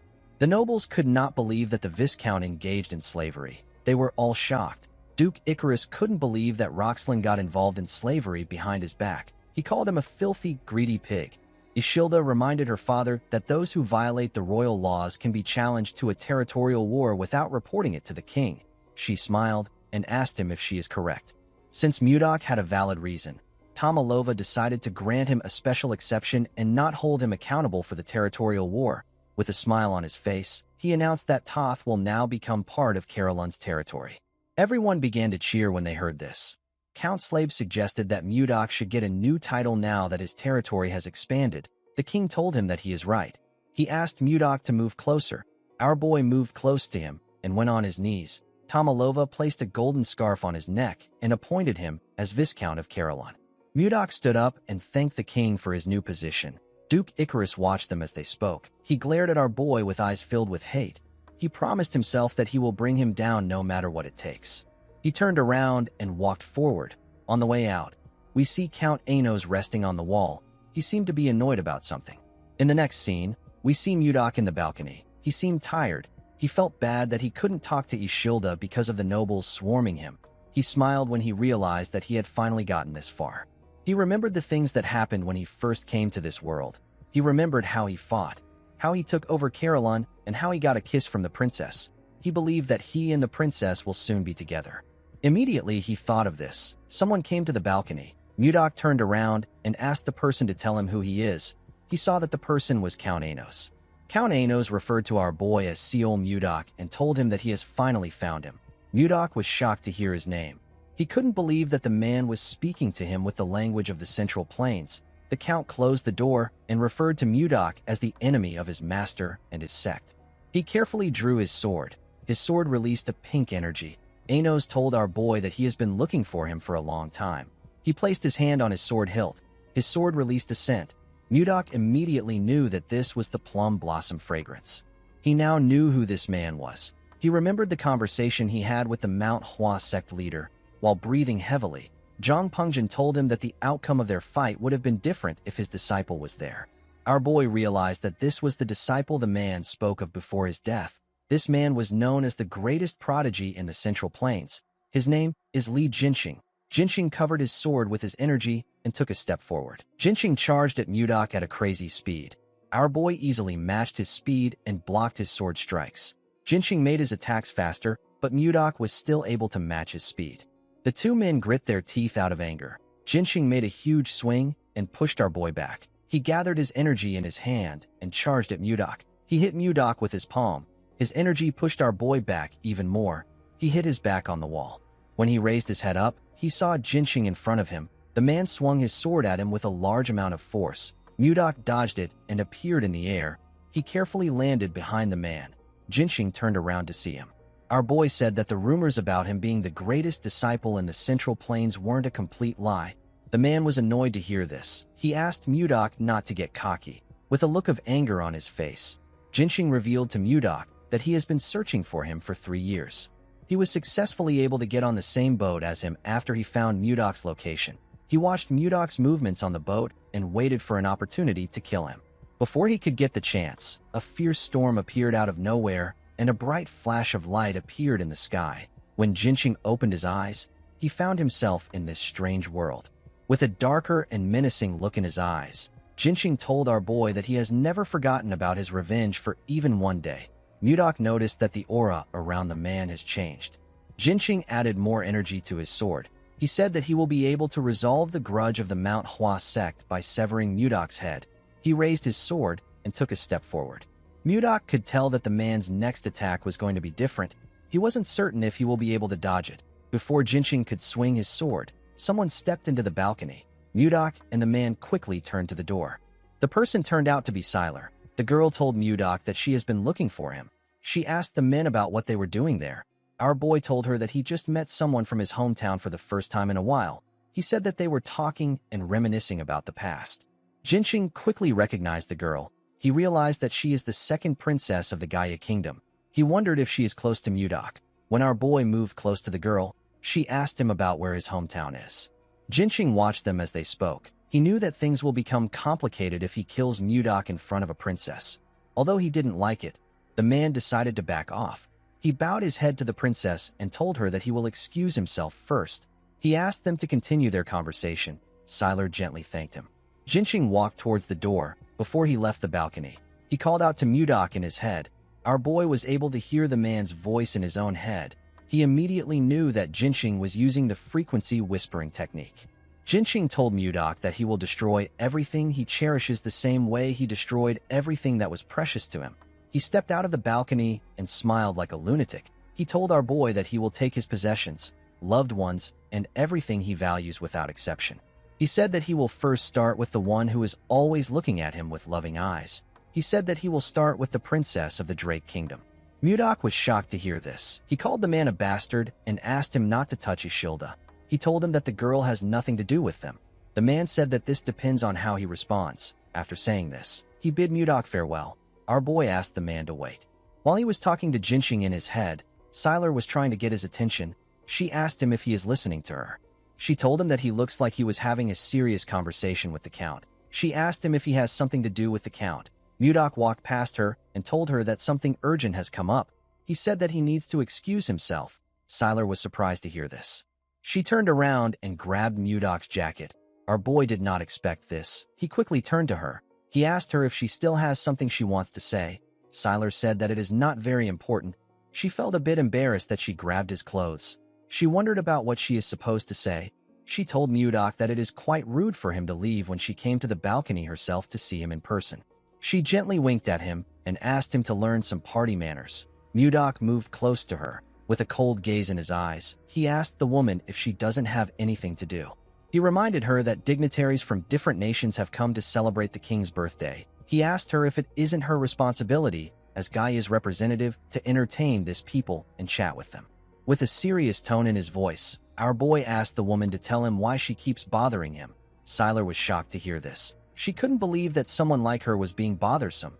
Most men desperately try to get her attention with everything they have, but the princess always blows them off. They always try to get close to her to get something, but the princess always turns them down.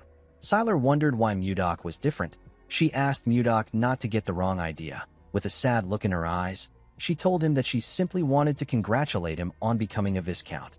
Mudok felt bad when he heard what she said. He apologized to the princess for his harsh words. He told her that something urgent has truly come up. He said that he needs to excuse himself. He thanked her for the congratulations. He left after saying this. The princess was on the balcony alone. She moved close to the glass door to see our boy. When she looked down, she saw Mudok checking on Ishilda. Ishilda didn't understand why our boy was doing this. Siler watched Mudok worry about the princess. She wondered if our boy would have liked her if she met him first. She wondered if she would have been able to smile like Ishilda. Siler slapped her cheek to bring herself back to reality. She turned away from the door and told herself that she does not have time for this. She said that she needs to focus on her own life. She knew that the most important thing she needed to focus on was how she was going to survive her older sister's assassination attempts. While she was thinking, Siler heard a sound coming from the pavilion. When she raised her head up, she saw Princess Daphne talking to someone. Siler immediately recognized the princess. She didn't know the man standing next to her. When she took a closer look at him, she realized that she had seen his face from somewhere. She recalled that Jerome was a retainer of the Blizzard family. She wondered about what the mage and the princess were doing together at this hour. In the next scene, we see someone informing Jinxing that Princess Daphne has disappeared again. The man was surprised to hear this. His subordinate informed him that the princess said that she wanted to get some fresh air outside. He said that they can't find her even though they searched the entire castle. Jinxing did not like the fact that the woman always makes him worry. He ordered his subordinates to search the castle thoroughly. He asked them to report to him the moment they find her. The scene shifts, and we see the princess sitting in the pavilion. She was looking at the night sky. While looking at the moon, the woman remembered something. She remembered someone telling her to go to the Drake Kingdom with Count Anos as an envoy. The woman realized that she would have never come there if she didn't receive an order from her older brother. She and someone on the other side of the pavilion said that they really want to run away. The princess was surprised to hear a person's voice in the pavilion. She quickly turned around. She asked the man to come out of the shadows. The man apologized to her and stepped out of the shadows. The man turned out to be Jerome. Jerome told the princess that he didn't think anyone would be there at this hour. The princess was surprised to see Jerome's handsome face. She quickly put herself together and looked away. She asked the mage not to apologize. She told him that she was just a little startled. The princess did not think that he would be so handsome. Jerome apologized to the woman for not introducing himself. He shared his name with her and told her that he serves under Viscount Blizzard. The princess also introduced herself to him. Jerome smiled and told her that she has a beautiful name. The moment he said this, he realized that he had heard the name before. He immediately knew that this was the princess who is renowned throughout the continent for her beauty. He quickly went on his knees and apologized to Daphne for not recognizing her. He begged her to forgive his rudeness. Daphne assured him that it is fine. She said that she doesn't concern herself with such things. Jerome told her that he will be taking his leave. The moment he said this, he carefully looked at her face to see her expression. He noticed that Daphne looked kind of sad. He stood up and asked her if it is fine for him to stay in the pavilion too. The woman was surprised to hear this, with a smile on his face. Jerome said that he is waiting for his lord who is still in the party. He said that he will like to stay if his presence won't be too imposing on her. Daphne began to heavily blush when she heard this. Jerome looked like a Prince Charming to her. She sat down and asked him to do whatever he likes. A while later, we see Jerome ranting about his problems to the princess. He told her that he is the one who always has to clean up Mudok's mess. He said that he instinctively want to run away when he stands next to his lord. Daffrin smiled and told the mage that he has piled up a lot of complaints about his lord. Jerome became embarrassed. He realized that he has only been talking about his issues. Daffrin smiled and told him that it is okay. She said that she finds it interesting. Jerome turned to her and asked her about why she wanted to run away. Daffrin stopped smiling when she heard this. She revealed to the mage that she wants to run away because her brother is trying to force her into an arranged marriage. She said that she has no desire to sacrifice her life as a pawn of the country. Jerome simply stared at the princess. This made her nervous. She asked him if the topic was too heavy. She told the man that he is very easy to talk to. She said that she spoke without thinking. Jerome nervously told her that this wasn't it. He explained to her that he was thinking of ways to help her. He asked her to let him know if there is anything he can help her with. With a bright smile on his face, the mage said that he is willing to stake his mana in order to help her. The princess began to blush when she heard this. Her heart began to beat fast. The woman wondered why it was beating so fast. She turned away from Jerome. She couldn't look him straight in the face. The moment she did this, someone called out to her. Daffrin nervously turned around. She saw the count and his men walking towards her. Jinxing told the princess that he has been looking for her for a while. He turned around and asked her about the identity of the man behind him. Jerome told the count that he is just a humble mage who was passing by. The man quickly realized that the count is the rumored grand sword master. He bowed his head to the princess and told her that he will take his leave now that her escort knight has arrived. He turned around after saying this. Daffrin gently called out to Jerome. The count noticed this. He remembered how he saw the princess smiling before he called out to her. He quickly became angry. He asked the princess if she knows that the king has promised to hold a grand engagement ceremony for them once they return to the kingdom. Jerome was shocked to hear this. Daffrin couldn't believe what she was hearing. With a cold gaze in his eyes, Jinxing asked Daffrin to start opening her heart to him. Daffrin couldn't believe that her brother would do something like this without consulting her first. She walked forward and said that she will be going inside first. Jinxing followed her. Jerome already guessed that Daffrin's arranged marriage partner was Jinxing. Before the princess left the garden, she gently turned. Jerome quickly noticed this. The woman gently moved her mouth to ask the mage to meet her there again 3 days from now. She smiled and asked him to meet her at this hour. Jerome was surprised to hear this. He didn't know what to say. He just watched Daffrin walk out of the garden with Jinxing. The scene shifts and we are taken to the hall. We see Ishilda laughing and talking to some women. After they were done talking, Ishilda waved to the women. She took a deep breath and let out a sigh. She found it exhausting to always have to talk to people. She felt a bit tired. While she was thinking, someone stretched out his hand and asked her if she wants to dance. The person turned out to be Mudok. Ishilda smiled and told our boy that she would love to dance. The two of them moved to the dance floor and began to dance in an elegant manner. The king and Count Slave watched Ishilda and Mudok as they danced. The king called out to the count. He told him that he feels like Ishilda and Mudok are quite close. He asked him if he is wrong. The count told him that he is correct. Tomalova carefully looked at his daughter. He said that it has been a while since he saw her smile so brightly. He begged the count to answer his next question honestly. Count Slave asked him to say his question. Tomalova asked the man if it is possible that Ishilda has feelings for Mudok. The count became nervous when he heard this. He said that Mudok has definitely been making a name for himself lately, but it is not to the level where Ishilda might like him. He reminded Tomalova that Mudok was just a mere commoner a while back. He said that it is impossible for our boy to court a princess even if he became a viscount. He said that Mudok's skills in combat has its limit. He believed that it would be impossible for our boy to understand the complex web of noble interests. Tomalova became discouraged. He told the count that he is right. He looked at his daughter's beautiful smile and said that he can't entertain meaningless hope. He said that he can't act recklessly. The scene shifts and we see Lilith flying somewhere. When she was about to land, the people below her began to cheer. She landed in front of the Roll Merchant group. Mudok greeted Edmund when Lilith landed. The man was quite happy to see our boy. Mudok came down from his wyvern. He asked Edmund if he is making a good living. The merchant said that they are making more than a good living.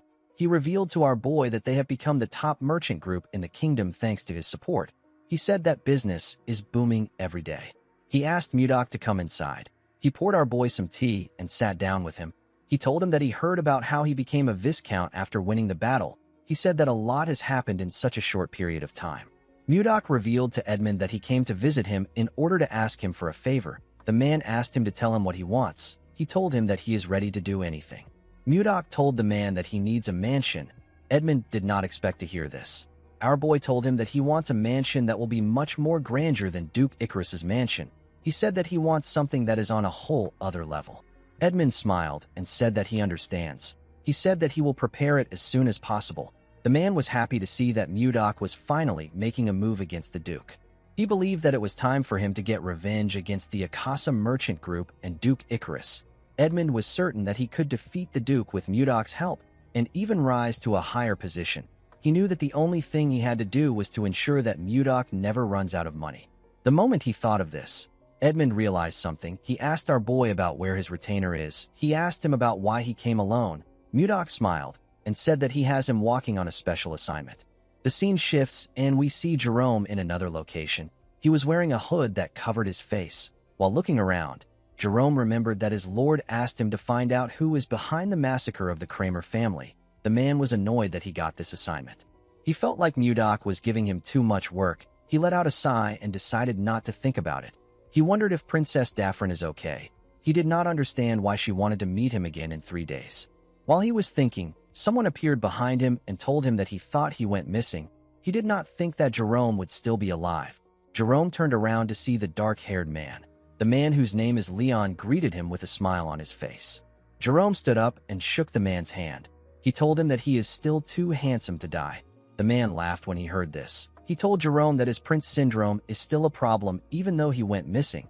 He sat down and asked the mage about the kind of information he wants to get.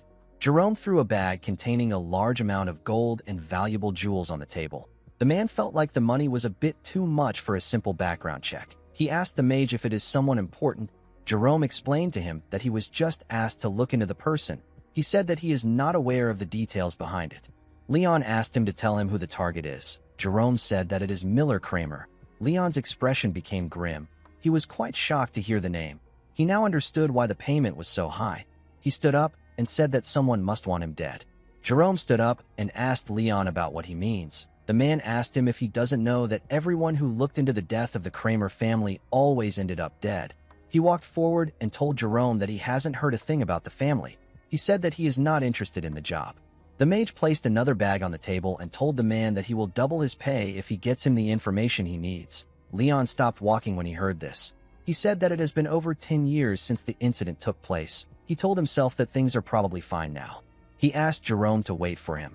The mage sat down back. He wondered about what happened to the Kramer family. He couldn't believe that even Leon, who is the master of the Information Guild, is scared to get involved in the case. He realized that someone very dangerous is involved in this case. In the next scene, we see Jerome in a room with Mudok and Edmund. He took out a file containing information on the Kramer family. He told his lord that the Kramer family was a count household. Miller was the second son of the Kramer household. Their family was quite prestigious in the kingdom. Edmund was surprised to hear about the Kramer family. Jerome informed his lord that the Kramer family was poisoned 10 years ago. Only Miller managed to survive. Mudok asked him if he found the culprit. The mage said that the culprit is Baron Gideon. Edmund told him that he is wrong. He said that Baron Gideon is not the real culprit. Mudok and Jerome quickly turned to him. The man informed them that the Baron is simply a puppet. The person who gave the order for the poisoning is someone else. Later in the night, we see someone push out blades from his clothes. This person turned out to be Miller. The assassin promised to kill Baron Gideon and complete his revenge. Before he could leave the building, he saw someone coming towards him. He was surprised to see his lord and Jerome. He asked Mudok about why he is there at this hour. Edmund stepped forward and told Miller that he met him when he was little. He referred to him as young master and told him that he has grown a lot. He introduced himself to Miller as Edmund from the Roll Merchant Association. He informed Miller that his father used to support their association. He told him that he wants to tell him the truth about his family's death. The person who carried out the poisoning was truly Baron Gideon. However, the person who ordered for the assassination of the Kramer family was Duke Icarus. Miller was shocked to hear this. He asked Edmund to tell him what the Duke will gain from assassinating his family. Edmund revealed to him that Duke Icarus is the real power behind the Akasa Merchant Guild, which is the largest guild in the kingdom. Miller was shocked to hear this. Edmund explained to him that the Duke eliminated both the Roll Merchant Guild and the Kramer family in order to grow the Akasa Merchant Group. Miller fell into despair when he heard this. He placed his hand on his face. He couldn't believe that he has been working for the man who killed his family. He fell to his knees and began to laugh like a crazy person. Edmund and Jerome nervously looked at the man. After laughing for a while, the boy put himself together and stopped laughing. He pushed himself up. Mudok asked him about where he is going. The boy said that he is going to kill Duke Icarus. Mudok told him that he can't kill a sword master like Duke Icarus with his current skills. Miller said that he doesn't care. Our boy told him that his current actions are not wise. Miller released his energy and told Mudok that it doesn't matter. He asked him if he is going to stop him. Mudok raised his hand and released his energy. Edmund and Jerome became nervous when they saw this. They called out to our boy. Mudok created an ice sword and asked Miller to defeat him first if he insists on going. Miller took a stance. His rage had consumed him. He told Mudok that he will not back down if this is what he wants him to do. He glared at our boy and charged at him. He thrust his blade at Mudok at a crazy speed. Our boy easily dodged the attacks. He appeared behind the boy. Miller quickly swung his leg at his head when he sensed his presence. Mudok noticed that Miller aimed for his vital points with minimal movements. This was proof that Miller has trained painfully every day. However, he was still not strong enough to face Mudok. Our boy used his fingers to hit Miller in his chest at a crazy speed. The boy coughed out some blood and fell to the ground. Mudok told him that he struck his vital points. The boy won't be able to move for half a day. Miller forcefully pushed himself up and rested his back on the wall. He used his thumb to hit his vital points. Mudok was surprised to see this. He told him that he never taught him how to use his thumb like that. He asked Miller to tell him how he was able to do it. While struggling to get up, Miller told his lord that he just showed it to him in person. Mudok was shocked to hear this. He couldn't believe that the boy copied what he just saw. Miller told our boy that the fight is not over. Immediately he said this. He fell to the ground. Mudok called out to Edmund. The man quickly answered him. Mudok ordered the man to move Miller into a room and tell him to come find him when he wakes up. Edmund asked our boy if he is going to punish Miller. Mudok said that he isn't going to do this. He told the man that he plans to personally teach Miller about vital points from tomorrow on. Edmund was surprised to hear this. Mudok walked past the boy and said that his eyes are never wrong. He told Edmund that Miller is a raw gem with outstanding talent. If he is taught well, the boy could be a top-tier assassin. Mudok said that he is still a long way from this. The moment he said this, something moved in his pocket. The two men quickly turned to his pocket. Mudok took out the communication stone and asked about what is happening. The call was from Ishilda, with a shaky tone in her voice. The girl asked Mudok to help her. She said that the place is too cold. Mudok was shocked to hear her shaky tone. He quickly asked Ishilda to tell him where she is. The girl was unable to respond to him. Our boy quickly ran forward. He jumped out of the building through the window. He hoped that the princess was okay. He quickly arrived at the castle. He grit his teeth out of anger. He wondered about where Ishilda was. He recalled that the princess said that the place was cold. Mudok quickly focused his energy in his eyes. He realized that Ishilda must be in the coldest place in the castle. He used his eyes to examine the castle. He found a building that released a cold energy. Mudok quickly entered the building and called out to Ishilda. To his surprise, he found Ishilda shaking in the building. She had a blanket around her. He took the princess out of the building and asked her about how she got trapped in there. Ishilda revealed to him that she went inside to check on the ice wyvern eggs that he gave to them. She accidentally locked the door on herself when she stepped in. Mudok reminded her that he mentioned that the ice wyvern's tray was enchanted to keep the temperature low. He asked her about why she would act so carelessly. Ishilda apologized to him. She told him that she was able to reach out to him with the communication stone.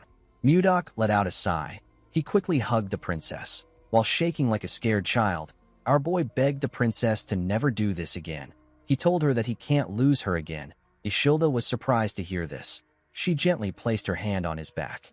The moment she did this, they heard a cracking sound come from an egg. Ishilda and Mudok quickly turned to the egg. They stood up and went inside. They saw a baby ice wyvern raise its head up. Its body was covered in mucus.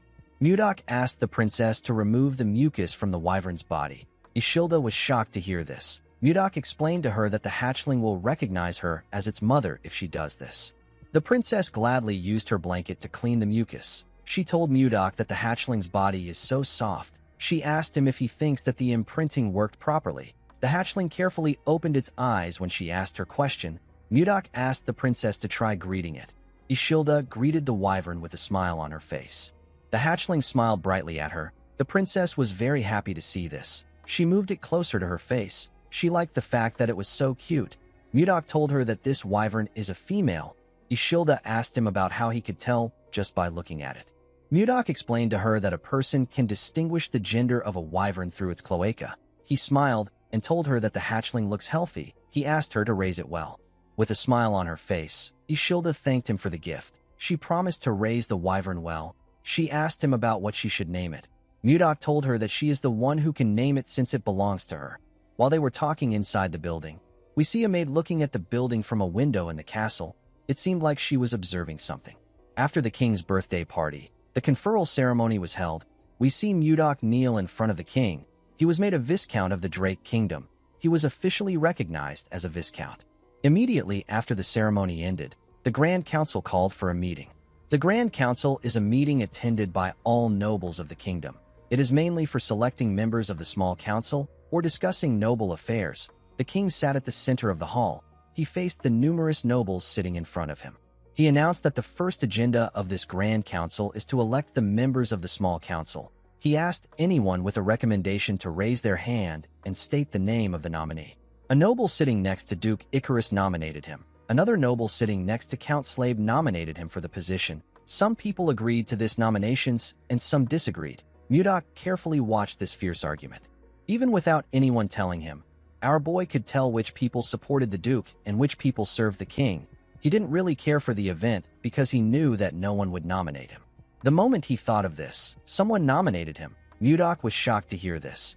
Everyone in the hall quickly turned to the person that nominated our boy. The person turned out to be Duke Icarus. The Duke said that Mudok has already demonstrated his ability to them many times. He said that he believes that Mudok is fully qualified to become a member of the small council. He asked the nobles if they object to this nomination. Everyone agreed to the nomination. Tomalova did not understand what the Duke was trying to do. Ishilda remembered that the Duke was the one who sent Mudok to the northern lands. She didn't understand why he was now recommending him for the small council. She wondered about what he was plotting. With a smile on his face, Duke Icarus said that everyone agrees. He picked up a glass of wine and glared at Mudok. He congratulated him on entering the royal court. Since the small council convenes every week, a member of the council cannot leave the capital. Duke Icarus had countless eyes and ears that served him in the capital. He wanted to make sure that Mudok won't get the chance to build power beyond his reach. The Duke wanted to see Mudok struggle. He believed that our boy will fall deeper into his web the more he tries to fight him. In the next scene, we are taken to Ishilda's room. The princess remembered giving Mudok a signal to come to her room after the meeting ends. She wondered if he didn't notice it. Immediately she thought of this. Our boy appeared on her window. He told her that it is impossible for him not to notice the signal. Ishilda was happy to see Mudok. Our boy asked her about what she wants to talk about. The princess asked him if he knows why the Duke recommended him as an executive. Our boy told her that he doesn't know. He asked the girl if she has any guesses. The princess said that she doesn't. She said that it is impossible for the Duke to do this for no reason. Duke Icarus openly sent assassins to kill the king and even sent Mudok to the faraway northern lands. Ishilda was certain that the Duke was plotting something behind the scenes. Mudok wasn't completely against the idea of becoming an executive. He told Ishilda that he will now be able to see her more often. He said that he needs to thank the Duke for helping him. Ishilda warned him that Duke Icarus is a man who will do anything to get what he wants. She told him that things might not work if he is not careful. Mudok called out to the princess. He assured her that he will handle things as he always does. He asked her not to worry too much. Ishilda was surprised to hear this. She gently smiled. The moment she did this, a maid knocked on her door and asked her if she can come in.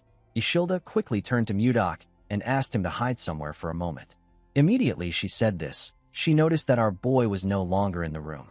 The scene shifts and we are taken back to the past. 10 days ago, we see Princess Daphne and Jerome talking under the pavilion. The princess informed Jerome that she wanted to run away. Jerome was shocked to hear this. He asked her if she is serious. He asked her about where she wants to go.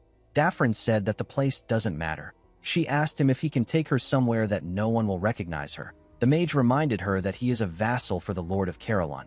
He said that he can start a war between nations if it is revealed that he helped her run away. The princess asked him if the vow he made to her was a lie. Jerome was surprised to hear this. Daphne reminded him that he swore on his mana that he would help her.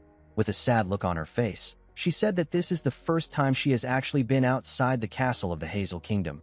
It was her first time talking to people outside the castle. After her father passed away, her brother locked her in her room. He only let her out during national events. No matter how beautiful the clothes were or how delicious the food was, it didn't matter to the princess. All she wanted was freedom. When the princess got into a political marriage with the count, she tried to like him, but he was nothing more than her brother's loyal dog. The count is a man who doesn't care about her feelings or thoughts. The princess noticed that the count looked at her the same way her brother did. He had cold eyes that saw her only as a tool. Princess Daphne told Jerome that he is the only person who doesn't look at her with his cold eyes. Jerome didn't know what to say to her. The princess stood up and apologized to the mage for making him uncomfortable. She told him that she was too naive to take his promise seriously. As tears flowed down from her eyes, the princess said goodbye to the mage. Jerome clenched his fist. He summoned his courage and called out to the princess. He asked her to wait. Daphne quickly turned around. Jerome became nervous. He told himself that he can't do anything. He told the princess that he really can't do anything. He called her again and tried to change his words. Daphne became angry with his indecisive nature. She turned around and walked up to him. Jerome was still nervously thinking about it. With a look of anger on her face, Daphne asked the mage if he will help her or not. Jerome told her that he will do it. He wondered why her personality suddenly changed. The princess was happy to see that he agreed to her request. She gently smiled at him and thanked him for his help. Jerome told her that he will share the meeting place with her. He asked her to go to the tavern at the castle's main gates. He said that he will wait on the third floor of the Russian Blue until sunset. He told her that no one must know about this. He advised her to act as if she didn't speak to him today. Daphne smiled at him and told him that she understands. The scene shifts, and we are taken to the present. We see Jerome standing in front of a door. He was thinking about the promise he made. While he was thinking, Mudok asked him to come in. When the mage stepped inside, our boy asked him if something is wrong. Jerome said that he wanted to go to Toth for an inspection. Mudok asked him if he is going alone. With a nervous look on his face, the mage said that it is necessary for them to check if Volmer is managing things properly. Mudok agreed that maintenance checks are important. He asked Jerome to go ahead. He told him that he will join him after his next meeting. Jerome explained to his lord that the journey is a 5-day ride on a horse. He told him that it will be difficult for him to attend the small council meeting. He said that he will go by himself and report back immediately. Mudok asked him about what he means. He reminded him that it only takes a day to reach Toth on a wyvern. Jerome nervously laughed. He said that he has completely forgotten about the wyverns. Mudok noticed that he was acting weird. He asked his vassal if something is wrong. He told him that he has been distracted all week. With a shaky tone in his voice, the mage said that this is ridiculous. Mudok was still suspicious of the man. He told him that he will leave Toth in his hands. Jerome thanked him and walked towards the door. Mudok watched him as he walked out of his room. After leaving Mudok's office, Jerome thought about how tomorrow is the day of the operation. He wondered why he was doing this. He would normally refuse this request. He knew that this was a crazy request. He told himself that he needs to stop while he can. The moment he said this, he remembered how the princess looked when she cried. Jerome began to smile like an idiot. He was completely smitten by Daphne's beauty. In the next scene, we see Ishilda and her father walking to the meeting room.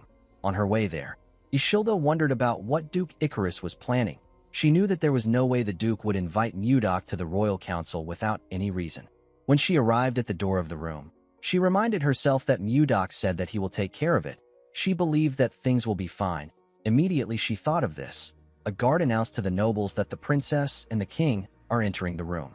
Ishilda and her father stepped into the room when the door got opened. Ishilda quickly turned to the side to see Mudok. Our boy smiled and nodded at her. The princess also did the same thing. After the princess and the king got seated, Count Slave stood up and announced that the royal council meeting will begin now. He said that the first agenda will be presented by Duke Icarus. The Duke stood up and greeted the king, the princess, and his fellow nobles. With a smile on his face, he announced that he would like to discuss the princess's marriage. The king was surprised to hear this. Even Mudok did not expect him to bring this matter up. Ishilda was more shocked than anyone in the room. The nobles became silent when they heard what the Duke said. Ishilda stood up and asked him about what he is talking about. The Duke bowed his head and apologized to the princess for bringing up a proposal that startled her. He reminded her that she turned 20 this year, and yet she doesn't have any marriage plans or even a fiancé. He said that such a thing is unheard of in the royal family. He explained to Ishilda that the royal bloodline could be severed if things go wrong.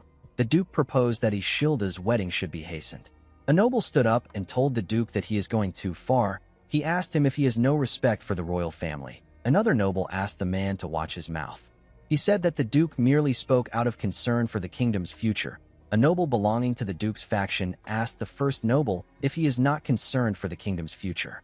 Ishilda couldn't say anything. She could only watch the men argue. Count Slave stood up and slammed his hammer on his table. He ordered the nobles to keep quiet. Ishilda grabbed the hammer and slammed it on the table with a large amount of force. She broke the hammer when she hit it on the table. She ordered everyone to calm down. The room quickly became silent. The princess apologized to the count and gave him the broken hammer. She asked the man to resume the meeting. The count nervously collected the broken hammer. Ishilda asked her father about why he isn't saying anything. The king placed his hand on his head and asked his daughter to sit down. Ishilda did not expect to hear this answer. She asked her father if he agrees with the Duke. She reminded him that he promised to allow her choose her fiancé. With a look of anger on his face, Tomalova told his daughter that a child of the royal family must accept their fate. He asked her to stop her foolish talk. Ishilda couldn't believe that her own father was saying this to her. She turned around and walked forward. Count Slave informed her that the meeting is still in progress. Ishilda didn't listen to the count. She walked out of the hall. Mudak could only watch her walk away. The scene shifts, and we are taken to Ishilda's room. We see the princess asking her maid about what she should do. She said that the only person she likes is Viscount Blizzard. The woman gently held the princess's hand and told her that nothing has been decided yet. She asked Ishilda not to jump into conclusions. Ishilda raised her head up and told Lenshia that she is wrong. She explained to her that the nobles want her to marry Justin so that he can inherit the throne. The Tomalova royal family has only 3 princesses, and by law, a princess cannot inherit the throne. The princess told the woman that Duke Icarus will be able to achieve his goal if he can get her to marry his son. With a crazy look in her eyes, Ishilda stood up and said that she will just tell everyone that the only person she will marry is Mudak. Lenshia was shocked to hear this. She begged her mistress to maintain her dignity. While screaming at the top of her voice, the princess asked the woman to tell her how long she needs to keep this dignity. She said that she can't take it anymore. Lenshia grabbed the princess and begged her to wait. She told Ishilda that she understands how she feels, but she will put the whole kingdom in chaos if she does something like this. The princess pushed forward and asked the woman to let her go. She said that her mind is already in chaos. She told her that nothing matters anymore. The moment she said this, the princess and her maid heard a man call another person an insolent fool. The man asked the person about what they are doing. Ishilda quickly stepped outside with her maid. She saw Mudak glaring at a maid. The maid was on the ground. Our boy asked the maid about why she was eavesdropping on the princess. He referred to her as a spy and asked her about who sent her. While shaking in fear, the maid said that she is not a spy. She said that she was simply cleaning the doorway. The princess asked Mudak about what is going on. Our boy explained to her that he found this maid with her ear to the door when he came to check on her. Ishilda asked the woman if what Mudak said is true. With a shaky tone in her voice, the woman said that she was simply cleaning the doorway. Ishilda realized that the woman was new to the palace. She asked her if she knew that this was her residence. While shaking, the maid begged Ishilda for her forgiveness. She explained to her that she was just assigned to the Eastern Palace today. She said that she lost her way because she is not yet familiar with the palace layout. The princess asked the maid to never appear before her again. She assured her that she won't let her go so easily next time. The maid stood up and thanked Ishilda for her mercy. She swore to never come back to her place. After saying this, the maid ran forward. Ishilda ordered Lenshia to follow the woman. She placed her hand on her head to calm herself. Mudak asked her if it is all right to let the maid go. The princess explained to him that she had no clear reason to punish the maid. She said that the same thing will happen again because they don't know who is supporting the maid from behind. Mudak asked her if she has any suspects in mind. Ishilda said that she suspects only Duke Icarus. She revealed to Mudak that most nobles and servants in the palace have already been bought out by the Duke. This is why no one dares speak out against him. Mudak already knew that the royal family was weak, but he didn't think that it was this bad. The princess asked our boy about what she should do. She said that she will be forced to marry Justin if she doesn't make a move.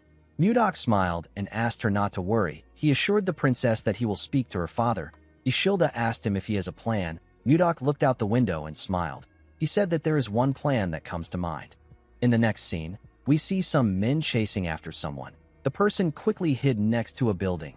The leader of the men ordered his subordinates to search the whole area. The person the men were chasing after was Daphne. The princess covered her head with a hood. The scene shifts, and we see Jerome waiting in the promised location. The mage seemed to be panicking. He remembered how the princess cried when she begged him to save her. He looked outside and noticed that they were already in the evening. Jerome believed that the princess was not coming again. The moment he thought of this, Daphne barged into the room and called out to the mage. Jerome was shocked to hear her voice. While breathing heavily, the princess asked him if he waited for a long time. Jerome quickly raised his head to see the princess. Before he could say anything, he heard some men talking outside the inn. The leader ordered his subordinates to search every building. He said that they can't let Daphne escape. The princess grabbed the mage's hand and asked him about what they should do. She said that they will be caught soon. Jerome quickly blocked the door with the table and chair. Daphne explained to him that the soldiers will still be able to break in even if he blocks the door. The mage said that he brought something for this situation. Immediately he said this. The soldiers hit the door and asked them to open it. The princess became scared when she heard their voice. She told Jerome that the men are already there. She asked him about what they should do. Jerome took out a scroll and asked the princess to hold on to him tightly. He made the scroll float and began to cast the spell written on it. When the paper began to tear, Jerome told the princess that they are going to Toth. Immediately he said this. He teleported with the princess. The scene shifts, and we are taken to the king's office. We see Tomalova thinking about what happened. He couldn't believe that he was swayed by a single noble. He realized that the previous king would have been furious if he saw what was happening. Tomalova knew that he was wrong for taking his anger out on his daughter. He clenched his fist out of anger. He called himself a pathetic father. Immediately he thought of this. Mudok knocked on his door. The king asked his guards to let our boy in. He put himself together and picked up some papers. Mudok entered the king's office and bowed his head to him. He asked Tomalova if he has been well. The king let out a sigh and told Mudok that he must already know that he is not at peace. Our boy asked the king if he will hand over the princess and the kingdom to Duke Icarus. Tomalova glared at Mudok and asked him to watch his words. He told him that he won't forgive everything he does just because he saved his life. Mudok informed the king that he has a solution for him. Tomalova stood up when he heard this. Our boy gently signaled the king to tell his guards to leave the room. Tomalova waved his hand at the men when he saw Mudok's signal. After his guards left the room, he asked Mudok to tell him the solution. Our boy gave the king a scroll and explained to him that he only needs to announce the statement that he prepared as an official decree. Tomalova quickly opened the scroll. He realized that his daughter will be able to avoid the marriage with Justin if he announces what is written in the scroll. He told Mudok that this decree will only buy them time. It will not solve the problem. Mudok assured him that he knows. With a smile on his face, he told Tomalova that it is a trap. He said that the hunter needs to only wait for the prey to step into the trap he set. The scene shifts, and we are taken to Toth. We see Mudok enter the castle. Jerome nervously welcomed him. Princess Daphne was hiding behind him. Mudok was surprised to see the princess with his vassal. Jerome nervously told his lord that he can explain. A while later, we see the group sitting together. Jerome explained everything to his lord. The princess told our boy that she doesn't want to trouble him. She begged him to let her stay there. Mudok explained to his advisor that the princess is an envoy of the Hazen kingdom. He asked him if he knows what this means. Jerome apologized to Mudok and told him that he will ensure that nothing harmful happens. He begged his lord to allow the princess to stay. Mudok didn't really like this arrangement. Jerome and Daphne could tell that our boy was not really in favor of this arrangement. To their surprise, Mudok asked them to do as they wish. Jerome and Daphne couldn't believe what they were hearing. Our boy told Jerome that the princess can stay as long as she wants. Daphne asked him if he is certain. She told him that she will repay his kindness. Mudok asked her to forget about it. He told her that he is not so poor that he will demand payment from a runaway princess. He explained to her that he cannot drive her out so coldly since Jerome risked his life to help her. He assured Jerome that their relationship will be kept a secret. He asked him not to worry about it. Jerome and the princess began to blush when they heard this. Jerome stood up and told his lord that he is being rude to the princess. Mudok asked the mage about why he is angry. He asked him to just admit it. The princess turned to him when she heard this. It seemed as if she wanted Jerome to tell her that he likes her. Mudok told the princess that he needs to speak with Jerome alone. He asked her if she can step out for a bit. Daphne accepted his request and thanked him for his consideration. After the princess left, Jerome followed his lord to his office. He apologized to Mudok and told him that he made a promise to the princess due to a slip of tongue. He placed his hand on his chest and told his lord that he will personally escort the princess back to her kingdom. Mudok asked him about why he wants to do this. Jerome was surprised to hear this question. He explained to his lord that a war could take place if the Hazen kingdom find out that their princess is there. Mudok raised his hand and told Jerome that he is not talking to him as his vassal. He asked him to answer him like a man. He asked Jerome to tell him what he wants. The mage let out a sigh and said that he doesn't know. Immediately he said this. Mudok's communication stone rang out. Our boy picked up the call and asked the caller for his identity. Edmund told our boy that he is the one calling him. He revealed to him that something terrible has happened. He said that Princess Daphne has been kidnapped. He said that Count Anos has asked the king for help and the whole kingdom is in an uproar. Jerome began to sweat when he heard this. Our boy told Edmund that he is already aware of this. The man was surprised to hear this. Mudok told him that he will end the call since nothing else happened. Edmund told him that there is one more thing to report. He revealed to our boy that the king has announced the conditions for Ishilda's marriage. Mudok told the man that he already knows this. Edmund was shocked to hear this. He asked our boy about how he knows. Mudok told the man that he will end the call since he has nothing left to report. After he ended the call, Jerome asked his lord about what is happening. Our boy explained to him that he is simply setting a trap for a prey. He rested his back on the wall and said that he is waiting for the prey to bite his trap.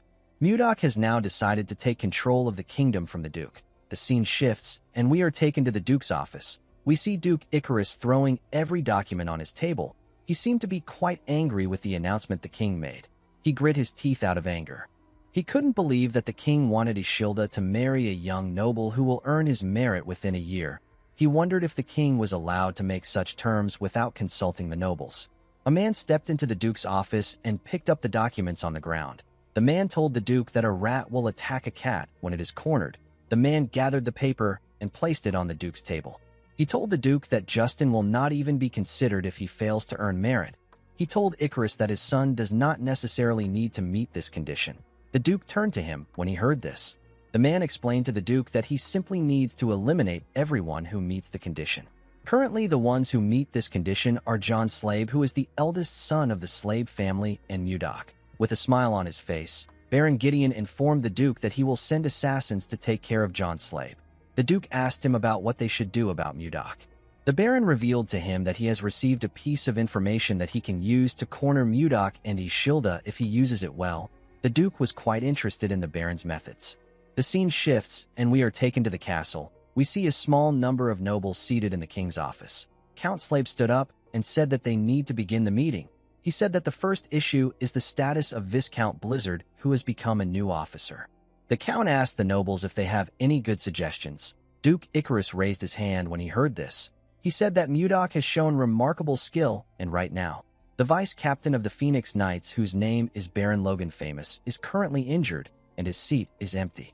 The Duke announced that he wants Mudok to become the vice-captain of the Phoenix Knights. Everyone in the room was shocked to hear this. The Phoenix Knights are the strongest knight order in the kingdom. They are led by Count Torion. The Knight Order recruits anyone regardless of their race or ranks. They only care about skills. Due to this, the order comprises of the most elite warriors. Although this was a good opportunity, Mudok knew that the Duke would never give him a good position. He wondered if there was something in the Phoenix Knight Order. Our boy graciously smiled and thanked the Duke for his consideration. He told him that he will fulfill his duty even though he is lacking. The Duke smiled at him and told him that he is being humble. He assured Mudok that he will do well. He turned to the king and told him that he has something to report. He asked Tomalova if he is aware that there is a strange rumor spreading around the castle. The king asked him about what he means. Duke Icarus revealed to him that someone saw the princess and Mudok coming out of a barn. The nobles were shocked to hear this. Tomalova was horrified. He clenched his fist out of anger. Mudok realized that the Duke was referring to the day he took Ishilda out of the freezer. The king asked Mudok if the rumor is true. Our boy calmly told the king that it is. Tomalova's eyes widened when he heard this. He couldn't believe what he was hearing. The nobles were shocked to hear that a man and a woman were at a barn in the night. With a scary look in his eyes, Tomalova ordered Mudok to explain himself. Our boy stood up and explained to the king that Ishilda got trapped in the barn when she went to see the ice wyvern eggs. He told Tomalova that he simply went there to rescue his daughter. The Duke asked Mudok if he has anyone who can testify for him. He said that his witness saw them embracing each other. He asked Mudok if he denies this. With a scary look in his eyes, Mudok advised the Duke to refrain from insulting the princess and his honor. He told him that nothing happened between him and the princess that night. Duke Icarus glared at our boy and told him that he would also like to believe his words. He said that mere claims cannot convince people. He turned to the king and said that this rumors can spread to other nations, or people might begin to doubt the princess's purity. Tomalova slammed his hand on the table when he heard this. Everyone quickly became quiet. Tomalova stood up and announced that the small council meeting will end now. He left the room after saying this. As he walked towards the door, the Duke called out to Mudok and told him that he can never escape his sight as long as he is in the castle. He walked out of the room and slammed the door on Mudok. The scene shifts and we see Ishilda wake up somewhere. She found herself in another place. She was in her nightwear. While she was looking around, someone moved past her. Ishilda quickly called out to the person. When the princess turned around, she saw some people talking about how a woman abandoned her parents and sided with the barbarians. They said that the woman doesn't even know how to repay her father's kindness. Ishilda didn't understand what these people were talking about. While she was looking at them, she noticed that everyone on the street was staring at her with their sinister eyes. The people were talking about how she spent the night with a man in a barn. One of them called her a princess with no dignity. They said that she was dirty. Ishilda became scared. She told them that it is not true. Suddenly a hand grabbed her arm from behind. Ishilda was shocked to see the hand. The people held her down and told her that she is dirty. Ishilda begged them not to come close. She struggled to escape their grip, but she could only scream. While she was screaming, the girl woke up from her nightmare. She looked around and tried to catch her breath. She noticed that she was covered in sweat. The princess was quite scared. In the next scene, we see some carriages heading to a very luxurious mansion at night. When the people in the carriage came down, the servants opened the door and allowed them to step into the mansion. These people were nobles. The nobles were shocked to see how beautiful this mansion was. The architecture was marvelous. A party was being held in the mansion. A noble carrying a glass of wine walked up to his friend, whose name is Arista, and greeted him. Arista looked around and asked Pasway if this is really Mudok's mansion. Pasway laughed and said that everyone has been discussing this topic. Arista said that this mansion was formerly owned by the Croyn family. Another noble said that the king might have just temporarily lent the mansion to Mudok as a reward for saving his life. Pasway said that this must be the case. He told his friends that it doesn't make sense that Mudok bought a mansion that even the Duke can't afford. While wearing a dashing suit, Jake announced that his lord is entering the hall. Everyone quickly turned their heads to the stairs. They were shocked to see the clothes our boy was wearing. Mudok wore a western suit that matched the fashion of the Central Plains and wore the ornament that people in the Central Plains wear. He referred to the nobles as distinguished guests and thanked them for coming to his party. He said that this event was held to celebrate him becoming a viscount. He said that he also organized it to introduce himself as a member of the kingdom's small council. He raised his glass and introduced himself as the Lord of Carolon, the vice-captain of the Phoenix Knights and the master of this mansion. With a smile on his face, Mudok introduced himself as Viscount Blizzard. After his introduction, the party continued. The nobles couldn't believe that Mudok was actually the owner of this mansion. They wondered about how someone who was formerly a commoner was able to achieve this. One of them said that Mudok is the sponsor of the Roll Merchant Guild. Our boy gently smiled at his guests. He realized that he made the right decision by leaving his housing issue to Edmund. The nobles changed their attitude towards Mudok after seeing his mansion. It didn't matter if they belonged to the royalist faction or the noble faction. Mudok knew that he needed to show that his wealth is superior if he wants to change the minds of the noble faction, which is centered around the Duke. This is because power, wealth, and authority is what moves them. A noble known as Roine walked up to Mudok with his friend and thanked him for inviting him to the party. Our boy thanked him for attending. Roine told him that he hasn't seen the princess in the party. Mudok explained to him that the princess informed him that she will be unable to attend the party because she is unwell. With a smile on his face, Roine said that something might have happened yesterday for her to be unwell. His friend laughed when he heard this. Mudok glared at the man when he heard this. Roine told him that there has been some rumors about him and the princess. With a disgusting smile on his face, the man asked Mudok if the rumor is true. Our boy crushed his cup with his hand when he heard this question. Before he could do anything, a huge man appeared in front of him and asked Roine to take back what he said. With a scary look in the man's eyes, he told Rowan that he is mocking the royal family by insulting the princess. He told him that he won't get a light punishment if this news reaches the king's ears. Rowan and his friend became scared when they heard this. He turned around and said that the man should mind his business and focus on taking care of his territory. The man explained to Mudok that Rowan acts this way because he hangs out with Duke Icarus and he thinks that he is someone important. He asked our boy not to worry about the idiot. Mudok took a look at his hand and thanked Baron Vincent. He told him that he would have lost his temper and shot the men if he didn't interfere. Baron Vincent laughed and told Mudok that he is an amusing person. He believed that our boy was joking. Mudok didn't understand why he was laughing. Baron Vincent explained to him that he cannot stand idly by and listen to words that insult the princess as a member of the kingdom. Mudok smiled when he heard this. He asked the Baron if something happened in his territory. The Baron realized that Mudok was referring to the comment Rowan made. He revealed to Mudok that monsters have been attacking his territory for several months now. Even with the fences and the preparations made, the damage has not stopped. Baron Vincent said that he can only feel bad for his people. Mudok asked him if he has tried requesting for help. The Baron smiled and said that even the kingdom's soldiers can't defeat the monsters. He said that he is the one who should solve the problem since it concerns his territory.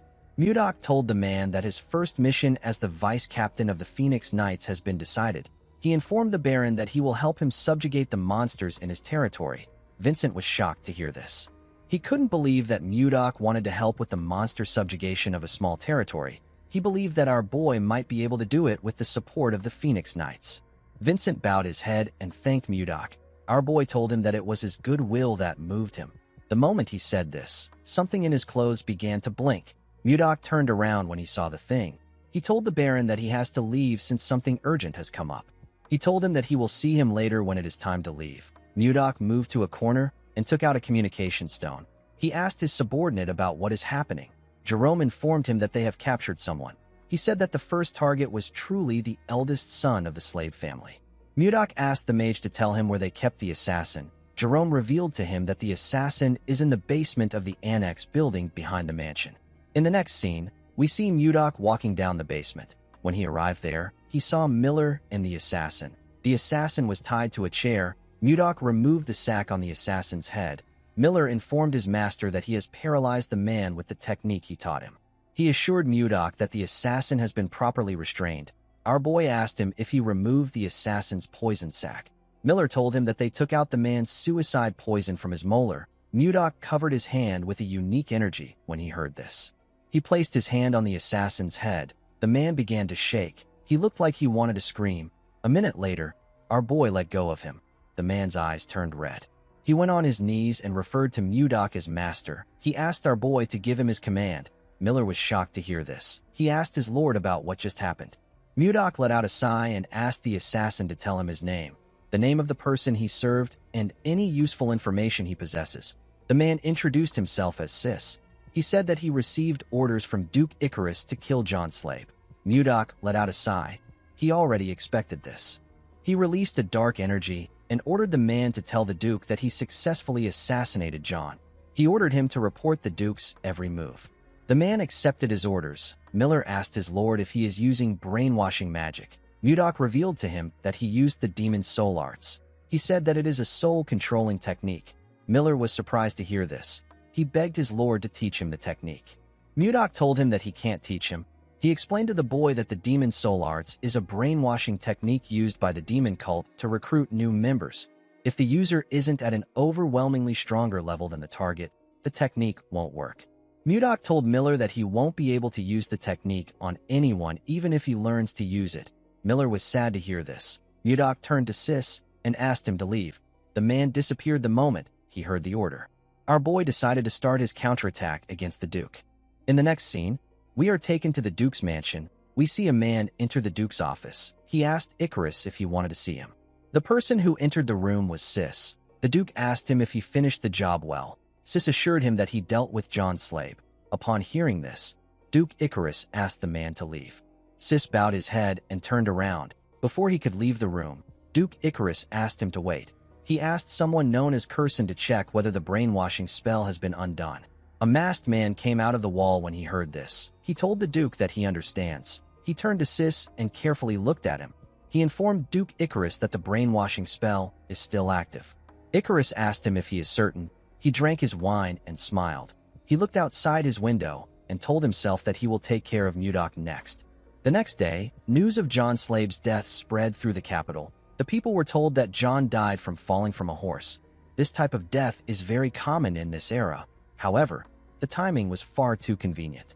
It didn't take time for rumors to spread like wildfire. Unfortunately, no one knew the truth. They didn't know that John was alive, and everything that was happening was Mudok's plan. The scene shifts, and we see Mudok and Miller walking through a snowy forest. Miller told his lord that the capital will be in chaos right now. Mudok smiled and agreed with him. He said that the only candidate who could challenge him has been killed. He told Miller that this is what everyone will be thinking. He said that everyone will be wary of the Duke. Miller told his lord that there is something he is curious about. He asked him about why he isn't announcing the truth right away. He explained to Mudok that he can get the Duke arrested right away since he has evidence of his crime. Mudok told him that he can't do this. He explained to Miller that they need to make sure that they are able to completely take the Duke out. He told him that Duke Icarus is a meticulous man, so they need to prepare more thoroughly in order to stop him from escaping. He revealed to Miller that there is an even more important reason why he allows the rumors to spread. With a smile on his face, Mudok told his subordinate that rumors about Ishilda have completely disappeared. Miller was shocked to hear this. Mudok explained to him that fire is always suppressed with a bigger fire. Now the one who will get caught up in a scandal is Duke Icarus. Miller nervously looked at his lord. He couldn't believe that his lord was looking into the future while he was only thinking about the Duke. Some minutes later, Mudok and Miller found a house in the middle of the snowy forest. Our boy told his subordinate that they have arrived at Vice Captain Logan's house. Miller asked his lord if he took Logan's position in the Phoenix Knight Order after he injured his leg. Mudok told him that he is correct. Miller found Logan's residence to be quite modest. He expected the former vice captain of the kingdom's top knight order to be living in a better place. Mudok agreed with him. He revealed to Miller that Logan got discharged in disgrace. He was discharged on an insubordination charge. Right after his leg got hurt, he attacked his superior. Miller looked around and told his lord that something is odd. Mudok agreed with him. He told him that the story is definitely weird. Miller told his lord that this is not what he is talking about. He asked our boy to look at the ground. He told him that the place was too clean. It was as if no one had been around there. Mudok reminded Miller that he also doesn't leave any traces or footprints. Miller told his lord that he does this because he is an assassin. He explained to him that he would leave a trace on the ground if he had an injured leg. Mudok asked Miller if he is saying that Logan is flying. Immediately he asked this question, we see someone point an arrow at Mudok from above. The person's arrow was a long feather. The person fired his arrow at our boy. Mudok quickly turned around when he heard something coming towards him. He and Miller quickly jumped back. The feather hit the ground and destroyed it. Mudok was shocked to see that he was attacked with a feather. Before he could do anything, someone landed on the roof and said that he recognized the unique smell. He said that filthy humans have come to him. This person happened to be a humanoid being that looks like a bird. Miller asked his lord if he didn't know about Logan. Mudok told him that he didn't. He said that he never expected Logan to be a beast man. Logan carefully looked at Mudok. He recognized the emblem on his clothes. He knew that this was the emblem of the vice captain of the Phoenix Knight Order. He asked our boy if his captain ordered him to kill him. Miller realized that Logan had misunderstood the situation. He wanted to tell him the truth. Before he could say anything, Mudok told Logan that he is correct. With a creepy smile on his face, he asked him about what he is going to do about it. Miller was shocked to hear what his master said. Logan was quite angry with Mudok's response. Miller asked his lord about what he is doing. He asked him about why he provoked the beast man. Our boy revealed to him that he is testing him. He said that he wants to see if Logan is strong enough to serve under him.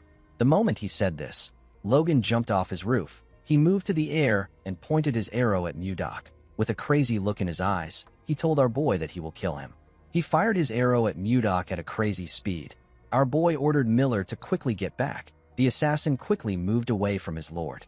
Mudok raised his sword and released its cold energy. He was excited to see how this fight would go. He wanted to see how it would feel to fight a new kind of human. Before the feather could reach him, Mudok decided to tear all Logan's feathers apart. Miller saw that his lord was going to swing his sword at the feather. He quickly asked him not to do this. He said that a beastman's feather has a very strong elasticity. He told him that his sword will bounce off the feather.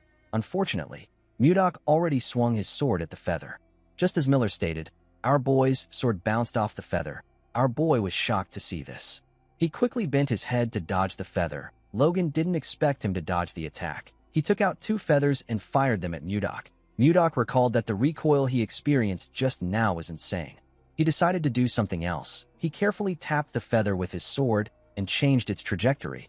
He was able to completely deflect the attack. One of the arrows got fired at Miller. The assassin was shocked to see the feather coming towards him. He quickly jumped out of the way. The feather pierced through the forest and destroyed everything it touched. Miller stood up and asked his lord to inform him beforehand if he plans to deflect the attacks. Immediately he said this. Logan fired 2 more feathers at Murdoch. Our boy realized that the beast man didn't want to give him time to rest. The moment he thought of this, he noticed something odd. He saw that 1 arrow has disappeared. He was certain that he heard Logan fire 2 shots. He wondered about where the other shot went. Immediately he thought of this. The arrow appeared next to his head. Before it could pierce his eye, Murdoch caught it with his hand. The powerful arrow left a huge cut on his hand. Our boy quickly threw it aside. He fired an attack at the second arrow and used it to change its trajectory. He couldn't believe that his pure snow blade couldn't cut the feathers. He never expected Logan to use a strategy that takes advantage of his blind spot. He smiled and told Logan that his combat ability gets a pass. Logan asked him about what he just said. With a look of anger on his face, he asked Murdoch if he was evaluating him. Our boy put his sword away and told him that the evaluation is over. He disappeared in front of Logan when he said this. Miller and Logan were shocked to see this. Murdoch reappeared in the air and smiled. He told the beast man that it is time they sort their hierarchy. Logan was shocked to hear our boy's voice behind him. He quickly turned around. Before he could do anything, Murdoch gave him a punch that shattered his longbow and pushed him down. He charged at Logan while he was falling. He charged at him with the light air void foot arts. It is a light step art that lets him freely move in midair. He moved close to Logan and told him that his longbow is gone. He clenched his fist and asked him about what he will do now. Logan became nervous. He quickly used his leg to block Murdoch's attack. He released a unique energy from his leg when he blocked our boy's attack. He felt a large amount of pain in his leg. Murdoch was surprised to feel the unique energy Logan released. He watched the beast man fall to the ground. He took a look at the odd energy in his hand. He said that something feels off. He asked Logan to tell him how he got his leg injured. Logan was annoyed to hear this. He said that he would never share this information with a human. He swung his claws at Murdoch. Our boy easily dodged his attack. He covered his hand with his energy. He used it to hit Logan in his injured leg. The beast man called him a bastard. He swung his fist at Murdoch and told him that it is cowardly to attack an injured leg. Our boy dodged his attack and clenched his fist. He hit Logan in his injured leg with a large amount of energy. The beast man screamed when this happened. He asked Murdoch if he is truly a warrior. Our boy ignored him and hit his feet. He also used his energy to hit Logan's thigh. The beast man told him that a warrior should fight fair and square. He screamed and begged Murdoch to stop. He swung his injured leg at our boy. Although Murdoch was able to block the attack, it blew away the things around him. Our boy smiled when he saw this. Logan couldn't comprehend what was happening. He removed the bandage on his leg and raised it up. He couldn't believe that his leg was healed. He wondered about how it happened. He knew that his injury was something no doctor on the continent could cure. Murdoch told him that it would have been impossible for a doctor to resolve his problem since he wasn't injured. He revealed to Logan that he was cursed. The beast man was shocked to hear this. Our boy explained to him that there was some ominous mana wrapped around his leg. He told him that he used his energy to disperse it. Logan couldn't believe what he was hearing. He asked Murdoch about the kind of human he is. Our boy told him that he is the human who he will follow and trust. The scene shifts, and we are taken inside Logan's house. We see a well-roasted boar placed in front of Murdoch and Miller. Logan asked Murdoch to dig in. He revealed to him that the dish is a traditional dish in his tribe. Miller was very excited to eat the boar. He said that he has been starving for some time. He stretched out his hand and said that he will enjoy the meal. Before he could grab a piece of meat, Logan hit his hand. With a look of anger on his face, he asked Miller to tell him why he wants to eat the food. He told him that the dish is only for his benefactor. Murdoch grabbed a piece of meat and told Logan that Miller is one of his people. He asked him to treat Miller well. Logan reluctantly accepted our boy's request. Miller smiled when he heard what his lord said. Logan gave him a dead rat and asked him to get lost. Miller was annoyed to see this. He told Logan that he is so mean. He asked him about why he is treating him and Mudok differently. Logan told him that this is the best he can offer a mere human. He asked Miller to go hunt for his own meal if he doesn't like the dish. While they were arguing, Mudok was enjoying his meal. He didn't expect the meat to be so delicious. Before Logan and Miller could start fighting, Mudok called out to Logan. He asked the Beastman to tell him how his left leg got hurt. He revealed to him that he heard he confronted the captain of the Phoenix Knights about the cause of his injury. He asked Logan about why he confronted his captain. The Beastman told Mudok that he will explain everything. He said that he will tell him about the day he lost everything. According to him, Torion secretly came to see him on the day he got promoted as vice captain. The captain was acting friendly that day. Logan found this strange because Torion is a race supremacist. He had always seen Logan as a thorn by his side. The captain made a shocking proposal to Logan. The Beastman couldn't believe what he was hearing. He threw his glass of wine at the wall. He stood up and walked towards the door. He asked Torion if he believes that he would ever accept such a proposal. Torion advised him to choose wisely. With a creepy smile on his face, he told Logan that there will be no chance to turn back once he leaves this room. Logan let out a sigh and advised the captain to worry about himself. He was annoyed to see how the night captain was acting. Immediately he thought of this. Curson appeared behind him with a spell in his hand. He fired the spell at Logan's leg. The Beastman felt a large amount of pain in his leg. His eyes turned red. He instantly passed out.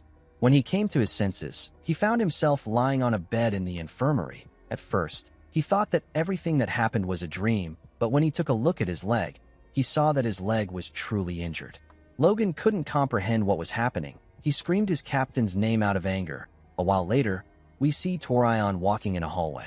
He turned around when he sensed something behind him. Before he could do anything, Logan used his claws to scratch his face. He landed a huge cut on Torion's face. The scene shifts, and we are taken back to the present. Mudok told Logan that he understands what happened. The Beastman bowed his head and thanked Mudok for helping him. He didn't expect our boy to heal him and tell him that he was cursed. He said that he will find the person who did this. Mudok asked him not to bother. He told him that he already knows who it is. Miller and Logan were shocked to hear this. Miller asked his lord about how he knows this. Mudok explained to him that he doesn't know the curse user, but he knows his employer. He asked Miller if he remembers Sis. Miller assured him that he remembers the assassin who tried to kill John Slabe. Our boy revealed to him that he felt something foreign when he casted the soul harvesting technique on Sis. He told Miller that this was the same energy he felt in Logan's leg. Miller was surprised to hear this. He said that the injury must be connected to Duke Icarus. Logan was shocked to hear this. He asked our boy if he just said Duke Icarus. Mudok asked him about why he is reacting like this. Logan revealed to him that the proposal he declined was related to the Duke. Mudok asked him to tell him what the proposal was about. With a nervous look on his face, Logan revealed to our boy that the proposal was about rebellion. He said that the Duke wants to overthrow the current royal authority and establish his own dynasty.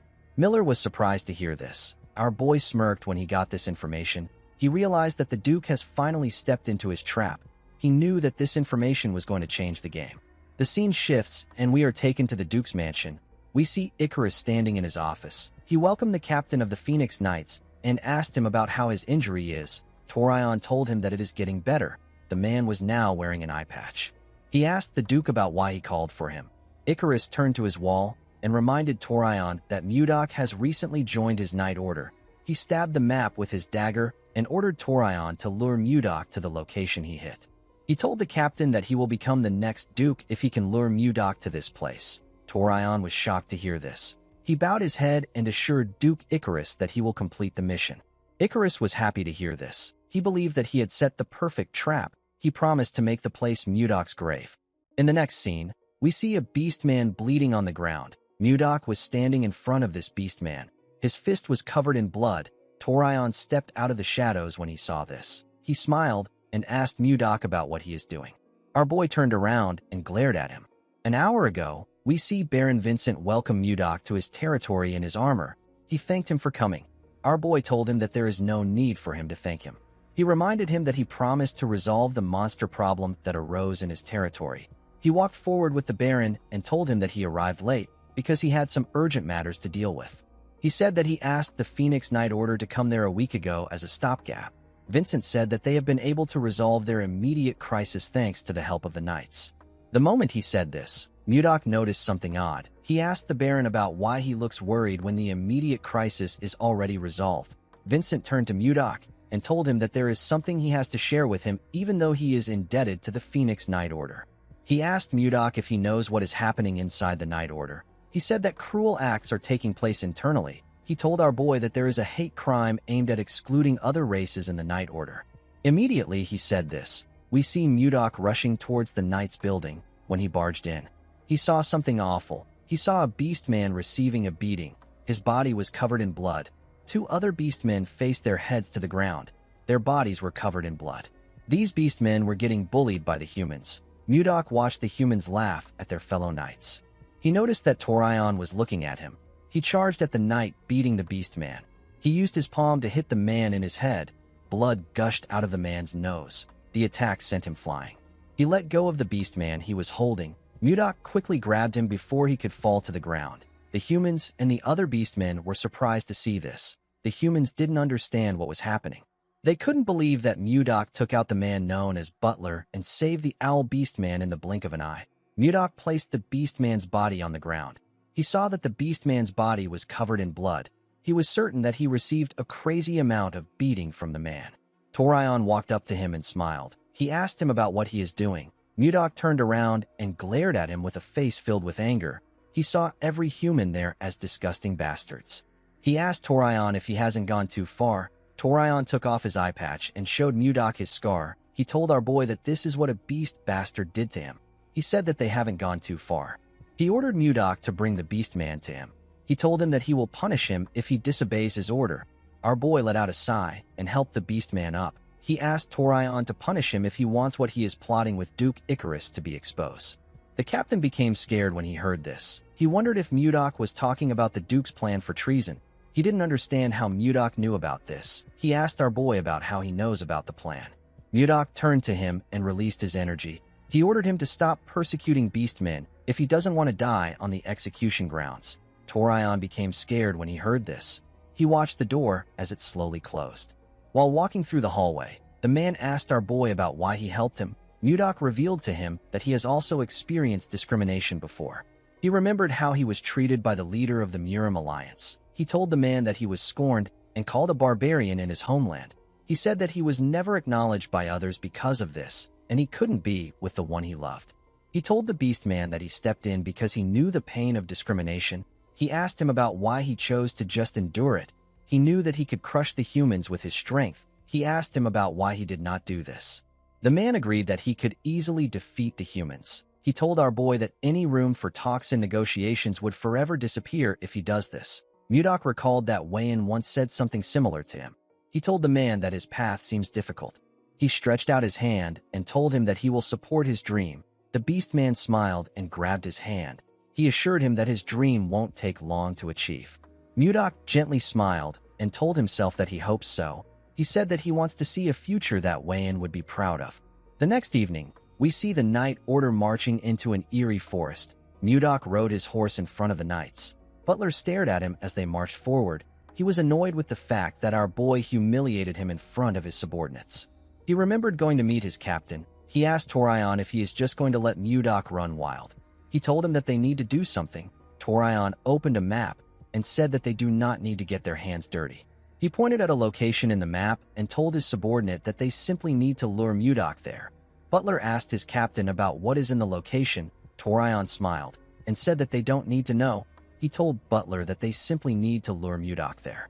As he walked forward, Butler realized that they will soon arrive at the location. He remembered hearing that Mudok is a sword master. He wondered if there was something that could actually threaten our boy in this place. While Butler was thinking, Mudok looked around the eerie forest. He could feel an unusual energy in the air. He was certain that he has felt this energy before. The moment he thought of this, Torion raised his hand and asked the knights to stop. He said that there is a group of monsters ahead of them. He turned to Mudok and told him that he has heard rumors that he is a grand sword master. He smiled and asked our boy if he can show them some of his skills. Mudok declined his request. Torion wondered if our boy sensed something. He wondered if Mudok knew that the place where the monsters are is the place that Duke Icarus mentioned. Butler laughed and said that the great grand sword master is scared of something like this. He took out his sword and asked Mudok to watch closely. He used his sword to tear the wolf monsters in front of them apart in an instant. He asked Mudok if he likes his sword skills. He asked him if he is shocked. The moment he said this, a monster bit him in his neck. Torion and the other knights were shocked to see this. He watched the monster sink its teeth deeper into Butler's neck. It released a unique energy from its body. Its body began to regenerate. Mudok was shocked to see this. He couldn't believe that the monster's severed body parts were regenerating. As Butler fell to the ground, more wolf monsters came out of hiding. Mudok wondered if these monsters were Jiangshis. Torion became scared.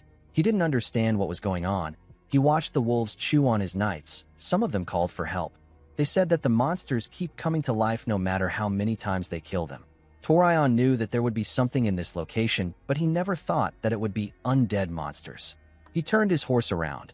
Before he could do anything, someone called out to him. When the captain turned around, he saw some monsters coming towards him. Mudok appeared in front of him. He raised his sword and thrust it at the monsters. He fired ice shards from his sword.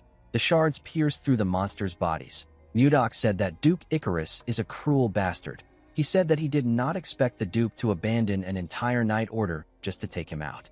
Torion was annoyed to hear this. He couldn't accept the fact that he was abandoned. He hated the fact that he and the beastmen were in the same situation.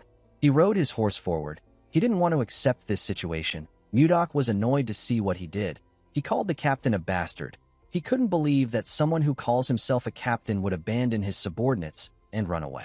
He recalled that he hasn't heard the full details about the Duke's plan. He decided to chase after Torion.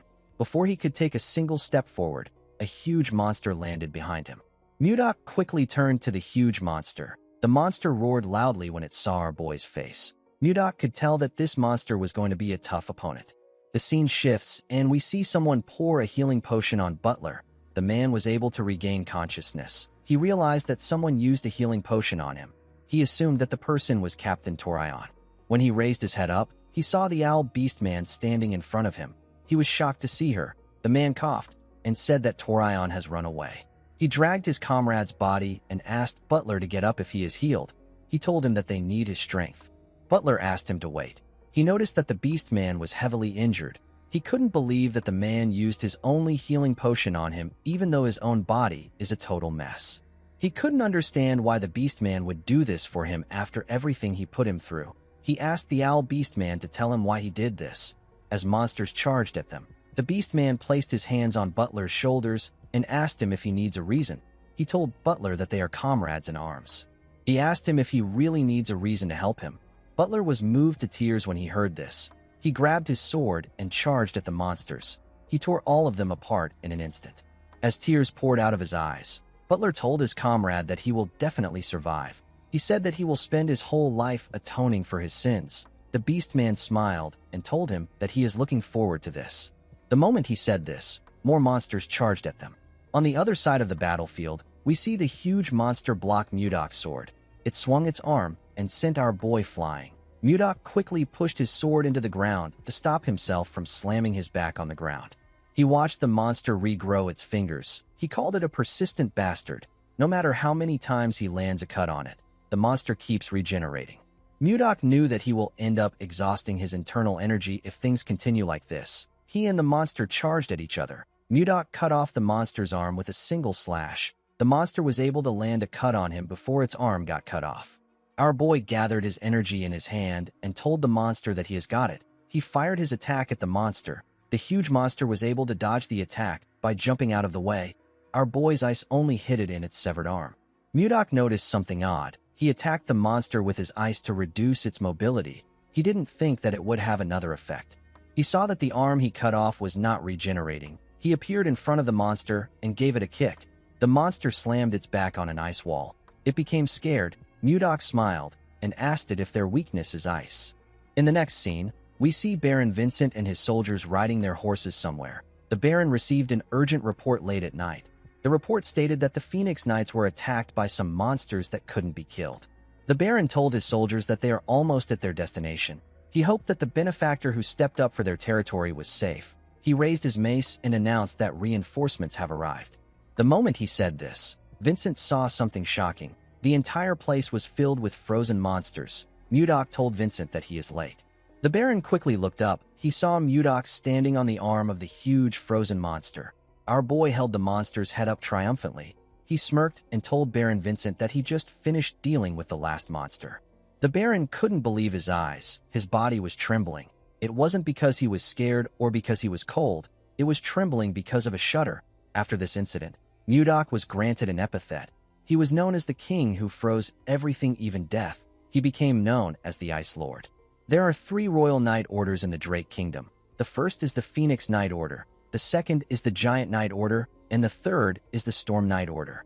As soon as Torion returned to his residence, he summoned the 2 knight captains of the other 2 orders to his mansion. He watched the captains whose names are Gordon and Roberts arrive at his mansion from his window. He remembered Mudok saying that Duke Icarus was willing to abandon an entire knight order just to kill him. Captain Torion told himself that he won't be thrown aside. He said that he will prove his worth no matter what happens. Once the men got seated, the Count cleared his throat and apologized to them for calling them out so late at night. The captain of the Storm Knight Order, whose name is Gordon, asked the Count to not worry about it. He told Torion that they will come anytime he calls. Baron Roberts, who is the captain of the Giant Knight Order, asked the Count to quickly tell them the reason he called for them. The Count was not surprised to see how cold Roberts was. He knew that the Baron was a royalist who swore loyalty to the king. Torion told himself that Roberts will become one of the Duke's people from today onwards. He took out a bottle of wine and smiled at the Baron. He asked him not to be so tense. Torion planned to make Roberts an offer that he can't refuse. He asked the 2 captains if they have heard about John Slabe. The 2 men flinched when they heard this. Torion filled his cup up and said that Count Slabe is so pitiful. He said that the Count ended up losing his beloved son after covering for the incompetent king for so long. He told the men that this wouldn't have happened if the Count had followed Duke Icarus. Gordon and Roberts were shocked to hear this. Gordon lowered his voice and asked Count Torion if it is okay to speak so bluntly. The Count also lowered his voice and asked him to calm down. He said that he already thought this through. Baron Roberts clenched his fist out of anger. He asked the Count about the trick he is trying to pull. He asked him if he is threatening him. He asked Torion if he is saying that he will die if he doesn't obey the Duke. Torion smirked and said that he never said anything like that. He told the Baron that he is the one assuming. He said that he would have normally brushed this off by saying something like this. He poured his wine on the table and told the Baron that he is right. He told him that he is threatening him. He revealed to Roberts that a rebellion will break out soon and the current royal dynasty will be overthrown. He said that Duke Icarus will take the throne. He revealed to Roberts that the Duke has already promised him and Gordon positions. He asked Roberts to choose wisely. He asked him if he doesn't already know that the current king has no power. Count Torion already knew that Baron Roberts holds a considerable amount of influence within the royalist faction. If he joins the Duke's side, other royalists will follow. While Torion was staring at Roberts, he saw that the man faced his head down as if he had accepted the situation. Torion believed that the Baron had switched sides. He told him that he made the right choice. He assured him that he will speak well of him to the Duke. Roberts raised his hand and slammed it on the table. He destroyed the table and made Gordon fall to the ground. The Baron stood up and asked Count Torion to tell him what he means when he said that the king has no power. He said that he and the Giant Knight Order are still around. He walked towards the door and asked the Count to surrender before dawn. He told him that he might be able to save his family from annihilation. The Count was annoyed to hear this. He didn't think that he would fail. Immediately, the Baron left. Count Torion and Gordon heard someone laughing behind them. They quickly turned to see who it was. Someone slowly rose out of the spilled wine and told Torion that he is quite pathetic. The woman asked him if he has failed again. Torion quickly went on his knees and bowed his head when he heard this. He apologized to the woman known as Lady Curson. Gordon was surprised to hear her name. He realized that this woman is the Black Magician who is the Duke's close aide. With a nervous look on his face, Torion begged Curson to give him one more chance. He assured her that he will live up to her expectations. Curson raised her hand and smiled. She told Torion that this is perfect. She told the 2 men that she needs them for something right now. Immediately she said this, she fired something at them. A bright light shined in the room. Curson looked outside to see Roberts. She informed Duke Icarus that she has dealt with Torion. She asked him about what she should do about Baron Roberts. She was communicating with the Duke with a skull-shaped device. Duke Icarus ordered the woman to get rid of Roberts. Curson accepted his order. After giving the order, the Duke threw the skull to the ground. He said that his plan is gradually falling apart. He grit his teeth out of anger when he remembered our boy. He believed that everything began to fail the moment Mudok appeared. He saw our boy as a more troublesome existence than the king. He smiled and told himself that this means that there is no one who can stand against him aside from Mudok. He looked outside his windows to see a large amount of soldiers. He told himself that Mudok is not in the capital, so this might be the perfect time for him to carry out his plan. In the next scene, we see Baron Vincent and his warriors burning the bodies of the undead monsters. The Baron and his knights already set out some food for the members of the Phoenix Knight Order. While everyone was busy eating, we see Butler crying and apologizing for what he has done. He went on his knees and apologized to his comrades. He told them that he is sorry for discriminating against them and harassing them just because they were beastmen. He told them that he knows that an apology won't be enough to get their forgiveness. He said that he will spend his entire life atoning for what he has done. Mudok placed his cup on his table and told the Owl Beastman that he was correct when he said that it won't take long for him to change people. The Beastman placed his hand on his head and told Mudok that he is still far from his goal. He turned to his comrades and said that they still need to push forward to get more than a brief moment of happiness. They need to get a lifelong relationship. Mudok didn't say anything when he heard this.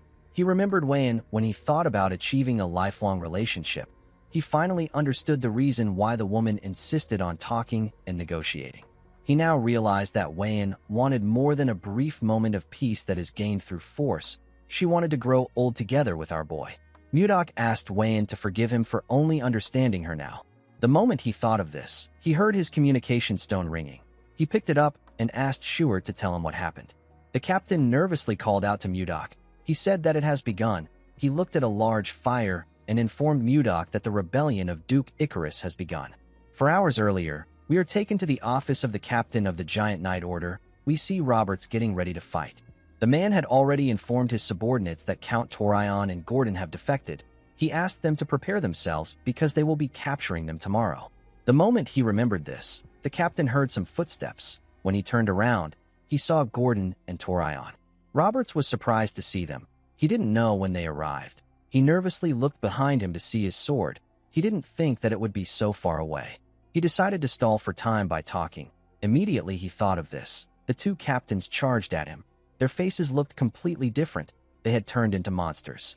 Roberts froze in shock when he saw their faces. The captains pushed him out of his office. Roberts slammed his body on the ground. He quickly got up. He didn't understand what was happening. When he raised his head up, he saw more humanoid monsters in front of him. Roberts couldn't believe his eyes. He couldn't believe that all his knights have been turned into undead soldiers. While he was looking around, Curson moved forward to see if he was still alive. She said that she ordered Torion to kill him. She said that Torion is still messing up even after death. Roberts was annoyed to hear this. He asked the woman if she is the mastermind behind this. Curson smiled like a lunatic and asked him about what he will do about it. The man grabbed a sword from the ground and charged at Curson. Before he could reach her, his undead knight stabbed him. Roberts spat out a large amount of blood and fell on his knees.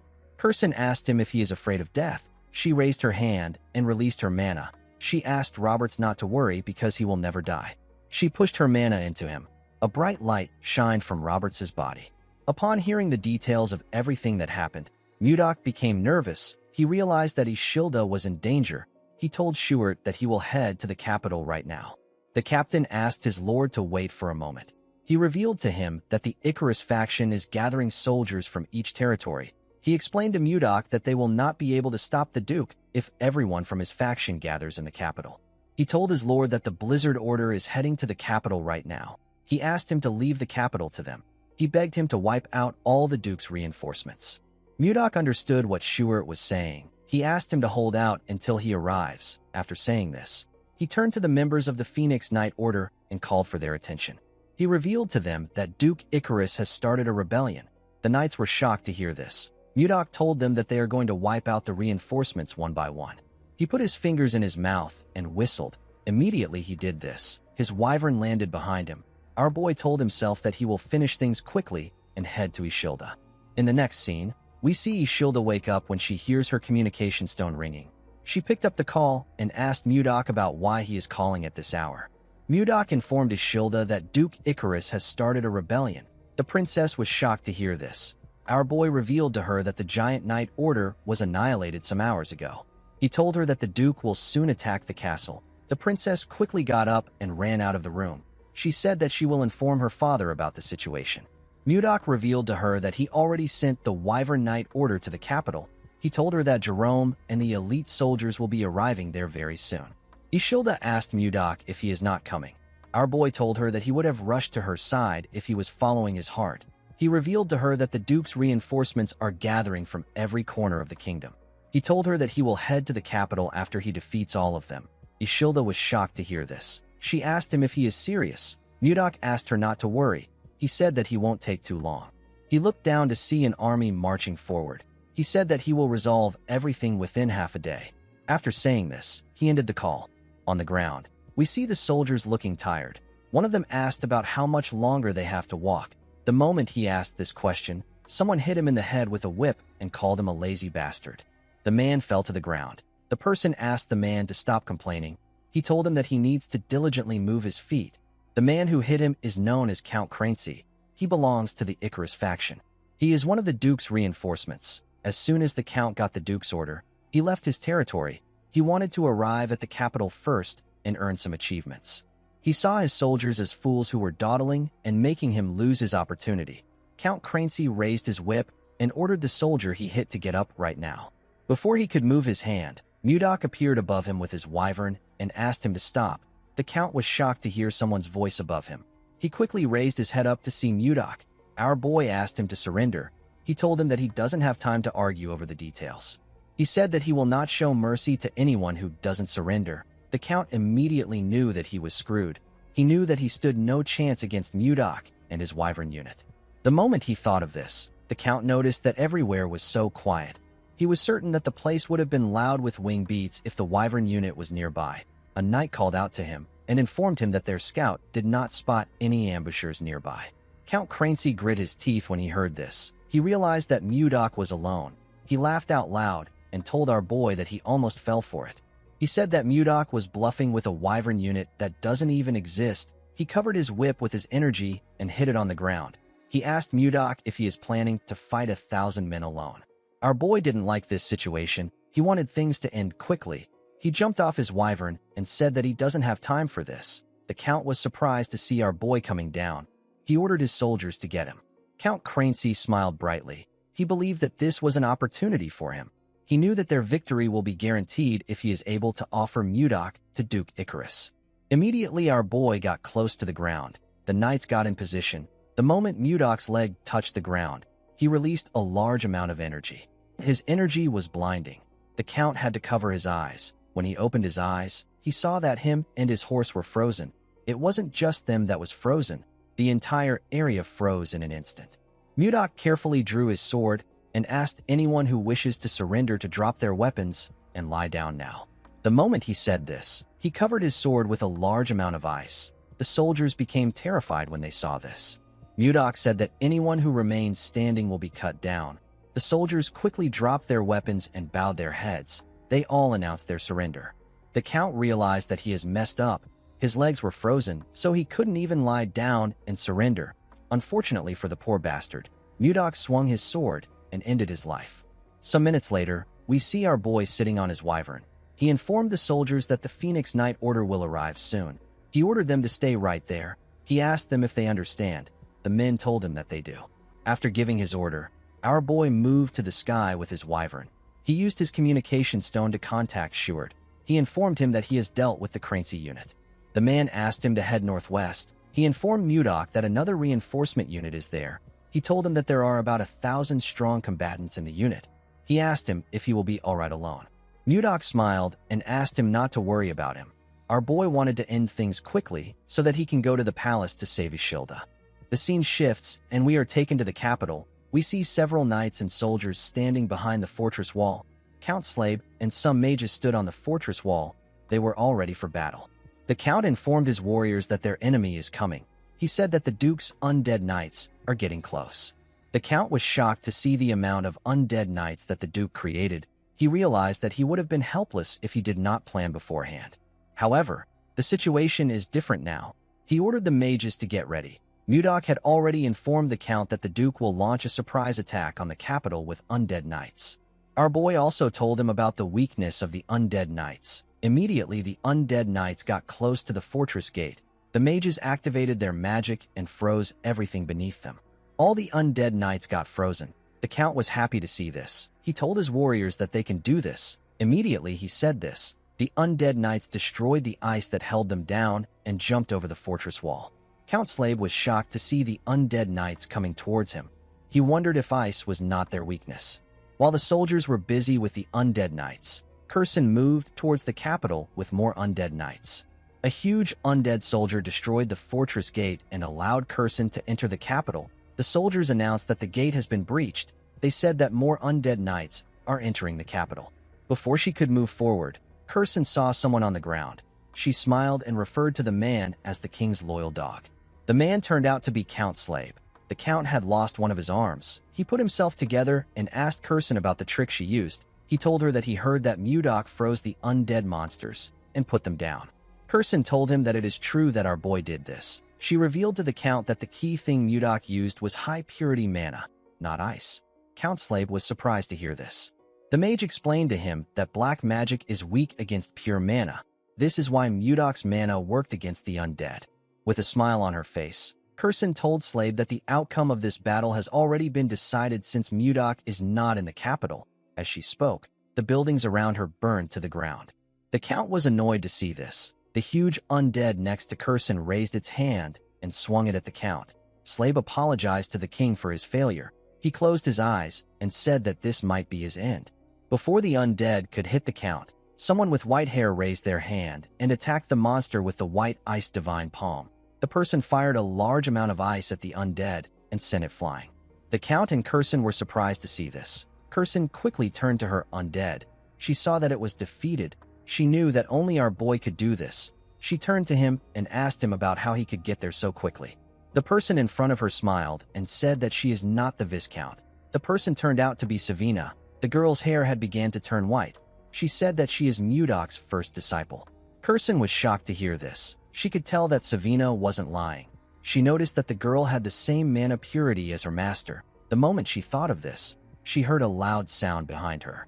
Curson quickly turned around to see the large amount of ice that appeared behind her. Savina told Curson that she is unlucky that pure internal energy is the weakness of her undead. She said that her master already taught them the rejuvenation of body and mind. She told the mage that the undeads are nothing more than punching bags to them. Immediately she said this. We see the other disciples standing on the frozen bodies of the undead. Their hairs were also slowly turning white. With a smile on her face, Savina said that her master doesn't need to intervene. She told Curson that the Blizzard Knights are enough to handle her. Curson told the girl that she is arrogant. She gathered fire in her hand and asked Savina if she is bragging because she stopped the undead. She made her fire bigger and asked Savina if she thinks that she got to this stage with just black magic. Immediately she said this. Curson fired a sixth circle spell known as Inferno at Savina. The attack caused a huge explosion. Although Savina had a pure mana, it was not very strong. Curson was certain that there was no way she would be able to block her attack. The moment she thought of this, she saw something odd. She saw that someone had blocked her attack. She asked the person to tell her who he is. The person turned out to be Jerome. Jerome turned to Savina and asked her to take care of the undead. After the girl left, he turned to Curson and said that the chief mage of the Blizzard Knight will face her. He activated a magic tool and released his energy. He covered his hand with a large amount of energy. Curson took out a magic tool when she saw this. The two mages fired their spells at each other. They caused a huge explosion in the area. Slave was shocked to see the scale of their attacks. He recalled that only 5 people on the continent have reached the 6th circle. Although Jerome was a powerful mage, he was still no match for a 6th circle mage. When the dust cleared up, we see Jerome looking exhausted. He fell to the ground.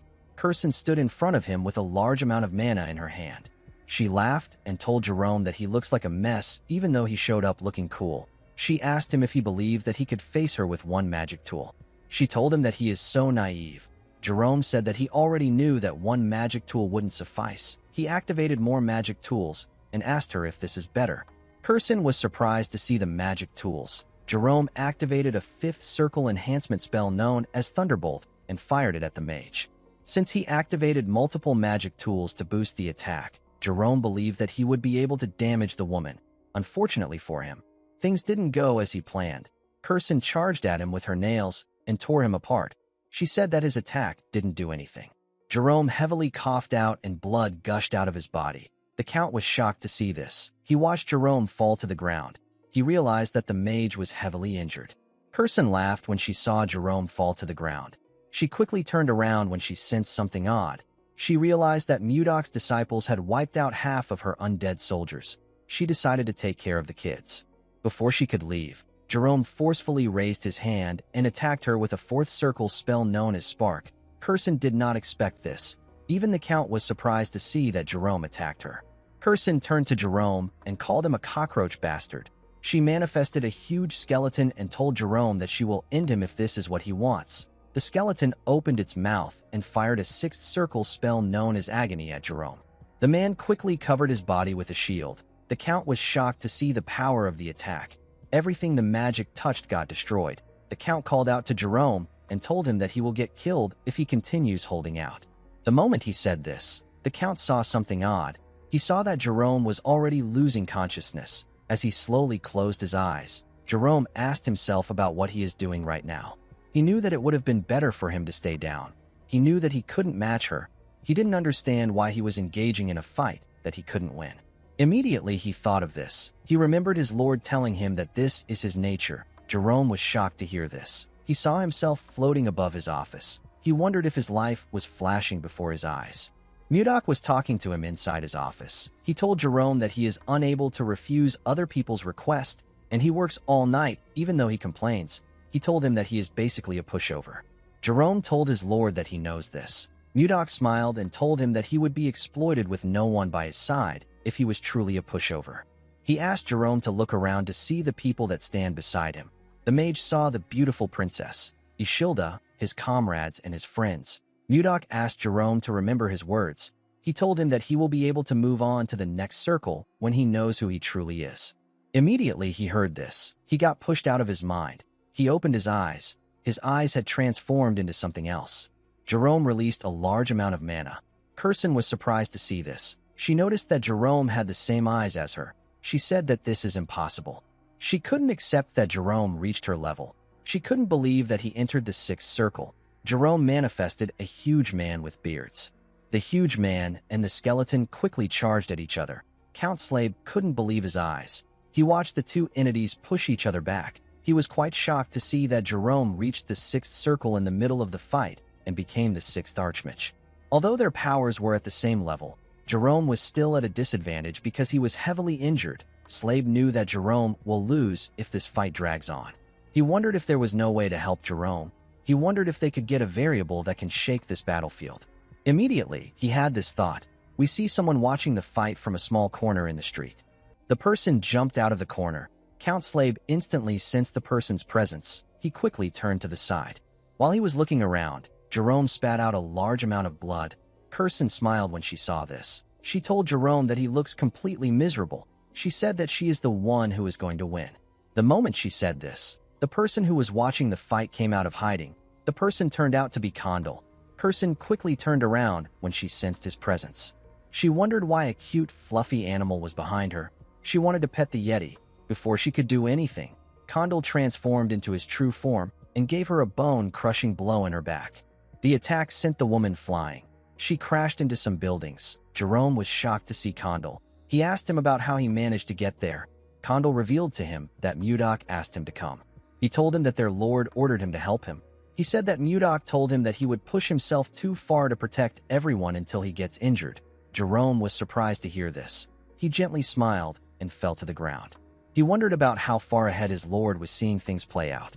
The scene shifts, and we are taken to the command room inside the castle. We see the king, some nobles, and some knights in the room.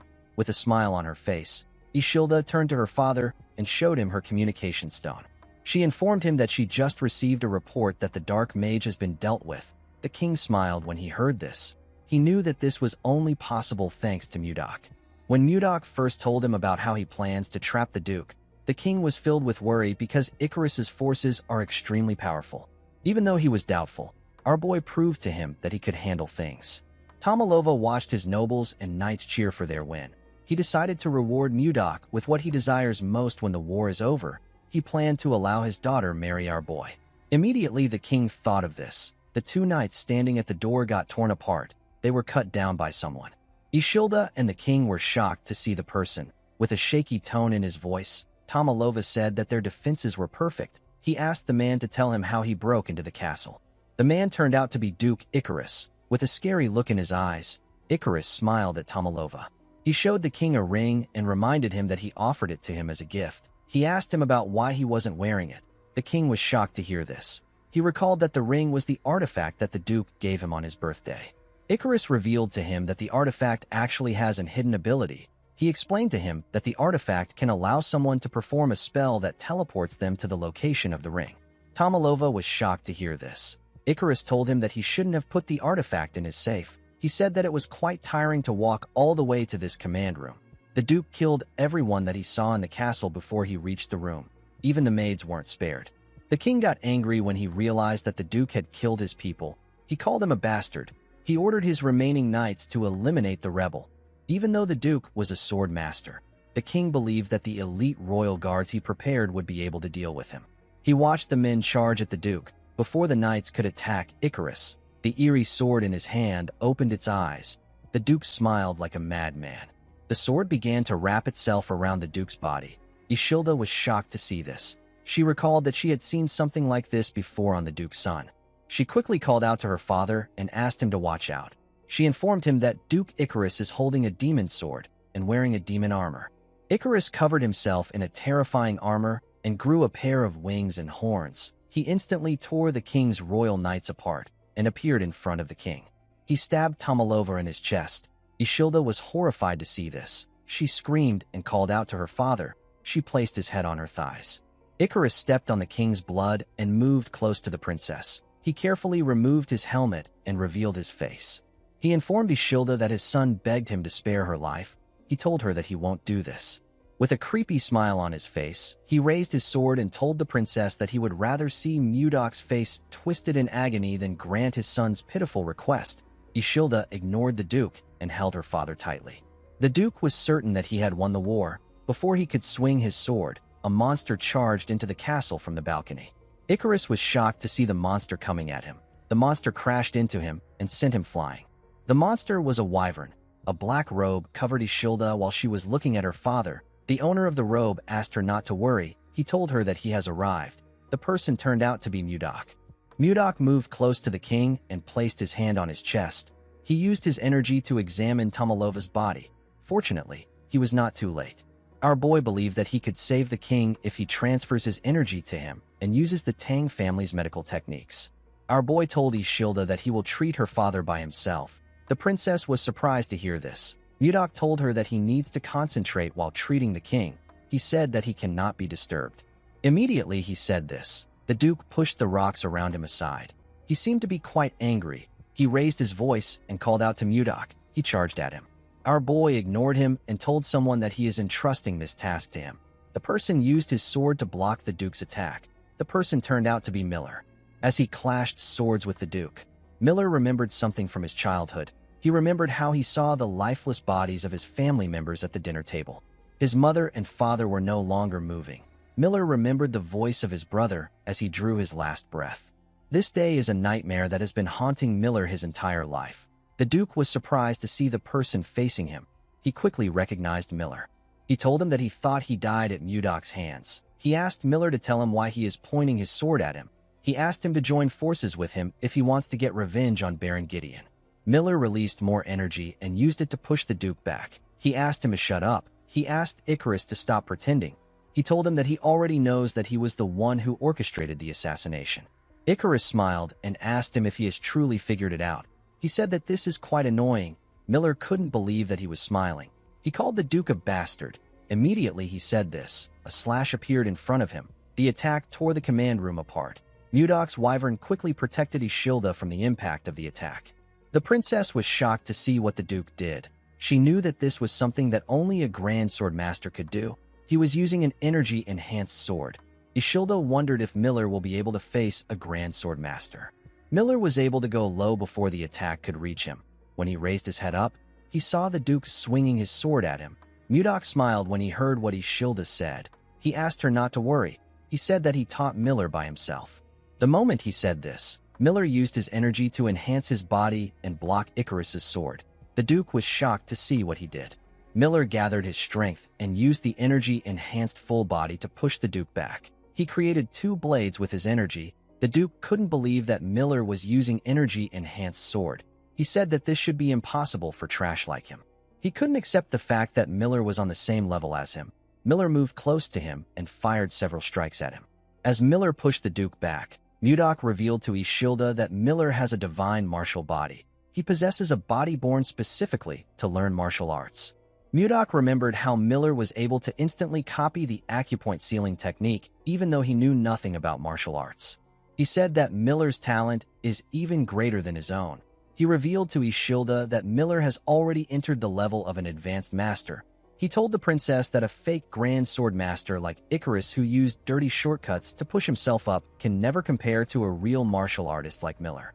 Immediately he said this, Miller charged at the Duke. Icarus tried to use his sword to block the attack, but it shattered when it touched Miller's energy blades. Icarus couldn't believe his eyes. He didn't know what to do. With a serious look on his face, Miller told the Duke that the fight ends now. He beheaded him with a single slash. Icarus was unable to even react to the attack. Mudok turned to Miller to see what he had done. He gently smiled as he looked at the man. Mudok believed that revenge was a stupid thing, but he understood that it was a path to liberation for some people. As he stood in front of the Duke's body, Miller shed a tear. He remembered how he always saw his dead family every time he closed his eyes. However, those images were now gone.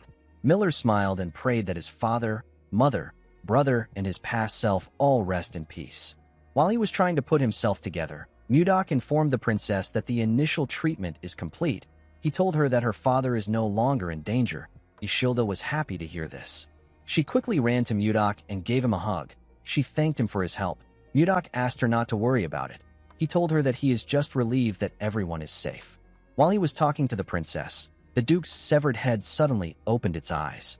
Some minutes earlier, Mudok thought about how he needed to end everything before his energy runs out. Since the root of the problem has been dealt with, our boy believed that he could finally rest. Unfortunately for him, the Duke opened his eyes. He began to gather an eerie energy.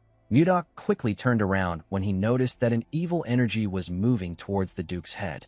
When he turned to the head, he saw that it had increased in size. The Duke said that he will destroy everything if he cannot have it. He said that he will wipe out the Drake Kingdom. Miller informed his lord that the Duke is planning to blow himself up. Mudok could tell that Icarus was gathering enough energy to erase the entire area without leaving a single trace. He gathered his energy in his hand and told Icarus that he won't let him do as he wishes. Unfortunately, Mudok was too tired. Something in him shattered. Mudok felt a large amount of pain in his body. He quickly realized that he was experiencing energy deviation. Mudok was at the transcendent realm. The chances of a martial master like him suffering from energy deviation is extremely rare. However, after our boy engaged in a fierce battle against undead monsters, he eliminated Icarus's reinforcements. He even circulated his energy to save the king's life. Our boy had done too many things. He forced himself to fight for 3 days straight without rest. No matter how strong he is, his path of circulating energy will inevitably get twisted. This will lead to energy deviation. Blood gushed out of Mudok's eyes, ears, and mouth. Ishilda and Miller were shocked to see this. Miller couldn't believe that his lord was bleeding from different orifices. The Duke smiled when he saw Mudok fall to the ground. He asked him if a demon like him also has limits. He said that the road to hell won't be lonely. He laughed and said that he will take the entire kingdom and the Blizzard Knights to hell with him. Ishilda grit her teeth when she heard this. Mudok forcefully gathered his energy and glared at Icarus. He said that he will not allow this to happen. He got on Lilith and used her to carry Icarus's expanding head outside.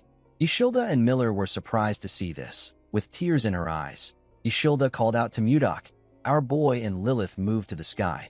Everyone in the capital could see them flying with the Duke's head. They moved away from the capital as fast as they could. As they went higher into the sky, Mudok thought about Wan. He said that the two of them can't be together in this life. He said that he still hasn't lost hope because he now knows that reincarnation exists. Mudok promised himself that he will find Wan once again if he gets the chance to be reborn. He said that he will go to her even if he has no memories or his appearance changes. He told himself that anything will be fine because he believes that she will remember him just as he has remembered her in this life. As he thought about this, the Duke's head began to swell. It released a ridiculously large explosion in the sky. This was how his rebellion came to an end. 10 days later, we see the king open his eyes. He saw his daughter by his side. Ishilda was so happy to see her father, she quickly gave him a hug. After hearing about the entire situation from his daughter, the king bestowed commendations upon the Blizzard Knights as those with the greatest merits. No matter how many titles and riches they received, no one felt any joy. There was something bothering them. After the king was done gifting the Blizzard Knights, a knight announced that the one with the greatest merits in suppressing the rebellion has arrived. He said that Viscount Blizzard has arrived. Mudok entered the hall with the help of Miller. Our boy was heavily injured. His spirit seemed to be broken. A few seconds before Icarus's head blew up, our boy informed Lilith that it is time for the Duke to explode. Immediately she heard this. She pushed Mudok off her back. Although she didn't say anything, Mudok understood her feeling. He remembered how he held Lilith in his hands when she was born. He couldn't believe that he had to watch her die. He asked her to forgive him. The moment he said this, the Duke exploded. Mudok was able to survive. However, due to his energy deviation, he became no different from a cripple. He was unable to walk on his own. He gathered his strength and knelt before the king. Tomalova turned to his daughter and told our boy that he originally intended on giving him a great reward. He told him that he was going to allow him to marry his daughter. Ishilda was shocked to hear what her father said. Her stupid father told Mudok that he can no longer grant him this reward in his current condition. 1 year after Duke Icarus's rebellion, we see Ishilda standing in front of a statue. It was a statue of Mudok and his beloved wyvern. While looking at the statue, the princess thought about how it has already been a year since she saw Mudok. The scene shifts, and we are taken to the past. We see Ishilda ask her father to tell her what he is talking about. She told him that she loves Mudok regardless of the condition he is in. Tomalova asked his daughter to accept the truth. He reminded her that Mudok can't even walk well. He asked her if he can grant the position of royal son-in-law to someone who has become like this. Ishilda didn't know what to say. Mudok gathered his strength and told the king that he is aware that he is unworthy. He begged the king to give him 1 year. He said that he will personally request for the reward a year from now. Miller noticed that his lord's body was shaking as he spoke. To the people in the hall, Mudok's words seemed like mere stubbornness. This is because 1 year was far too short for Mudok to return to his former state. If our boy asked for more time, it would seem like he was accepting reality. Ishilda was different from everyone in the hall. She could tell that Mudok had not yet given up. This is because his eyes were still shining. The scene shifts, and we are taken to the present. Ishilda said that the year is almost gone. She smiled and asked our boy statue if she looks like someone who is free enough to go to him. The moment she said this, a maid ran to her and informed her that something big has happened. Ishilda asked her about what is happening. The woman informed her that a war has broken out. Ishilda was shocked to hear this. The maid revealed to her that the Hazen Kingdom has declared war on Caroline. Jinshing led the knights of the Hazen Kingdom to Mudok's territory. He drew his sword and ordered the elite knights of the kingdom to slaughter the enemy who dared to kidnap their princess. He ordered them to bring back Princess Daphrin no matter what. The knights quickly charged at the castle. Before they could enter the castle, someone fired lightning at them. The attack sent them flying. Jerome appeared in front of them and asked them to fall back. He told them that they don't want war. He recalled that Princess Daphrin has been with them for over a year. Although they tried to explain to the Hazen Kingdom that it wasn't a kidnapping, the kingdom refused to believe them. Jinshing walked up to the gate and told Jerome that he won't repeat himself again. With a look of anger on his face, he asked Jerome to return the princess. Jerome was annoyed to hear this. He told the count that he speaks of the princess as if she is an object. He said that he now understands why the princess chose to seek asylum with them. Jinshing pushed his energy into his sword and reminded Jerome that he said that he won't repeat himself twice. Jerome was shocked to feel the count's energy. His pressure was immense. Since the count's allies were close to him, Jerome believed that he wouldn't dare launch a powerful attack. Unfortunately, he was wrong. A large amount of plum blossom petals gathered around the count. He released a ridiculous attack on Jerome and his comrades. He created a tornado with plum blossom petals. The tornado tore the knights of the Hazen Kingdom and Jerome apart. The count's attack was powerful enough to clear the sky. Jerome fell to his knees in front of the man. He couldn't believe that the Count attacked everyone without caring. He was quite shocked to see that Jinqing flattened the surrounding area and even changed the weather with a single strike. He knew that only his lord could do something like this. He wondered if Jinqing was at the same level as his lord. The Count raised his sword and got ready to take Jerome's head. Before he could cut off the mage's head, someone came out of the castle and told him that he has done enough. The person turned out to be Princess Daphne, with tears in her eyes. The princess begged the Count not to hurt Jerome. She fell to her knees and told him that she will return to the kingdom willingly and even agree to the engagement. She begged the man to stop. Jerome didn't expect Daphne to do this for him. Jinqing glared at the princess and asked her if he has a reason to stop. He revealed to her that all he wants is revenge. He told her that she was never the target from the beginning. Daphne and Jerome were shocked to hear this. Jinqing raised his sword and said that Mudok destroyed his sect in their world. With a crazy smile on his face, he swung his sword and said that it is now his turn. Daphne screamed when she saw this. Jerome couldn't even move. Before Jinqing's sword could touch Jerome's neck, something appeared in the air and blocked his attack. Jinqing didn't understand what was happening. Even though nothing could be seen, he felt as if an invisible sword was pointed at him right now. Jinqing quickly realized that this was a formless blade. While he was trying to push the sword aside, someone appeared behind him. Jerome quickly noticed that someone was coming. He could feel the person coming towards them with a bone-piercing chill. Even though the person's energy was so cold that it could freeze everything, it still made Jerome's heart beat louder than ever. The mage knew that his lord was back. Mudok smiled at him. Jinqing was shocked to see our boy next to him. He didn't understand what was happening. He told Mudok that he heard he fell into energy deviation. Our boy told him that this is true. He explained to the man that he fell into energy deviation and could no longer use his internal energy. He decided to train in magic. Mudok revealed to Jinqing that he trained his mana instead of his internal energy, and he learned spells instead of martial arts. He began to learn everything with the mindset of a beginner. He took things one step at a time. This was his last resort, so he gave it everything he had. While training, something astonishing happened. He began to accumulate internal energy, although it wasn't in his energy core. Our boy explained to Jinqing that the magic of this world is similar to martial arts. Upon realizing this, he became certain that he will be able to regain the power he lost if he continues to refine magic. Jinqing was annoyed to hear this. He released his energy around himself. He asked Mudok if he is saying that he reached the profound realm just by learning magic. Our boy quickly used his energy to raise Daphne and Jerome and move them out of the way. Jinqing released more energy and asked Mudok if he thinks that he will believe his nonsense.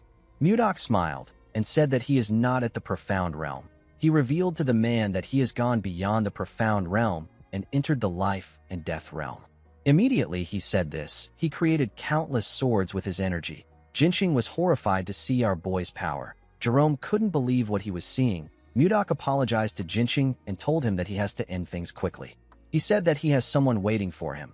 He fired the swords at Jinqing. Jinqing froze in shock when he saw the swords coming at him.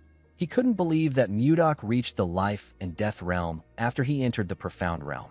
He thought that he would finally be able to take his revenge. He let go of his sword because he knew that he wouldn't win. One of the swords pierced through his chest and took him out. The scene shifts, and we are taken to Ishilda's room.